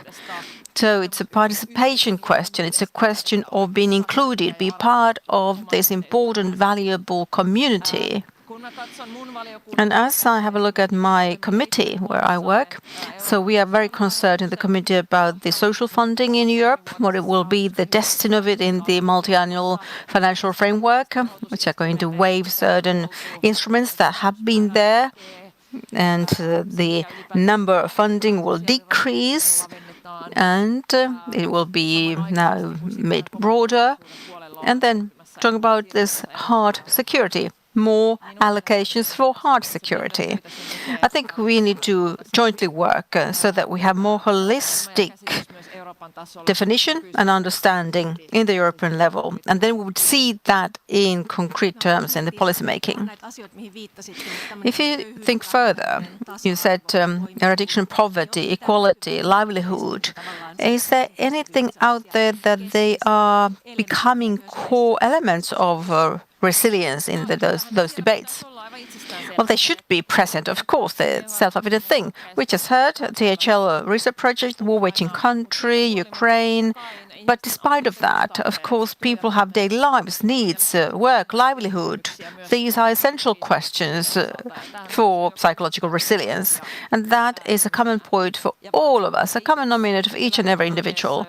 Even though you would not live yourself in that situation where the financial troubles would take your daily resources, but still, my personal psychological resilience would be enhanced if I know that I live in a society myself where the other members don't have this as the acute question, so we can rely on the safety net of the society for all of those who need that safety net.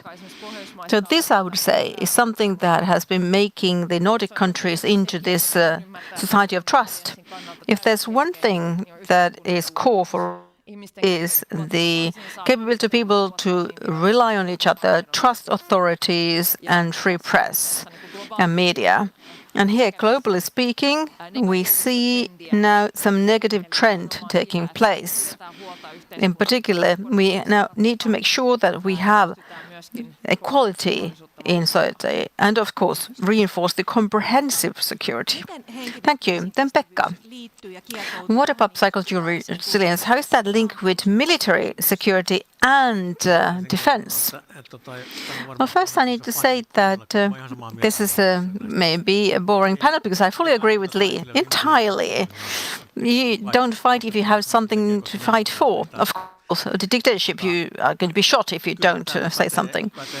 But here, I would say, Napoleon said that material is 3-to-1. So it's the spirit of the team is so core in order to accomplish a mission. But there are no troops fighting if the home front is not okay with you.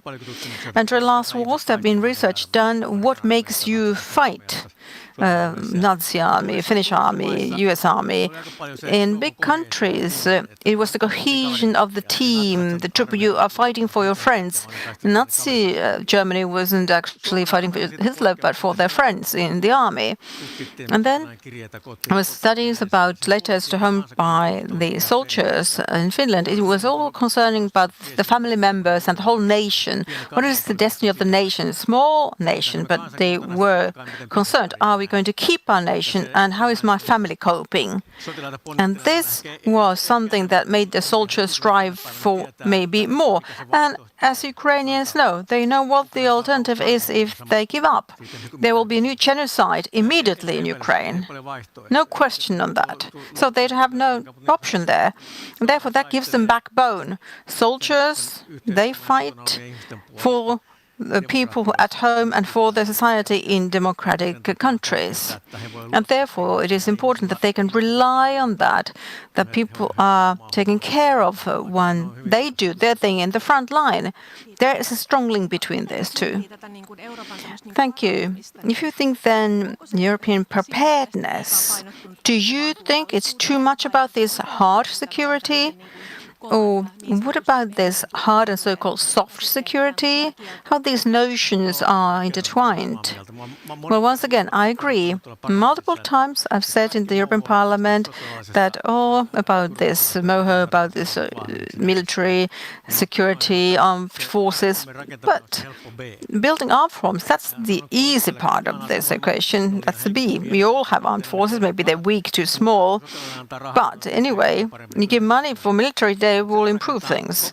But then building this holistic, comprehensive society built on security and resilience that everyone will join in, that is a huge task because it requires every person, from the leader of the country to each and every person, all companies, all authorities, all municipalities need to be involved and all go to the same direction.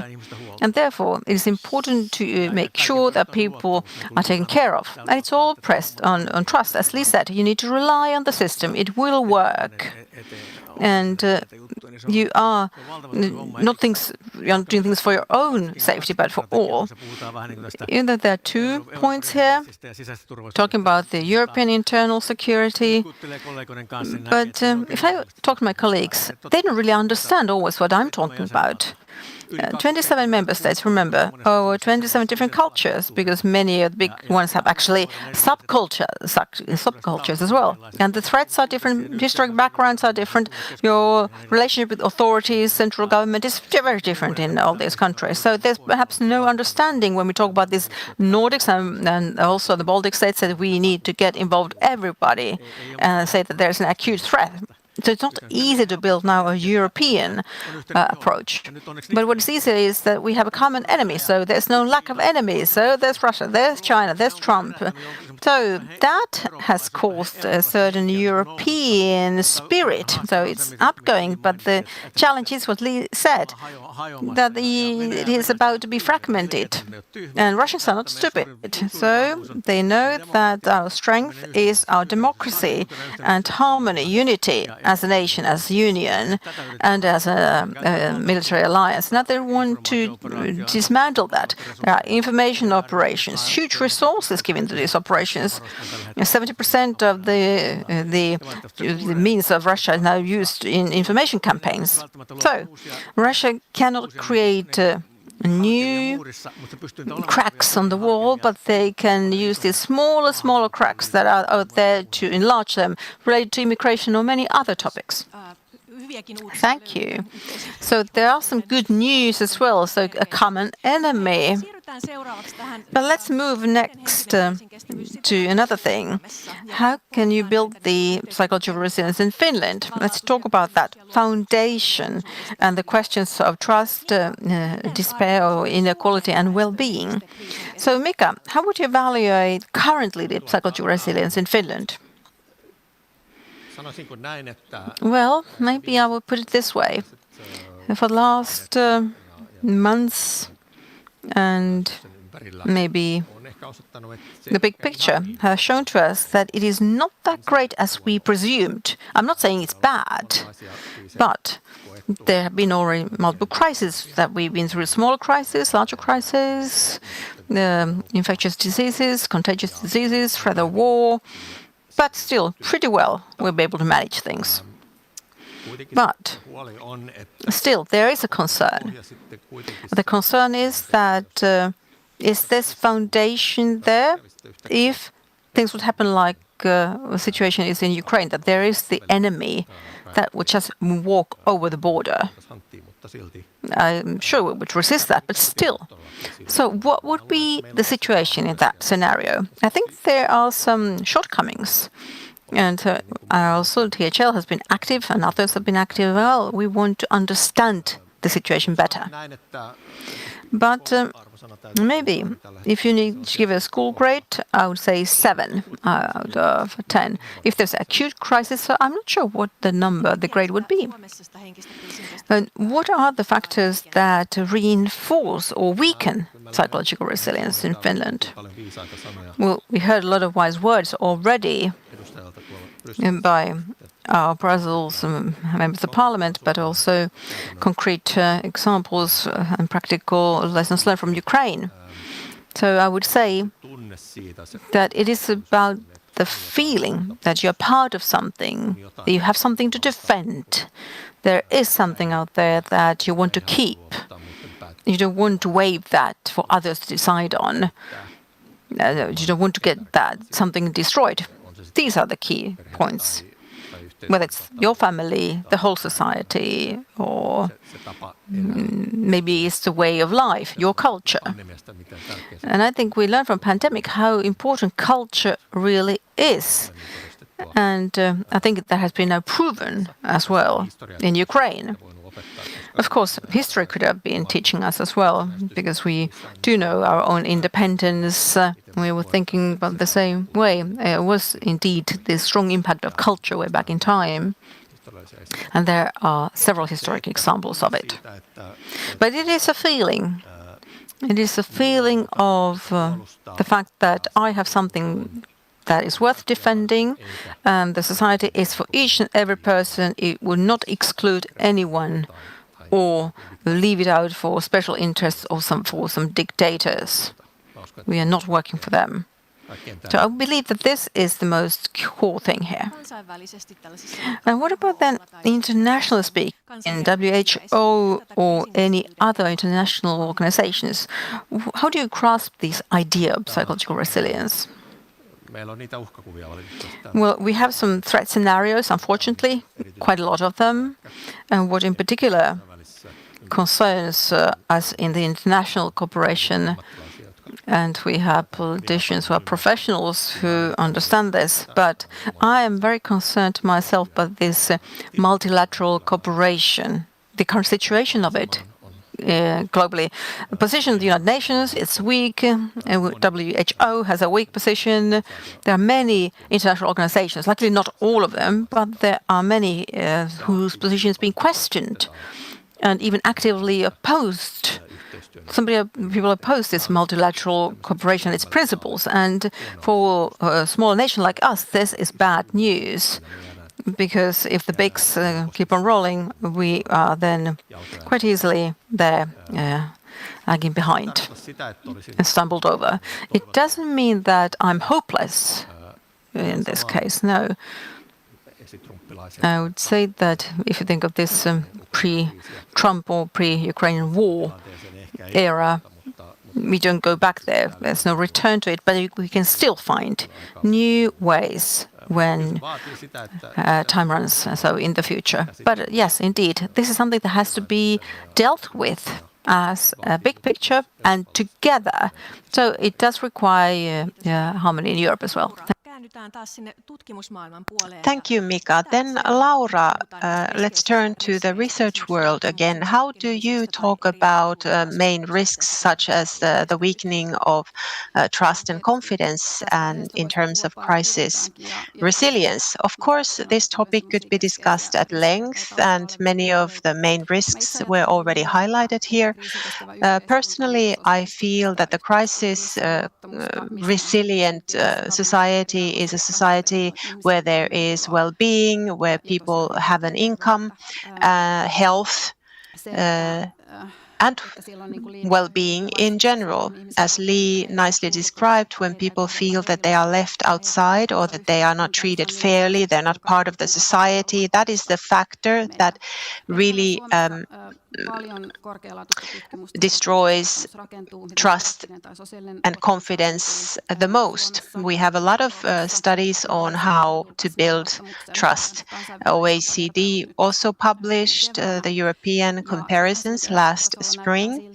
On a European level, it seems that there are big differences between our countries as well. Nordic countries are at the top of the list, Netherlands, Switzerland countries stories such as these, and that really emphasizes the fact that economical stability, social security, and some other factors really speak or are signs of trust in the society. Long crises have weakened trust on a European level, and at least in Finland, that often seems to be linked to economical, financial troubles and worries that people experience on an everyday level. And it's kind of dangerous to just lean on the fact that we have high confidence, high trust in the society, because if we look at things more in detail, we can see that we have groups of people, such as people who have low income level, who do not have as much trust in the society, and also young people, or Eastern Finland as a geographical areas, confidence in the future is on a much lower level than elsewhere. And that, of course, has certain historical reasons as well, and the closing of the eastern border has played into that as well. And confidence is also over-generational. It is transported within the family. It is goes forward. When people trust each other and the decision-making process, they are ready to prepared to face crisis and to cooperate, and as we saw in the pandemic, to follow instructions by the authorities. Thank you, Laura. And then let's move towards possible solutions. What could the concrete actions be with which to strengthen crisis resilience, either in Finland or in Europe?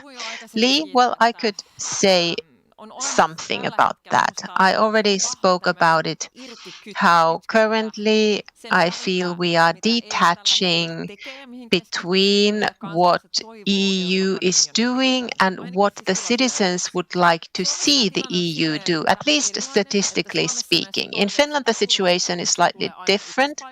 In Finland, security is always number one due to our geographical location, completely understandable, and the EU does a lot in that area. But if we look at the EU on the whole, actually the raising living costs is number one, and elsewhere in Europe that takes a lot of space in discussions. Of course, legitimacy is born also out of the fact when people notice that decision makers are actually focusing on those things that concern the citizens. And when we are receiving signals constantly ever since the previous European Parliament elections in Europe, not in Finland. This was number one reason for people to vote in those elections. That should also then become clear genuinely in politics, where you both do and communicate to people in such a way that it is clear that this topic is number one. Commission has now taken housing policy as one big theme, but then one shouldn't just appear to now we're sending a message that now we are appearing to be doing something about it when we are actually not going to do much at all. I think that's really counter-effective, and that erodes the confidence and trust even further in housing policy, internal market policy. There is a lot that the EU could do in concrete terms. Mika? I would like to highlight, similarly to what Lee said, politics have to be credible and genuine. Even though elections are upcoming, we need to be able to look at things in the long term. In Finland, we have a reputation that we're a credible operator in terms of the total security and safety. We always create a new strategy when new government is established, but it is also reality, and certain risks have highlighted this. Implementation may be less than perfect. We need concrete plans, and we need to shape up here throughout the society, not only in the defense sector. One example of this: I've always been amazed. I thought it was understandable, but nevertheless amazing that we have excellent defense forces who exist. Of course, that hopefully they will never have to step into action, and it's good to have them for that purpose. Then we have a healthcare system, and we require that healthcare system to function fully at any given moment.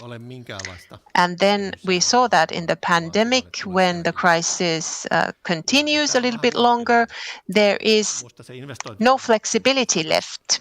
And that's a bad situation. If there was a bit of flexibility built into the healthcare system and we wouldn't utilize it to 100% all the time, then we would be better off in a situation of crisis. I don't mean that we need to loan more money to fix things, but we need more discussion on the long-term goals.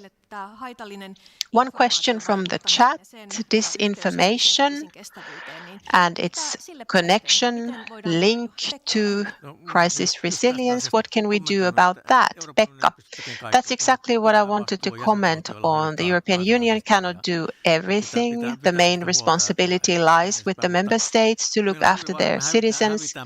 But there's a great risk that we are losing on democracy on a cognitive level, because Russia has more than 100 years history how to fight in the minds of people, between the ears, with disinformation. And this is something we need to be so acutely aware of. In Finland, we have the highest defense spirit in the world, although there is some variation between different groups in the population, different age groups, and so on. It requires effort. Our young generations are most susceptible to influencing. And we should have in the whole of Europe some sort of model how in the schools we teach children how to read information and be skeptical. These are political tools to fragment, dismantle us internally, and create completely false image of what is actually going on. Thank you, Pekka. Lee, comment? Yes, 2 short comments. I don't want to create a disagreement here, but we have to remember that even in the EU basic agreements, it says that we need to increase cohesion. There are a lot of values there about well-being and unity between people. So all of these values have always been part of the EU, and I truly hope that those will remain. So for all the reasons that we have discussed, that has great purpose for employment, security, and so forth. I don't disagree, said Pekka. About critical thinking and reading skills and so forth. I would, however, claim that amongst the adult generations and older generations, adults who only have basic education level, most of them belong to the older generations, and problems in critical media reading skills and to navigate the society may be on quite a poor level. Educational system is an easy way to have an impact. We can ensure resources and making sure that our teachers receive further education, but also from adult educational perspective, we need to pay attention to the citizens' skills and that what is available reaches as many people as possible, especially those groups that are not as easy to reach. Just a short comment about media. When I read afternoon newspapers, the tabloids, threat of war is almost every day presented there in one way or another. Russia is preparing or prepared to attack Finland or some other country. And then I just wonder if we're living in different realities. 2 drones ended up in Finland by accident in the spring, and it seems that everybody was losing their minds over it, authorities included. And afterwards, one could say that it was a good wake-up call for all of us. And secondly, in Finland, we have to look after and make sure that everybody has a reason to defend their country. In Ukraine, hundreds of thousands of Ukrainian men escaped to Poland and other countries. Thinking about the Ukrainian defense today, that would be a significant addition to the population. And of course, Finland's starting points are different than Ukraine's, but I think it's so important to make sure that every person in Finland is proud of Finland and this society, and we look after this national identity. And then, Laura, about, yes, if we talk about European resilience, we need to talk about equality, trust, the rule of law. Those are part of the trust infrastructure as any sort of physical preparedness, making sure we have less poverty and our societies are equal, and how we can support our citizens in independent preparedness. This is a good point to close this panel discussion. Warm thanks to our panelists. At THL, we do conduct studies related to this study. We have published solutions for the government programs in terms of crisis resilience. You can always get in touch with us. Now, when you leave the room, we have security reviews drawn up by the THL available at the exits. You may take one with you. Thank you, panelists, for this important discussion. Let's take a short break again, and we will continue 3:45 on this stage. Thank you.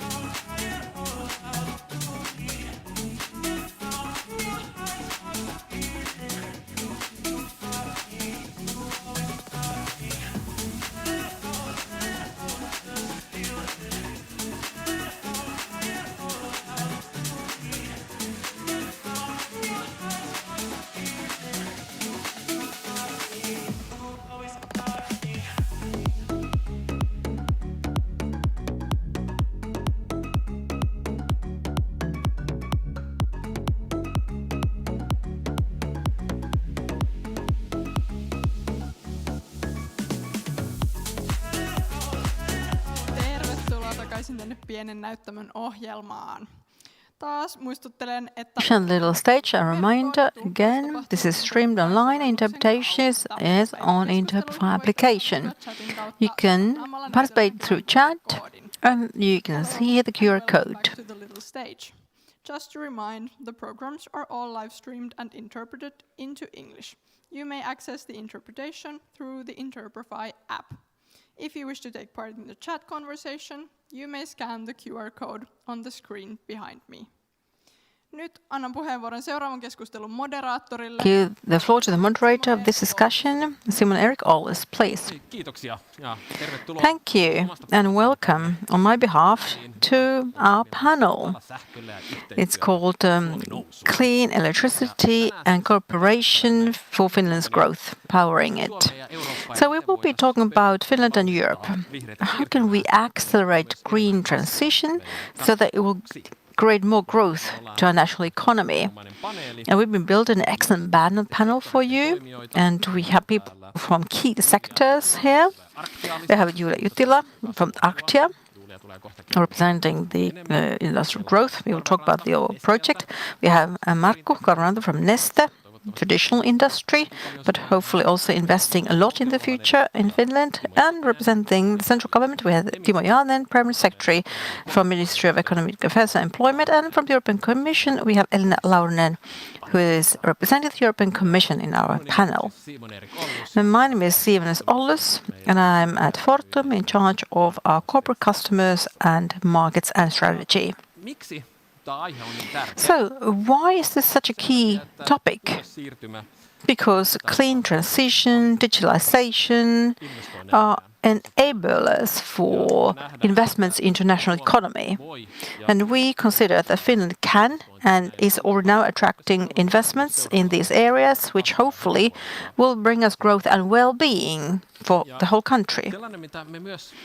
And one thing that Fortum considers is that the great strength of Finland is that we have clean energy, a lot of it, and it's quite cheap. We have a grid that works, rather pragmatic and good political environment, and permits are quite easily obtained as well.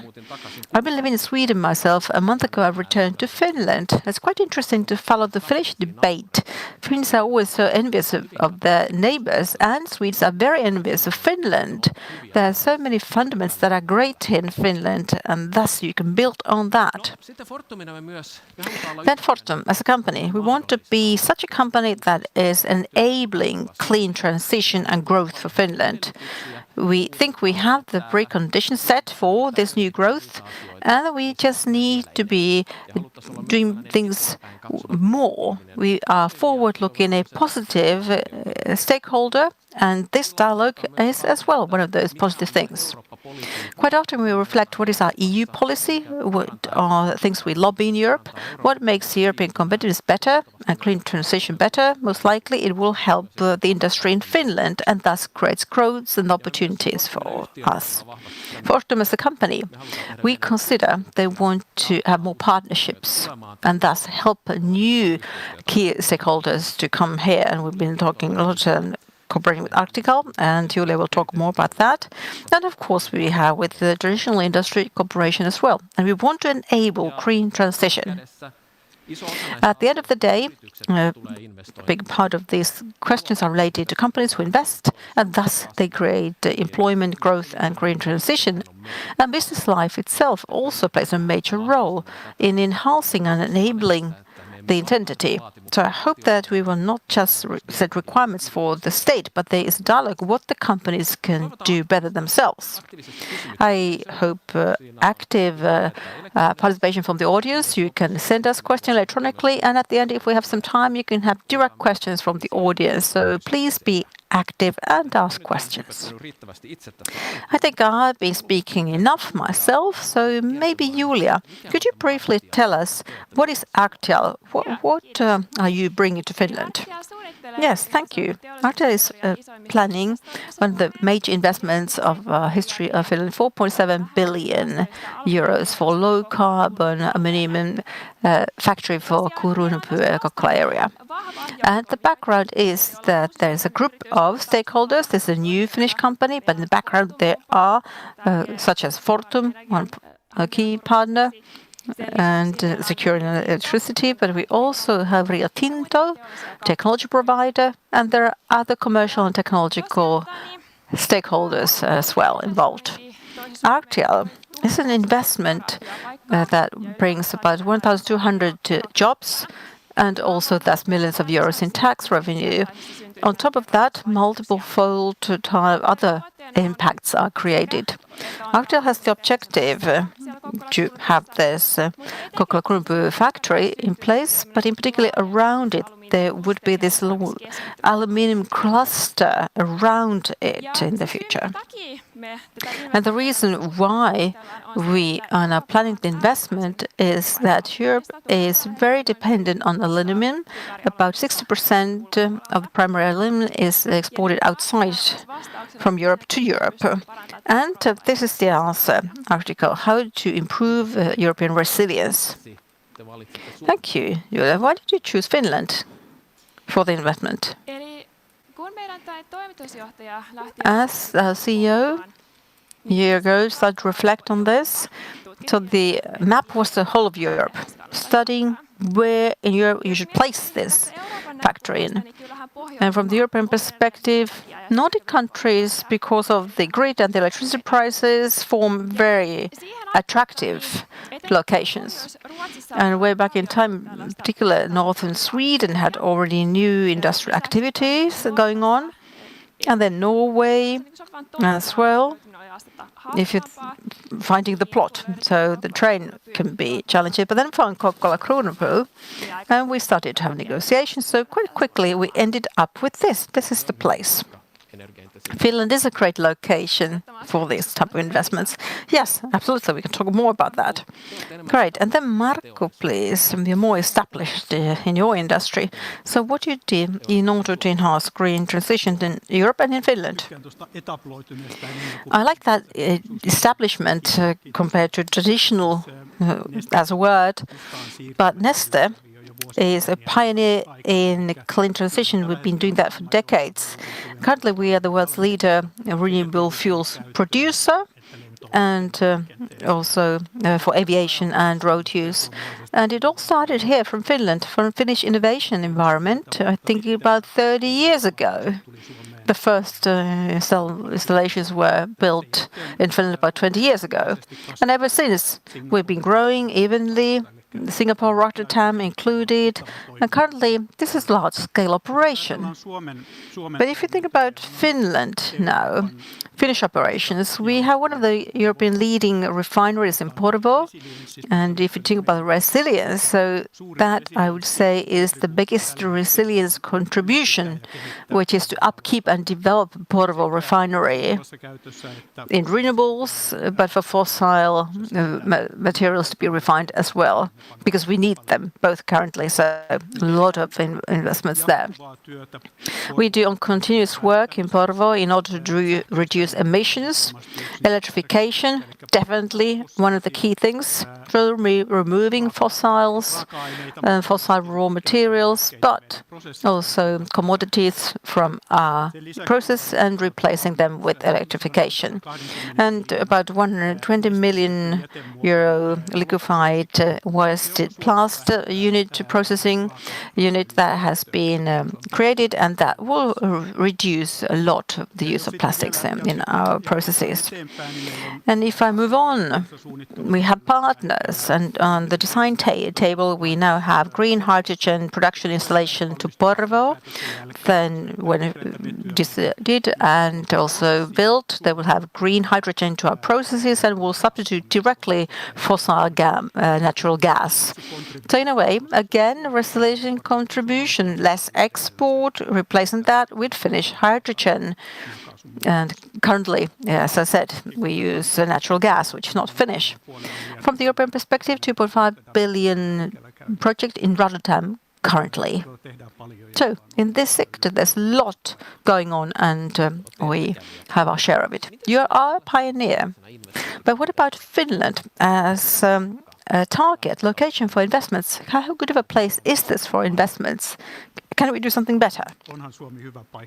Yes, Finland is a good location for investments, and we can see that when we allocate capital, of course, yes, we do things elsewhere, but we continuously invest here in Finnish assets. A lot of maintenance. Actually, there's a shutdown in Porvoo, a major maintenance, 100 million investment is going on right now, enhancing usability of the installation. So these are major investments we're talking about. Of course, you can ask, what can we do better? And I would say that electrification enables things. And as you said, we're good at it. But I would say we could be even better. And then how long does it take to get electricity and the connections in place? What is the certainty of usability? How can we make sure that the grid and our own subgrid are following the speed of growth? So yes, you can always improve things. Thank you. And then the state. Timo, how did you find what Markku and Jule just told us? So are there investments coming to Finland? Well, it sounded good to me. And of course, I measure things according whether there's shuffle on the ground, because it's usually a long-term thing. For instance, the EK Confederation investment windows, I don't remember, was it 300 to 10 billion? That's the future investment project's value. Well, anyway, I have felt sometimes that the clock is ticking, but nobody's seen. It just means that your expectations, and they are at high level, and for different reasons, because now it's linked to geopolitics, and now there's postponement of projects because of that situation. And as they move from the PowerPoint level to implementation level, that is the essential thing. And there are good signals right now seen. Therefore, I have high, great expectations, and for Arctical that there will be decisions for the investments and the launch of the project. I'm happy that there are several ones ongoing, but the big picture currently is what you've seen in the public press and media. Data center projects, they progress, but not other projects, not to the sufficient extent, at least.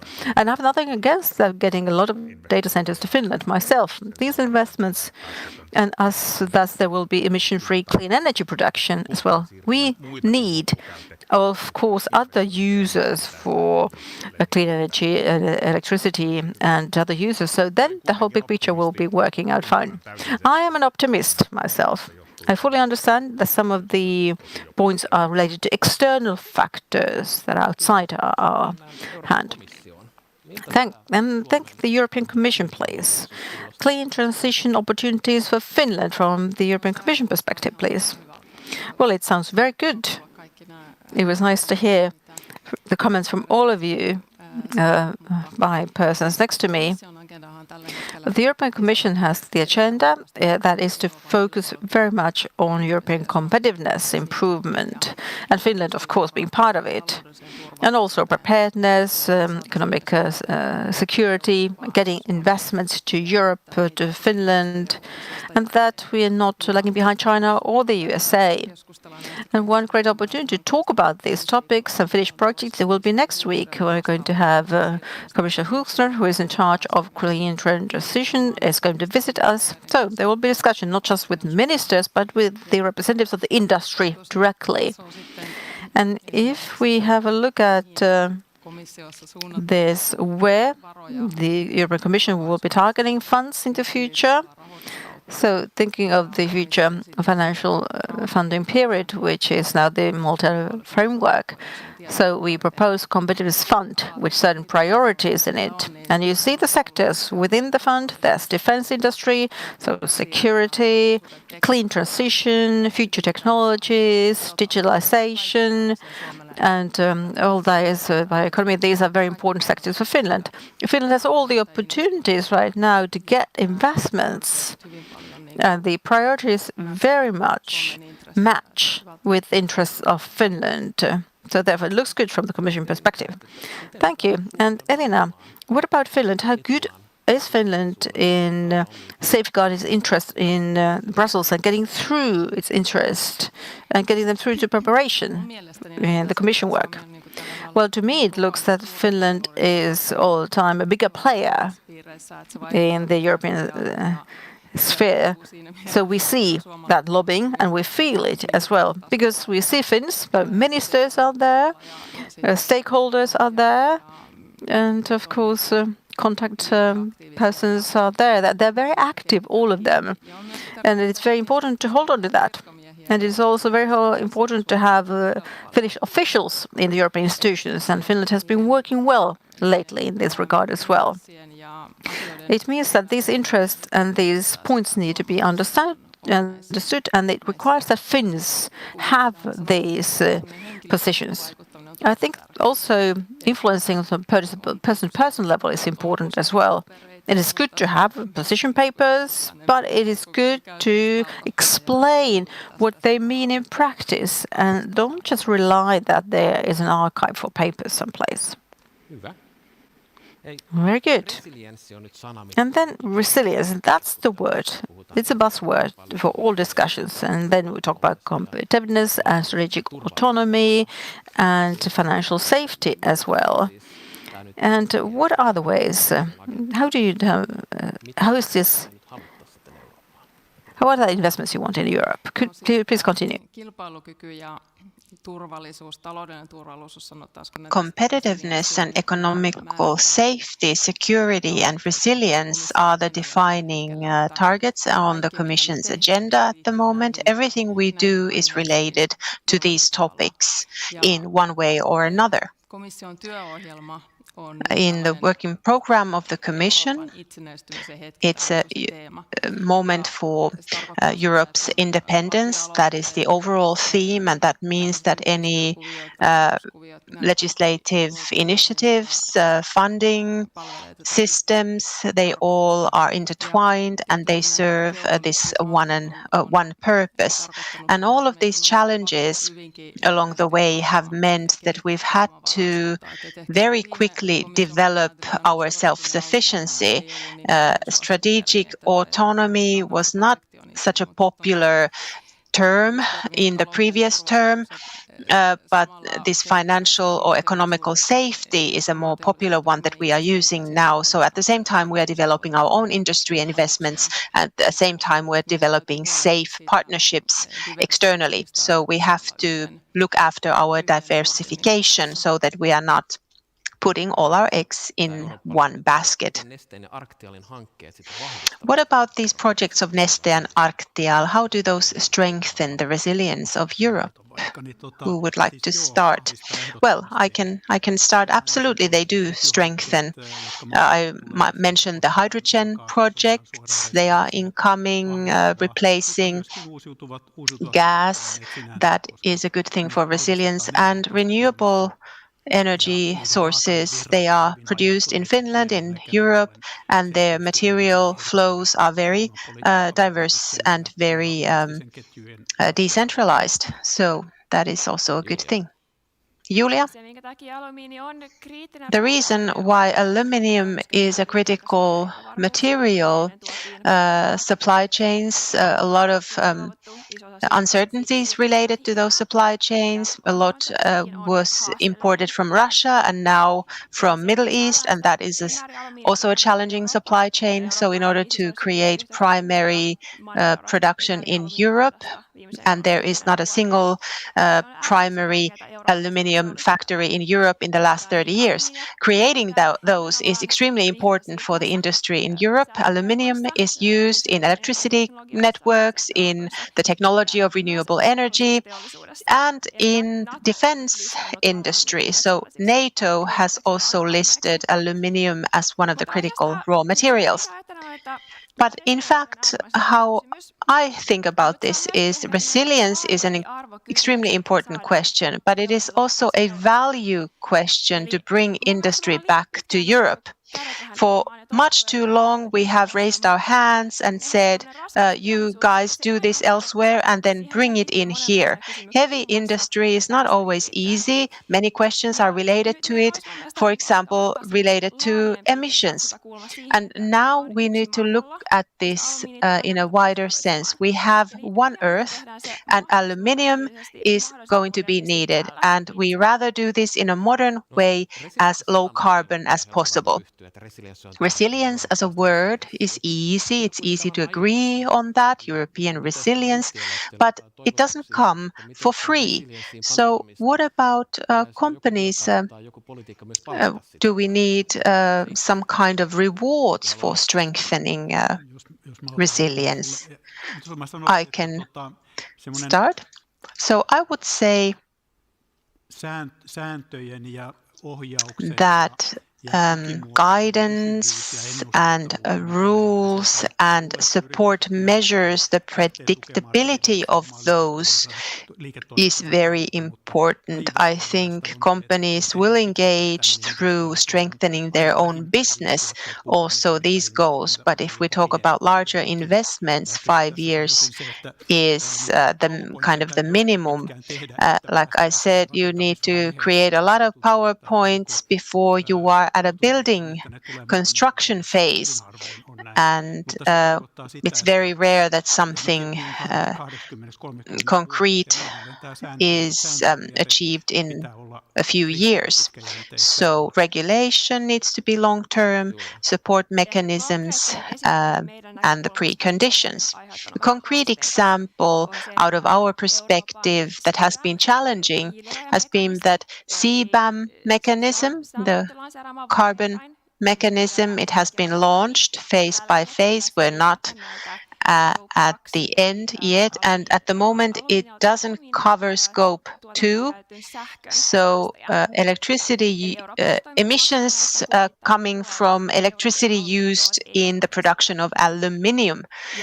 And EU has created a mechanism for the intermediate period where member states can provide subsidies. There has been some of these mechanisms in Finland too, and now that we move towards the next elections, it does cause some grey hairs at our end because we don't know what is going to happen.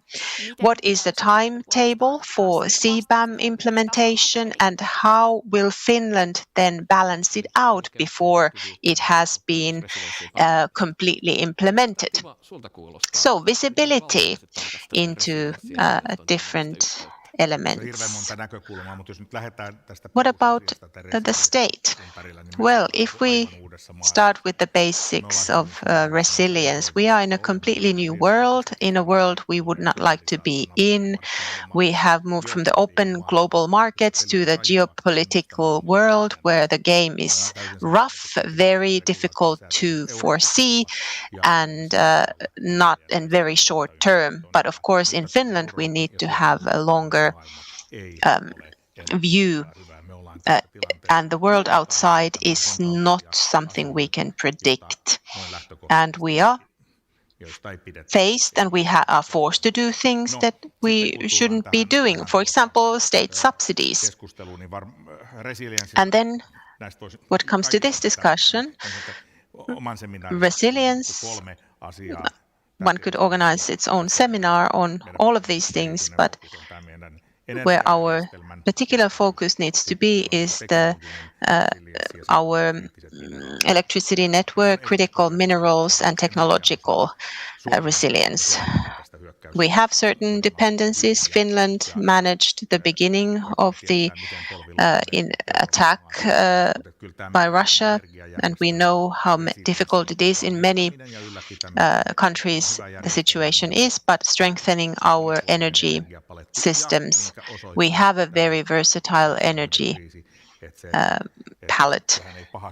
And the Persian Gulf crisis showed it also that we were not really hit by it in the same way. Of course, the price effect we cannot escape. But if we have clean domestic energy that is resilience, it is good for the climate. It's also good on the perspective of dependencies. In addition to the energy, whether we hold on to critical minerals or not, we cannot avoid those risks completely, but we can mitigate it. We are dependent on China in many of those, and that means that we need to have competitive mineral chains from mining to the refining of minerals. Trade policies and many other things are putting challenges in our way. That is something we can't do anything about alone as Finland. There we need the EU. And thirdly, third area of dependency is technological dependency, especially in terms of AI and digital transformation and so on. But I have spoken at length already. So this geopolitical challenge and these dependencies is a very complex picture, but we just have to try and manage the risk, and the green, clean transition in Finland and in Europe is very important in terms of the resilience as well as the climate. Thank you. We had some discussion beforehand with the panelists, and we agreed that this is not going to be an energy market panel, but Markku, how resilient is the Finnish energy system and energy market in terms of investments? Once again, Finland's system and electricity market, the functioning of it is on a very good level. I would claim it is one of the best in Europe. The markets are the best. It is clear that Finland's competitiveness and attractiveness elsewhere in the world is based on renewable energy. We have wind power, we have water power, and nuclear power, and we need to invest in these. Alone, we have solar power. There is always those weeks in January when there is no water, it's not raining, there's no sun. We need storage solution. We need especially decentralization of wind power, and I'm sure we need nuclear solutions as well. And I wanted to also point out electricity turbines that strengthen the resilience of the electricity network. And we could also run these with renewable energy sources and not create any fossil emissions. And Julia, your project is also very energy dependent. You increase the energy consumption in Finland significantly. What are your expectations? Well, of course, the question whether this investment happens or not is very dependent on what the energy price is going to look like. And we think about this in a time frame of several decades. So price is something we constantly work at. We have our first audience question here, and you please send in more if you so wish. So this predictable operating environment that the companies are always speaking about in order to make investments happen, what does that really mean?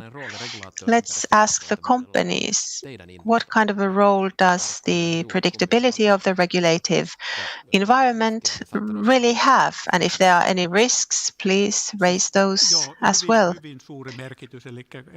It is very, very important. Companies such as Neste, when we decide on investment, we make them in the long term, and we do them when there is demand. So regulation and support packages create predictability for the demand.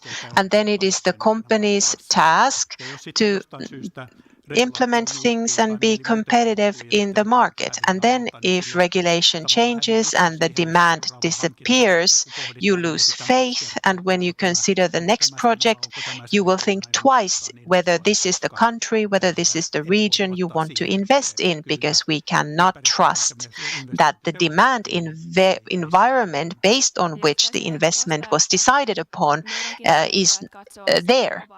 Our investment also looks at the situation from the global perspective. So the question is not whether to invest in Finland, Sweden, or Norway. It's about whether to invest at all in this corner of the world.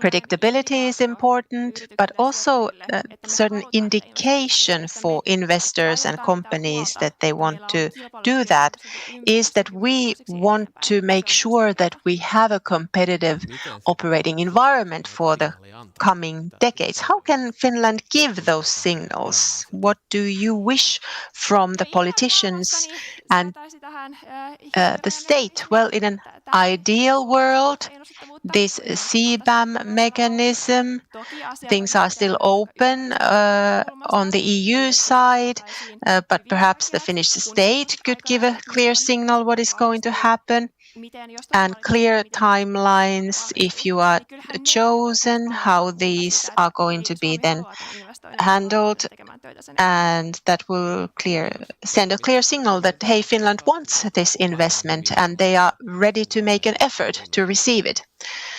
Are we ready to give signals for investments? I hope so. This is a very reasonable expectation. Who would tie up their funds if no one is guaranteeing the operating environment? It is the society's task to create such an environment where investments start flowing in, and there are many factors that make Finland a good place to invest in. But then when talking about the political side, if it's about state funds, of course, every sensible investor sees that there is a discussion going on in Finland about state debt, and we either have to cut cost or raise taxes. And personally, I would like to see a lot more discussion around growth than debt.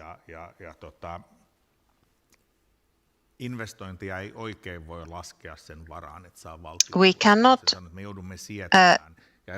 decide on, no one can decide on investments and count on state subsidies. Things can always change, and there can always appear a crisis where things are accepted for member states. So should the member states be allowed to do national doping or not? On this election term, we have introduced many or some direct subsidies. There weren't that many applications for those, but in this kind of state subsidy competition, we cannot succeed because we don't have the money for it. And what was mentioned, the emissions trading, it was done one way during one government, and in the next it disappeared. In Finland's case, we cannot assume that an investment can be made based on state subsidies. Of course, there are various pilots and so on, but permanent support structures and calculations cannot be based on that. And when I talk to my colleagues elsewhere in Finland, they say that it's easy for you in Finland. You have great energy networks and systems, and investments are just flowing in. So in Germany, for example, They are looking for every opportunity, all kinds of supports that can be used to compensate energy prices. And this is very unfortunate situation, but is it better to have European subsidies, or do we move to a model where everyone supports their own? But the fact is that Finland cannot fare well in such subsidy competition. We just don't have the funds for it. That is unfortunate. World is different than 10 or 15 years ago. Very unpleasant decade. Yes, I think we need to separate regulation and direct subsidies and the operational environment. As I said, a small country, very hard to win if you're competing against state aid. But we still have our own operational environment here, which supports investments and gives predictability that we need. Elina, please. About the subsidies, yes, I think this is politically speaking very, very large debate. A very difficult question for a small member state like Finland. There are no deep pockets to dig in, get some money. So we have state aid rules in place because of that as well.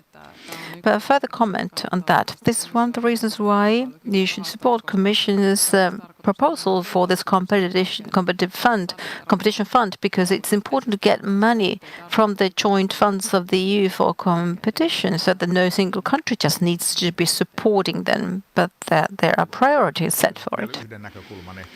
One more approach related to Europe. We have national action, and certain ones are national ones, but then we have other questions that were brought up already here. And this is going to be this Future Industry Accelerator Act, and that includes Made in Europe criteria. And of course, there will always be some borderline. Where do you draw that line? We have our own limited resources, want to be active as much as we can to express what is the Finnish point of view, but eventually the outcome is through European decision-making what it is. And as said, you have to draw the line someplace. And you always need to tackle these things. We need to approve that we need to favor European industry, manufacturing in Europe. But where do you draw the line? And what is then European here? And how much you favor that in order to still have markets that are competed, because this is market economy, that needs to work. But if you think China, others, they're dumping.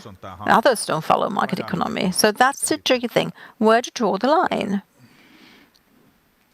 Plus, well, you need to find things. So it is going to be an interesting exercise. What is made in Europe, if you think of electric vehicle? Okay, now we have plenty of questions coming from the audience as we are now approaching the last entity. So first question is coming from the audience. Is there a threat of the deterioration of this? Is it threatening the Finnish competitiveness? Is it interest in Finland that there's a stricter climate policy, environmental policy in Europe? Who would like to answer? Elina can start. Well, I just wanted to say that next week, as said, we have a member of the European Commission who will be here, talk about clean transition.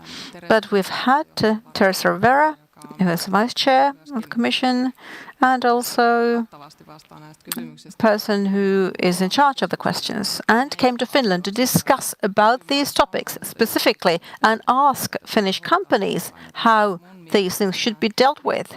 So I would say there is a link between these points. Marco, please. Well, climate objectives, yes, they are important, and Europe needs to keep the defined line of thinking. A lot of good things were done, in particular here in Finland. We nearly have fossil-free grid at the moment, and electricity. That is our competitive edge. And that's diluted if you dilute the environmental targets.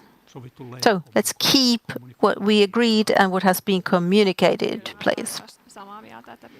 I agree with that. Yes, let's continue what was agreed and what was communicated. I think the Finnish point of view is clear here. As for the environmental climate targets, we stand behind them. But maybe a counter-reflection, is that sufficient? Because we need to meet the targets in order to get for clean products and innovations in the demand. And here, predictability, if you lose it, that is bad news. But is this sufficient? Maybe in order to launch investments, we see electricity price, data centers coming, so why not any other industry, only data centers? I don't know. Is it a fear related to the climate change policy in the EU that stops the launch of investments, or is it rather something else? Or is it quite simply a question that was said before, global situation? Since there's no market for the products yet, and then you have the Chinese doing their bit. So we need to hold on to these targets, but is that sufficient? I don't think it's sufficient alone in order to have green transition investments in place.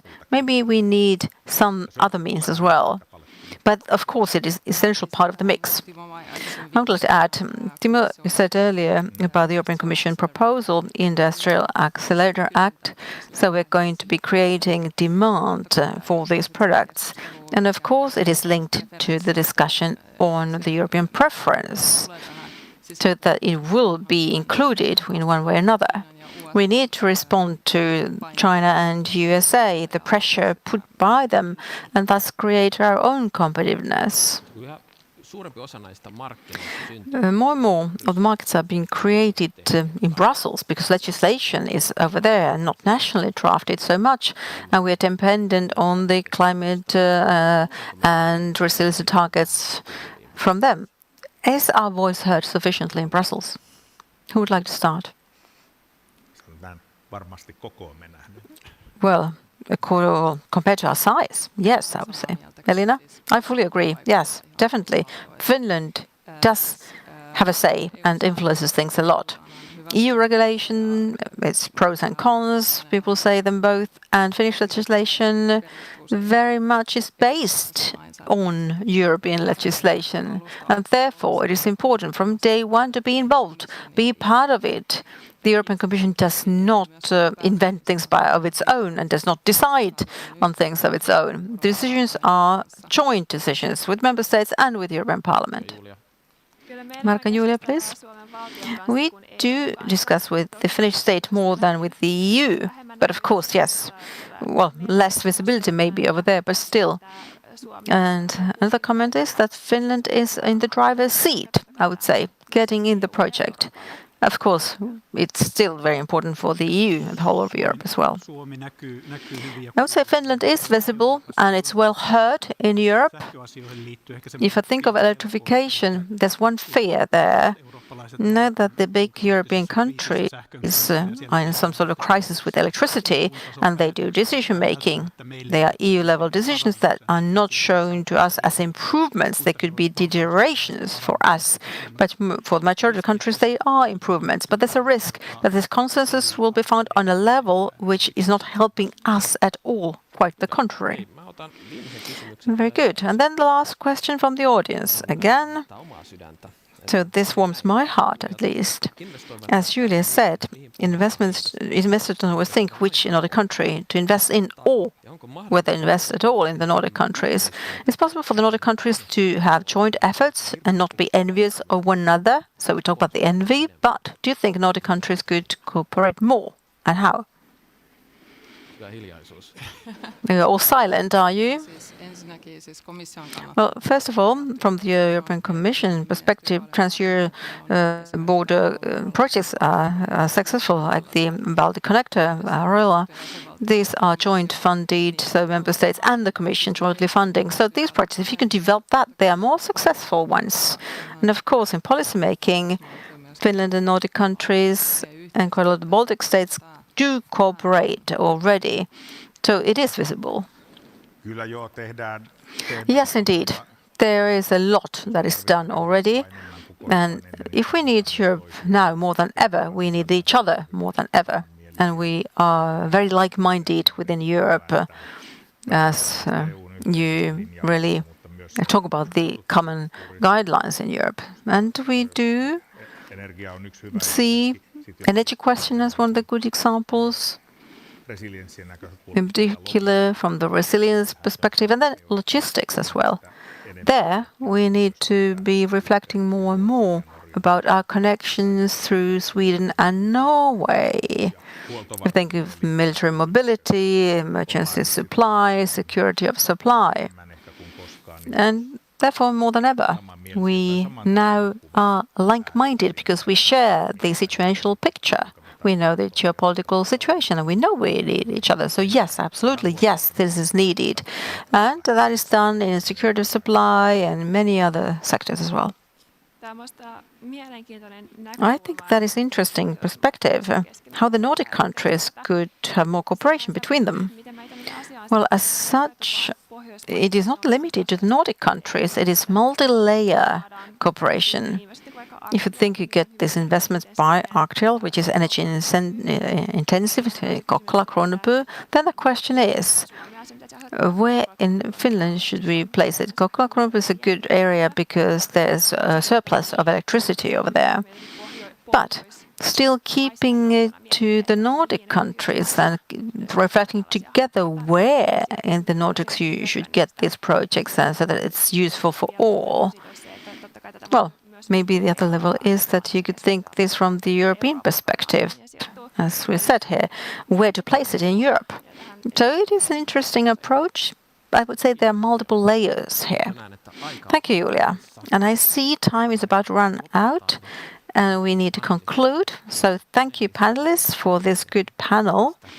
And yes, with electricity, we will get growth to this country, and we believe in that. It will become great outcome. Thank you, the audience, and those who are following us online. Thank you all. Thank you. Thank you all for this interesting debate there. And now it is great time to stretch your legs before the last session of the day. And we'll come back here, this little stage, 4:45. Thank you.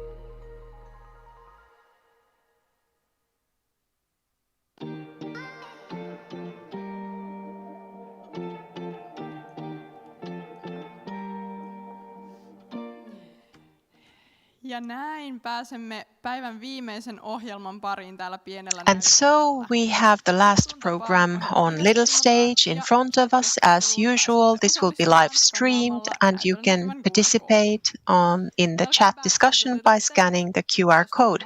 This program will also be live streamed. And if you want to take part in the chat conversation, you can do so by scanning the QR code on the screen behind me. Thank you. Annan nyt puheenvuoron Isto Mattila. Now I will give the floor to Isto Mattila, who will deliver the opening remarks for the panel discussion. Thank you, dear audience, online as well as here. We are the last program number of today, and security research is the topic.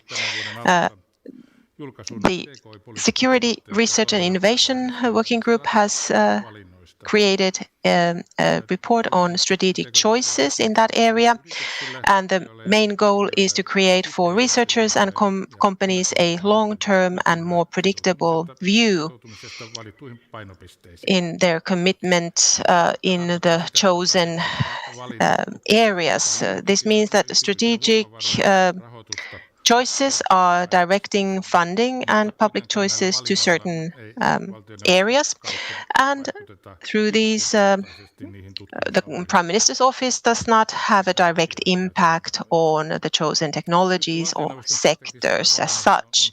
One of the strategic choices is security, resilience and defense. This strategic choice is a clear opening which helps us to communicate outside of Finland about the focus points, focus areas of research and our willingness to cooperate in these areas and be part of international consortium, and also attract external funding in order to support internationalization of our companies now that in this current geopolitical environment. This operating model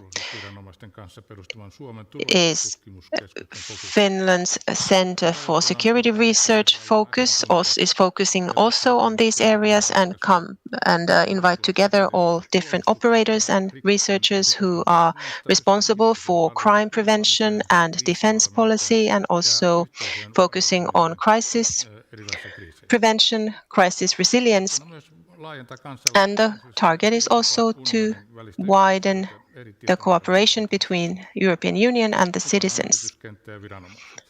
Business life and authorities are also part of this. And these plans are according to the guidelines of the Prime Minister's office. And also this discussion centers around what is the role of research. In all of this, we have very a lot of expertise in this panel.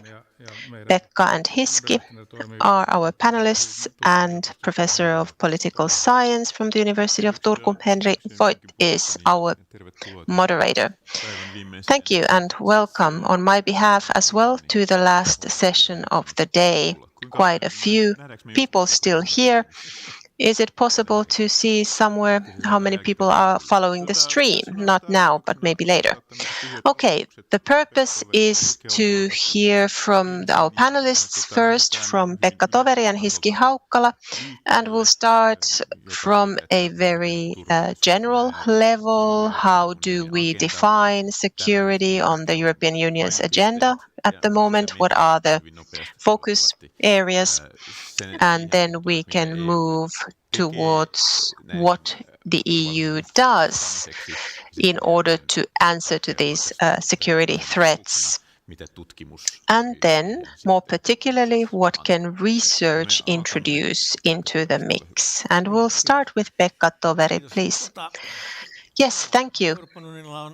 The European Union is missing a lot of things, but we have enough threats. Nothing missing there.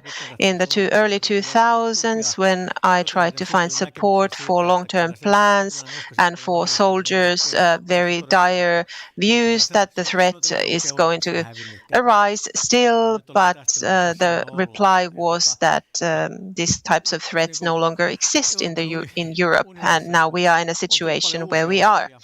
In the European Union, we have many old threats and the new threats, and the old ones haven't disappeared. In the early 2000s, the military threat was lower. We talked about pandemic and immigration and all kinds of inequalities. And now it's about the military threat again. At the same time, Russia's attack in Ukraine has woken us up to the fact that we do have a military threat present in Europe. On the other side, the old threats have been reinforced. National criminality, unfortunately, is growing, uncontrolled migration. You can be sure that when we go to Brussels on Monday, that will be one threat we will discuss for sure.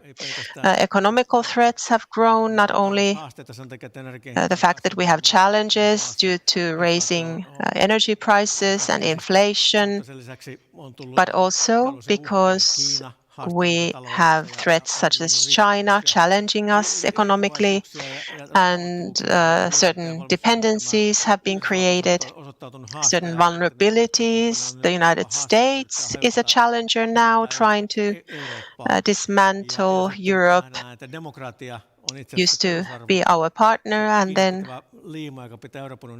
there's a basic democracy is a basic value, and that is being attacked as well internally as externally. So we have plenty of challenges, and the security situation is not a positive one.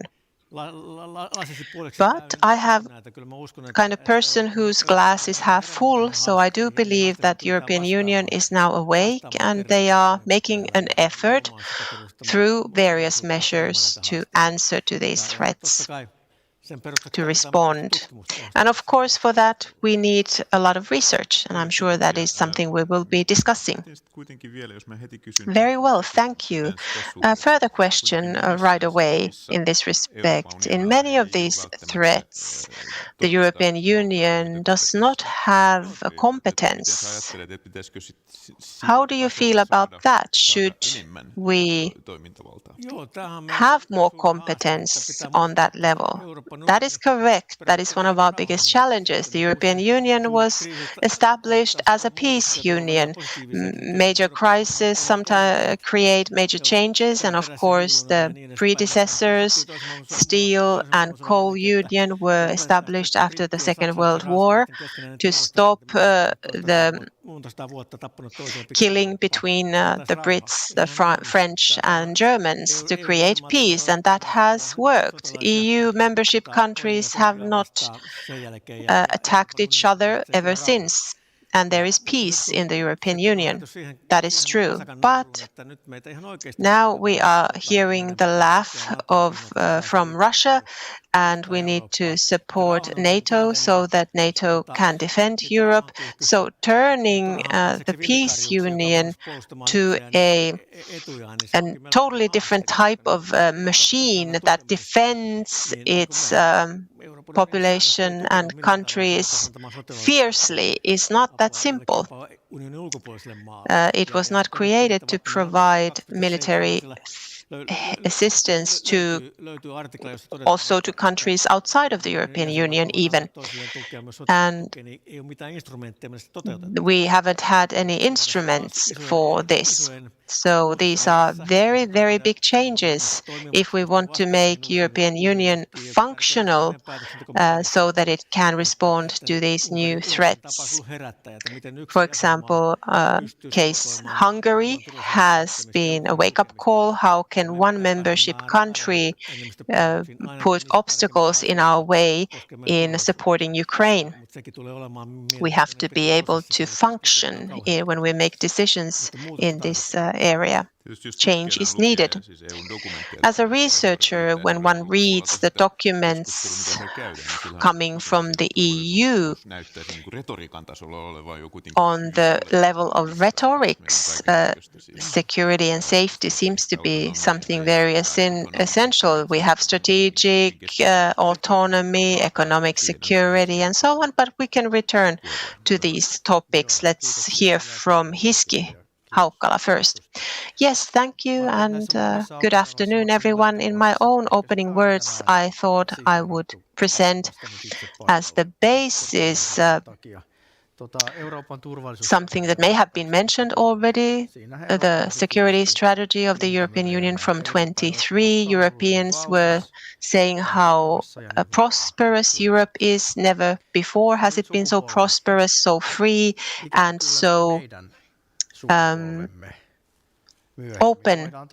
Unfortunately, one generation later, we have to say the opposite. Europe has never been so poor economically, so challenged, and so uncertain that it is now in this time and age. And I would like to apologize on behalf of my generation. This is quite some evidence that we have produced, having such great starting points and ending up in this current situation. But this is a things to do list. What do we need to achieve in our time? And it is a long list, and it is linked to a lot of pressure, the prosperity that we are losing that cannot be achieved without expertise and know-how. We have to be in the forefront of the technological developments, and we have to, for that reason, promote our security.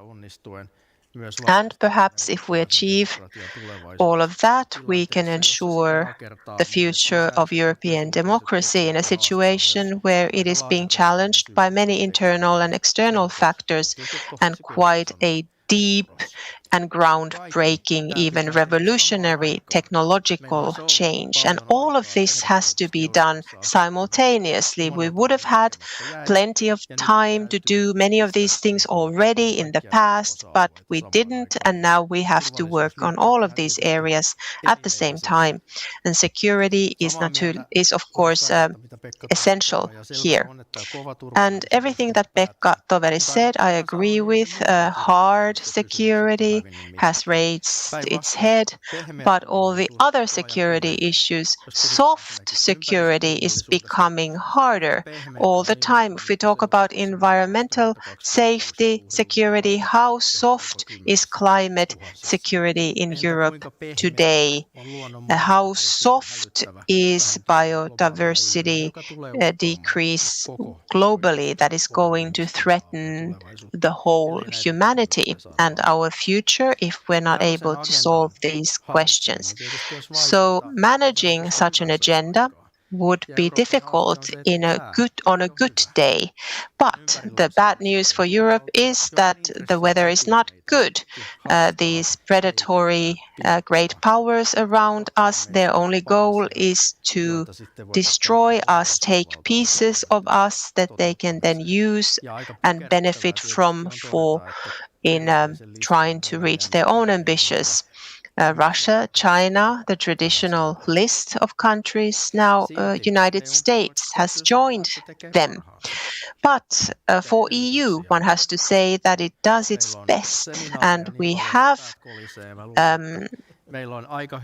preconditions to do good work. We have good situational images, we have expertise, technological capacity, even raw industrial productivity, which is missing from the US. We have political institutes, common ones, competence, but time is something we are lacking. And that is the most important and the most critical resource that is challenging us. And then, in short, about the role of research, in my view, that is key. and I don't only speak because of I don't say that because of my position. It opens up, it's scanning the horizon, it challenges our thinking, it considers and ponders, is critical, but at the same time also something that can identify realistic scenarios for the future. And also equally important, and I hope that decision makers in Finland will be wise in the future, researchers' role is to build capacity with which to accept and adopt new phenomena. If you allow the expertise to become weakened, we no longer have that ability. Thank you.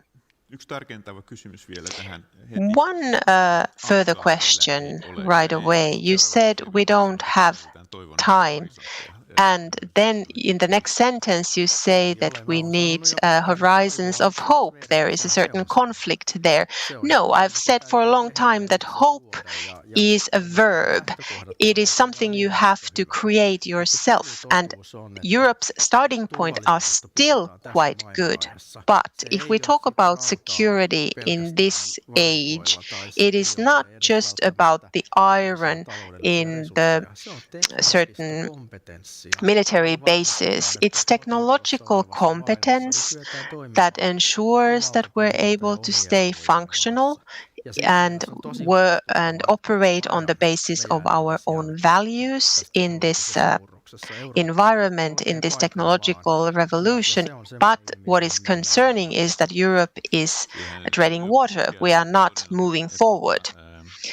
A researcher has mentioned that in this hard security area, in defense industry, it is able to regulate quite a lot. And operators who are producing things in this sector are within this regulation, and one may also be critical and say that they are able to regulate so much that the idea of economical effectiveness is starting to suffer. Do you have any comments on this? Union has been accused. Others are getting quotas. We hire lawyers to do regulation. So we should be for trade and freedoms. But I don't think it's uncontrolled capitalism. There's no limitation. That is not seem to be working either. Then AI, great example, AI Act. You set there some obligations to those who create AI, and now the EU is being put down. This will destroy the whole business. There's nothing for Europe here. Now, there have been a couple of cases that AI has been running out of hand, like in the USA, uncontrolled. And the USA is watching the EU and copying what we do, our legislation. So you need to set limits. You need to secure the functioning of the society and security so that the technology will not destroy us, so that you don't have to choose Putin, but we do things ourselves. So we do need to have regulations in place to a certain extent. I was part of doing regulation work as a joint effort to alleviate cooperative business, and the European Commission attacked, as the rapporteur, the Commission attacked saying that member states saying no regulation, nothing like that. But I said, if there's no EU regulation, it means that you have 27 regulations in place, because each and every member state will create their own. Isn't it better that the EU is doing regulation for you, for the national member states, and they harmonize that into their own legislation, and things will work out fine? So you need to keep in mind that quite often we are a scapegoat. European Union is a scapegoat. You blame EU, even though in most cases the problem is in your own national legislation, or you did not implement the legislation that was set by the EU, or the national legislation is setting limits for you. That is an interesting point. And what, in particular, if you think of security, we said the problem is that there's not enough of coordination, because then you have been seeing that if you try to coordinate, you can't do it. What happened, actually? Yes, crisis awareness is not sufficient in Europe, with all respect towards France. Well, usually French say Europe first, and usually it's with France first. So they always have their national narrow interest they want to drive, in particular in defense industry. So it's not easy to create regulations. It is not an easy job to do. People say, why do you buy from the Americans only? You know, these still fighter jets. Well, there are no fifth-generation products here in Europe. They aborted all those projects they had because member states did not reach unanimity on this who placed what role. So just a few months ago, there was a last project on that, and that was end of it. So if you sort of have the wider good, the bigger perspective, then things will improve. Hiski, please. Actually, before you take the floor, a reminder, we will have some time for questions from the audience. So if you have good, very compact questions, so then possibly you're allowed to ask them. But now go ahead. Thank you. Yes, I agree. You need to have regulation. That is needed, probably better than worse. The clear thing is that AI and other technologies need to be wisely regulated. It doesn't make sense. Nobody's against that, I would say. And then, of course, you need to have the right perspective, so the European Union regulation perspective. And then, hopefully, this will mean more functional digital internal single market that will enable the companies to thrive. And in the future, hopefully, there will be better opportunities in the global competition as well. But I must say that only those who are out there in the field are playing this new game. If we don't have technological skills, nor the related other things, like major capacity and performance in the industry, we are not a credible player. And we are not regulators that are credible ones either in the long run. So one thing that is really biting us is the market power of the European Union. Our own understanding of the power of our regulation, the Brussels effect, is all based on the world where the EU share of the GDP of the world is about 20 to 25%. So that is a very core market area. And I dug up this Financial Times projection 2027 Europe's share of global GDP for 2050. That's 9. You can ask questions. What is the shoulder that you don't see? We don't understand the basis of technology. So how can you have the successful regulations on your technologies if you cannot create innovation yourself? You have no capability to take up these initiatives.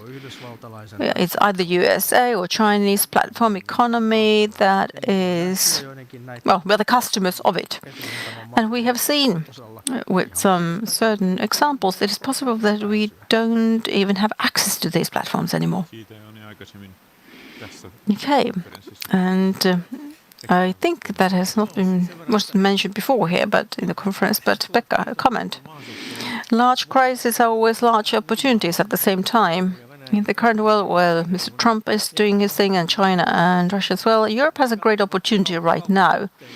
If you think of trade relations, out there in the world, you have opportunities to have an agreement with Russians, and you know Russians steal everything and they don't respect the agreements, and Chinese take you as a slave. And with Trump, you know that everything next day is different. Trump only has this me approach.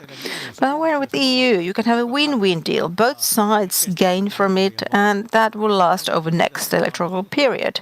It shows to you that we have Mercosur, we're able to make agreements to the Pacific area as well. And the South Korean and Japanese delegations have come over to see us, and they want to do more research, more trade, more defense cooperation with us.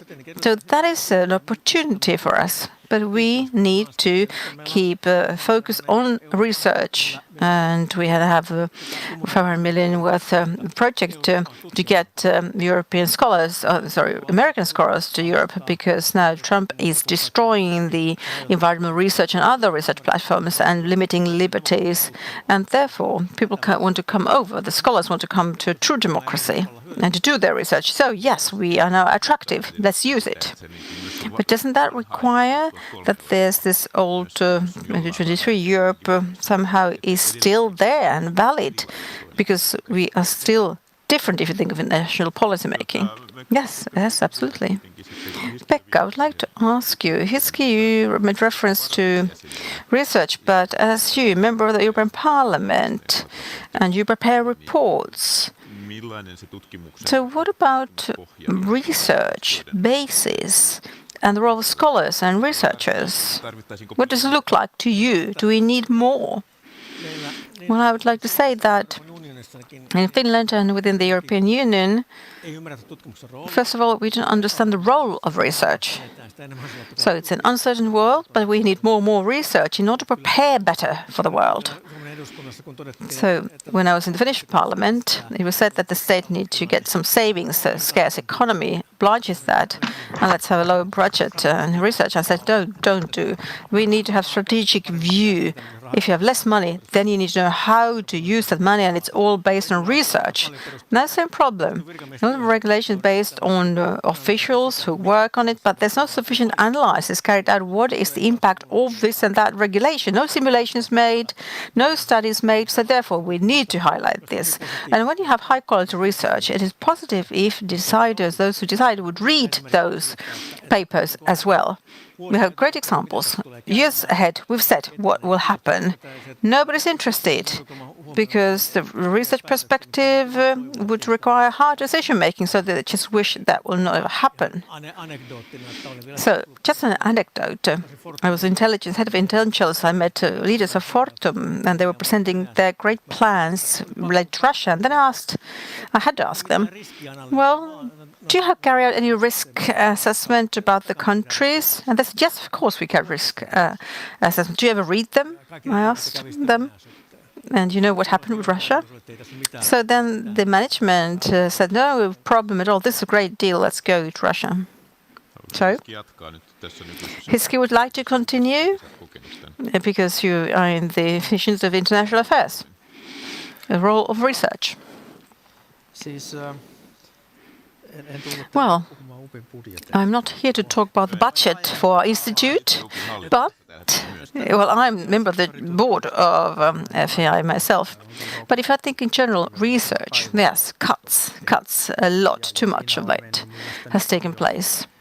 And I would say that a lot of expertise is gone, capability to have very beneficial research for Finland is gone as well, because of the savings you must get.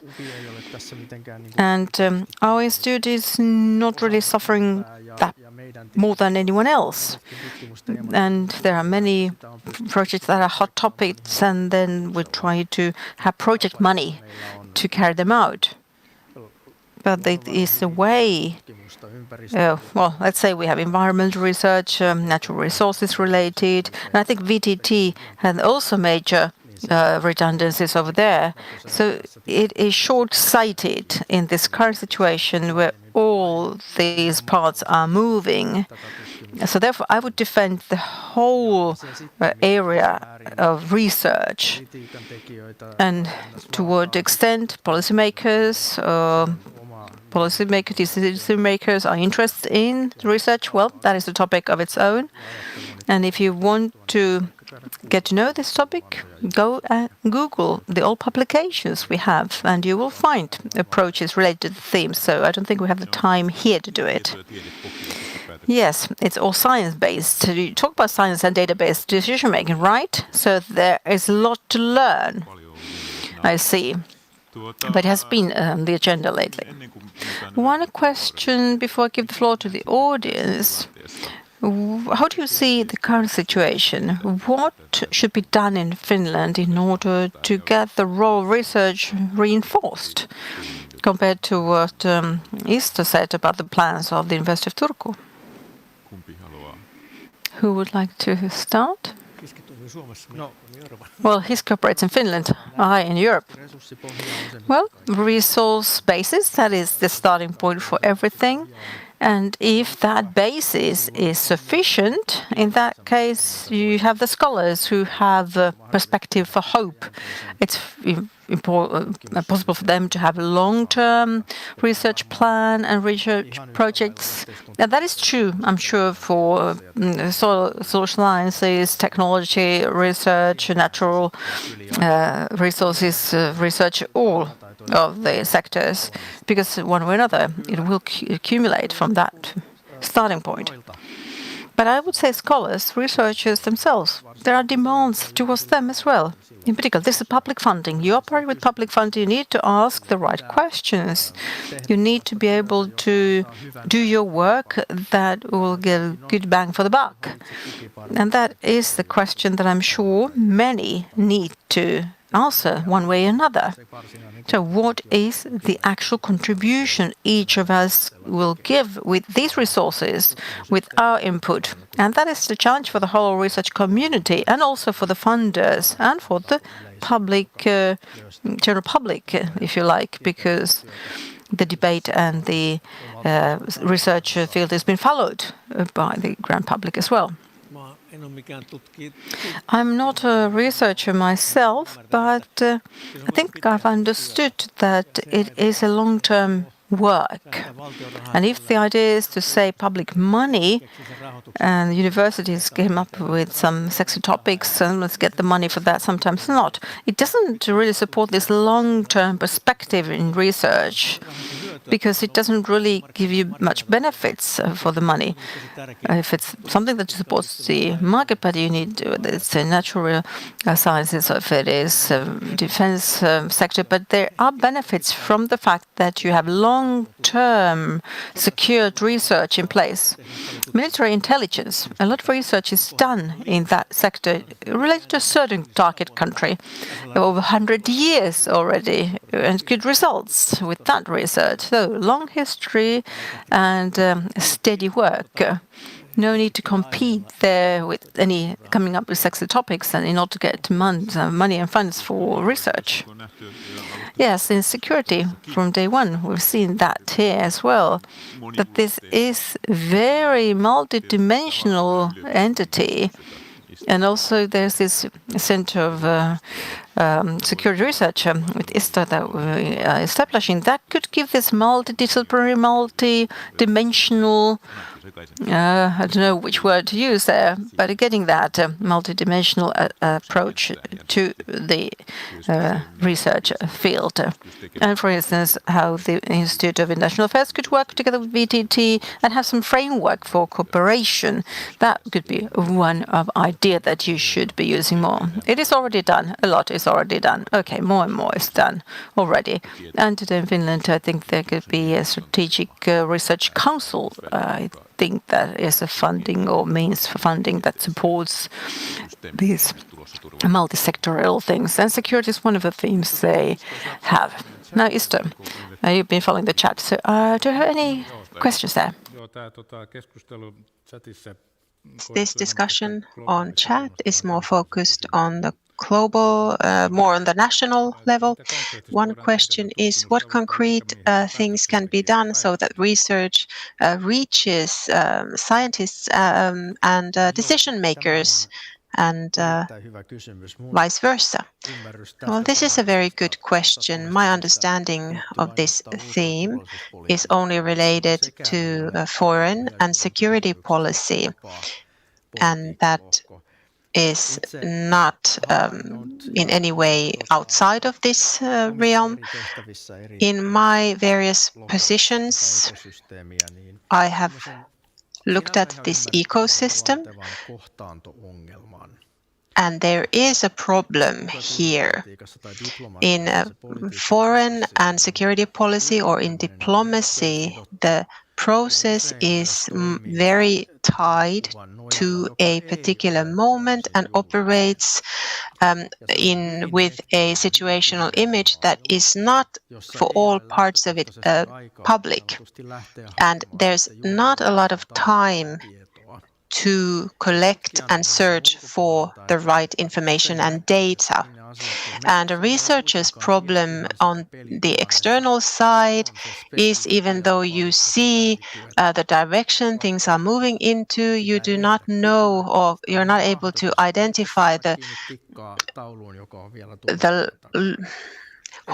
place exactly where you need particular information. So it's kind of like throwing darts into the dark. The need doesn't meet the specific information that would be relevant.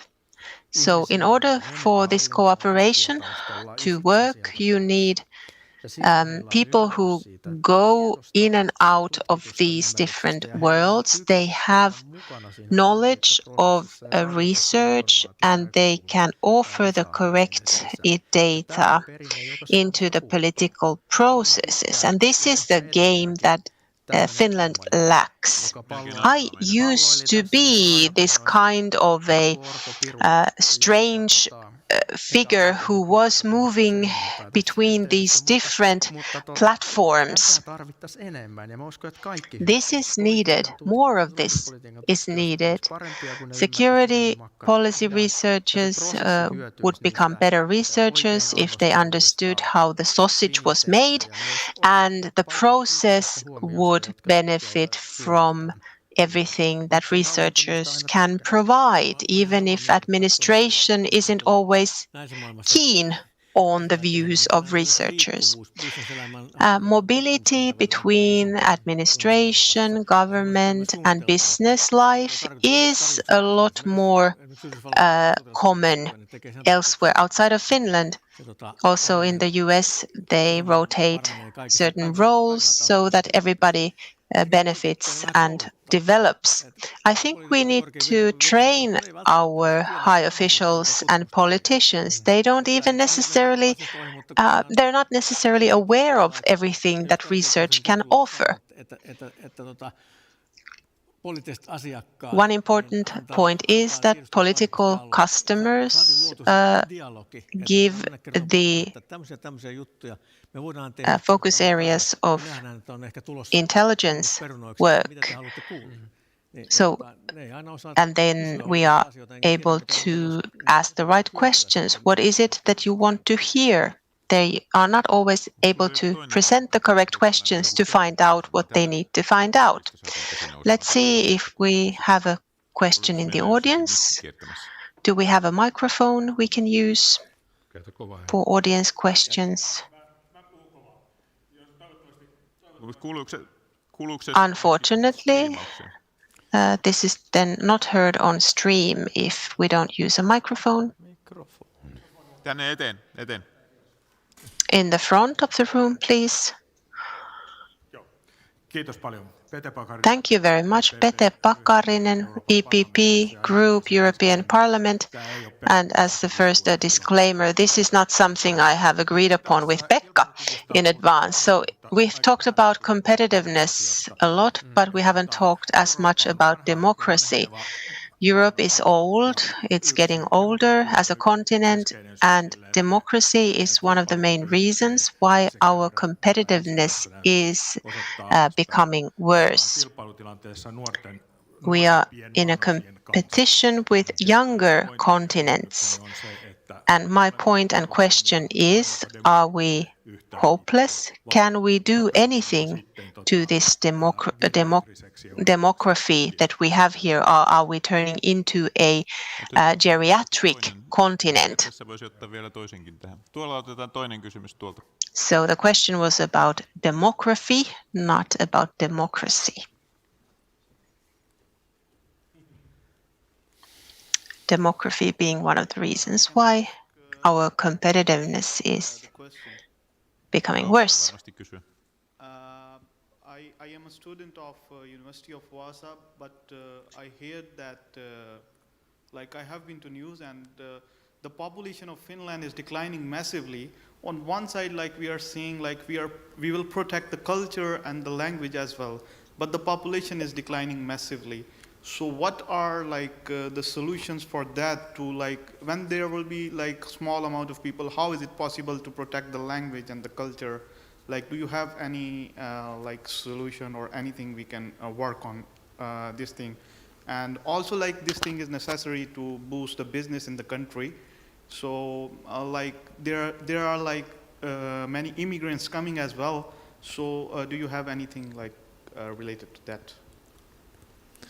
Tämä on tietysti niin kuin, molemmat kysymykset jollain lailla niin So, both questions challenge our intellectual capacity. How do we obtain it to Finland and how do we develop it? We are trying to attract foreign researchers into the country, for example. But in what way should we try to manage this better? Well, I don't know if this was an agreed upon question. I would have a right answer to Pete's question, but we are attracting people. We are attractive target. The main what we are lacking is how research and business meet each other.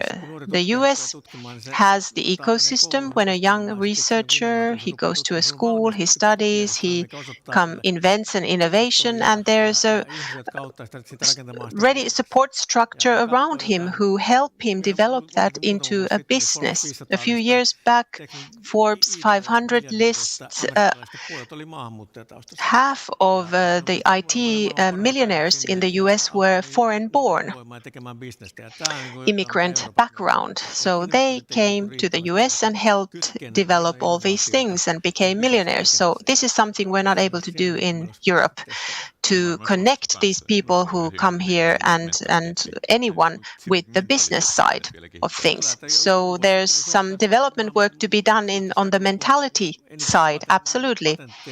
I think in Finland we used to have the most patents in relation to our population in the world, but that was the end of it. Nothing came out of it really. Geriatric Europe. Well, perhaps, but we will keep good company. We will be in good company because we will be in the same boat with China. They are also a geriatric or will be a geriatric country as well as Japan. And I think it's interesting what China will do in this situation because their demographics look just horrible. And all into robotics and technology. They are clearly trying to create an advantage from that. And it's interesting that in Finland and in Europe, we're so scared of this technology. We're so worried that all our jobs will be gone. They're going to take over. But I think with good solutions, we can use these to our benefit and solve many of the issues related to this. And a small advertisement, Finnish Institute of International Affairs continues with their podcast. Elina Sinkkonen there is talking about China and different developments there, some things that Europe could learn from. About the demography, it applies to all European countries and it means a lot of social changes. How do we support families with children? How do we encourage people? How it means a lot of changes in work life. In Italy, 30-year-olds are still living with their parents because they don't have money to live on their own and establish a family. The Commission published in June a package called European Technological Sovereignty Package. The all-in robotics, I believe, was not part of it. But Isto, you have a few questions. Yes, related to technology. Take a few. We have 3 minutes left. So making use AI, the opportunities of that in Finnish research. What should we do so that we could build performance ability in Europe? Concrete terms. In research work, how do we develop research work? Well, that is its own interesting opera. To what extent is it possible and sensible to use these systems that still include significant uncertainties? I don't think anyone wants to subcontract or externalize research work to AI, but of course there are different tools that most of us are already using, and those of us who don't learn how to use these tools are not in a very good position. The big question here is not how we use them, it's who do they belong to, because if these systems and tools are ownership of US and China, then we are using systems, whichever system someone offers us or are not offering us, even in the worst case scenario. So we have a lot of experience already on how to use these various critical tools, and we don't want to end up in a world where we are dependent on systems that may or may not be offered by a third party. One quick question about security research, a more deeper question. What should be done so that we would talk about security research in a more positive light? We should have a more beautiful world. We talk about ugly things because the world is ugly. Well, no. The genuine problem, larger problem, is that we are living in a very polarized time, and it is very problematic in how experts' statements are interpreted through a lens of a political lens, that we assume that this researcher is speaking out of certain political views, and this is what we very easily do, and we start interpreting their motives and so on. And this is a question of general societal hygiene. And this hygiene is not moving in a very good direction if we look at the index of political freedom in Finland. And this is not positive development. I agree.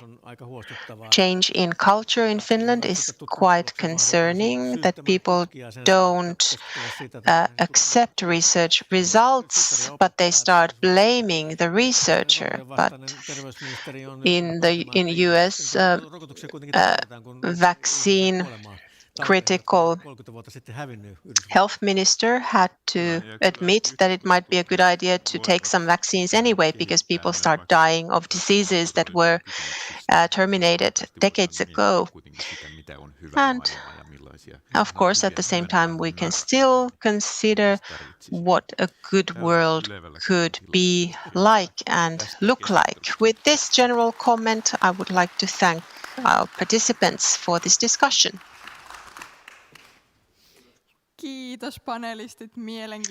Thank you, our panelists, for an interesting discussion. And now we have concluded our program this Thursday on this little stage. And if you so wish, you can continue the discussion on chat. On my behalf, have a nice evening, everyone, and welcome back tomorrow. Thank you.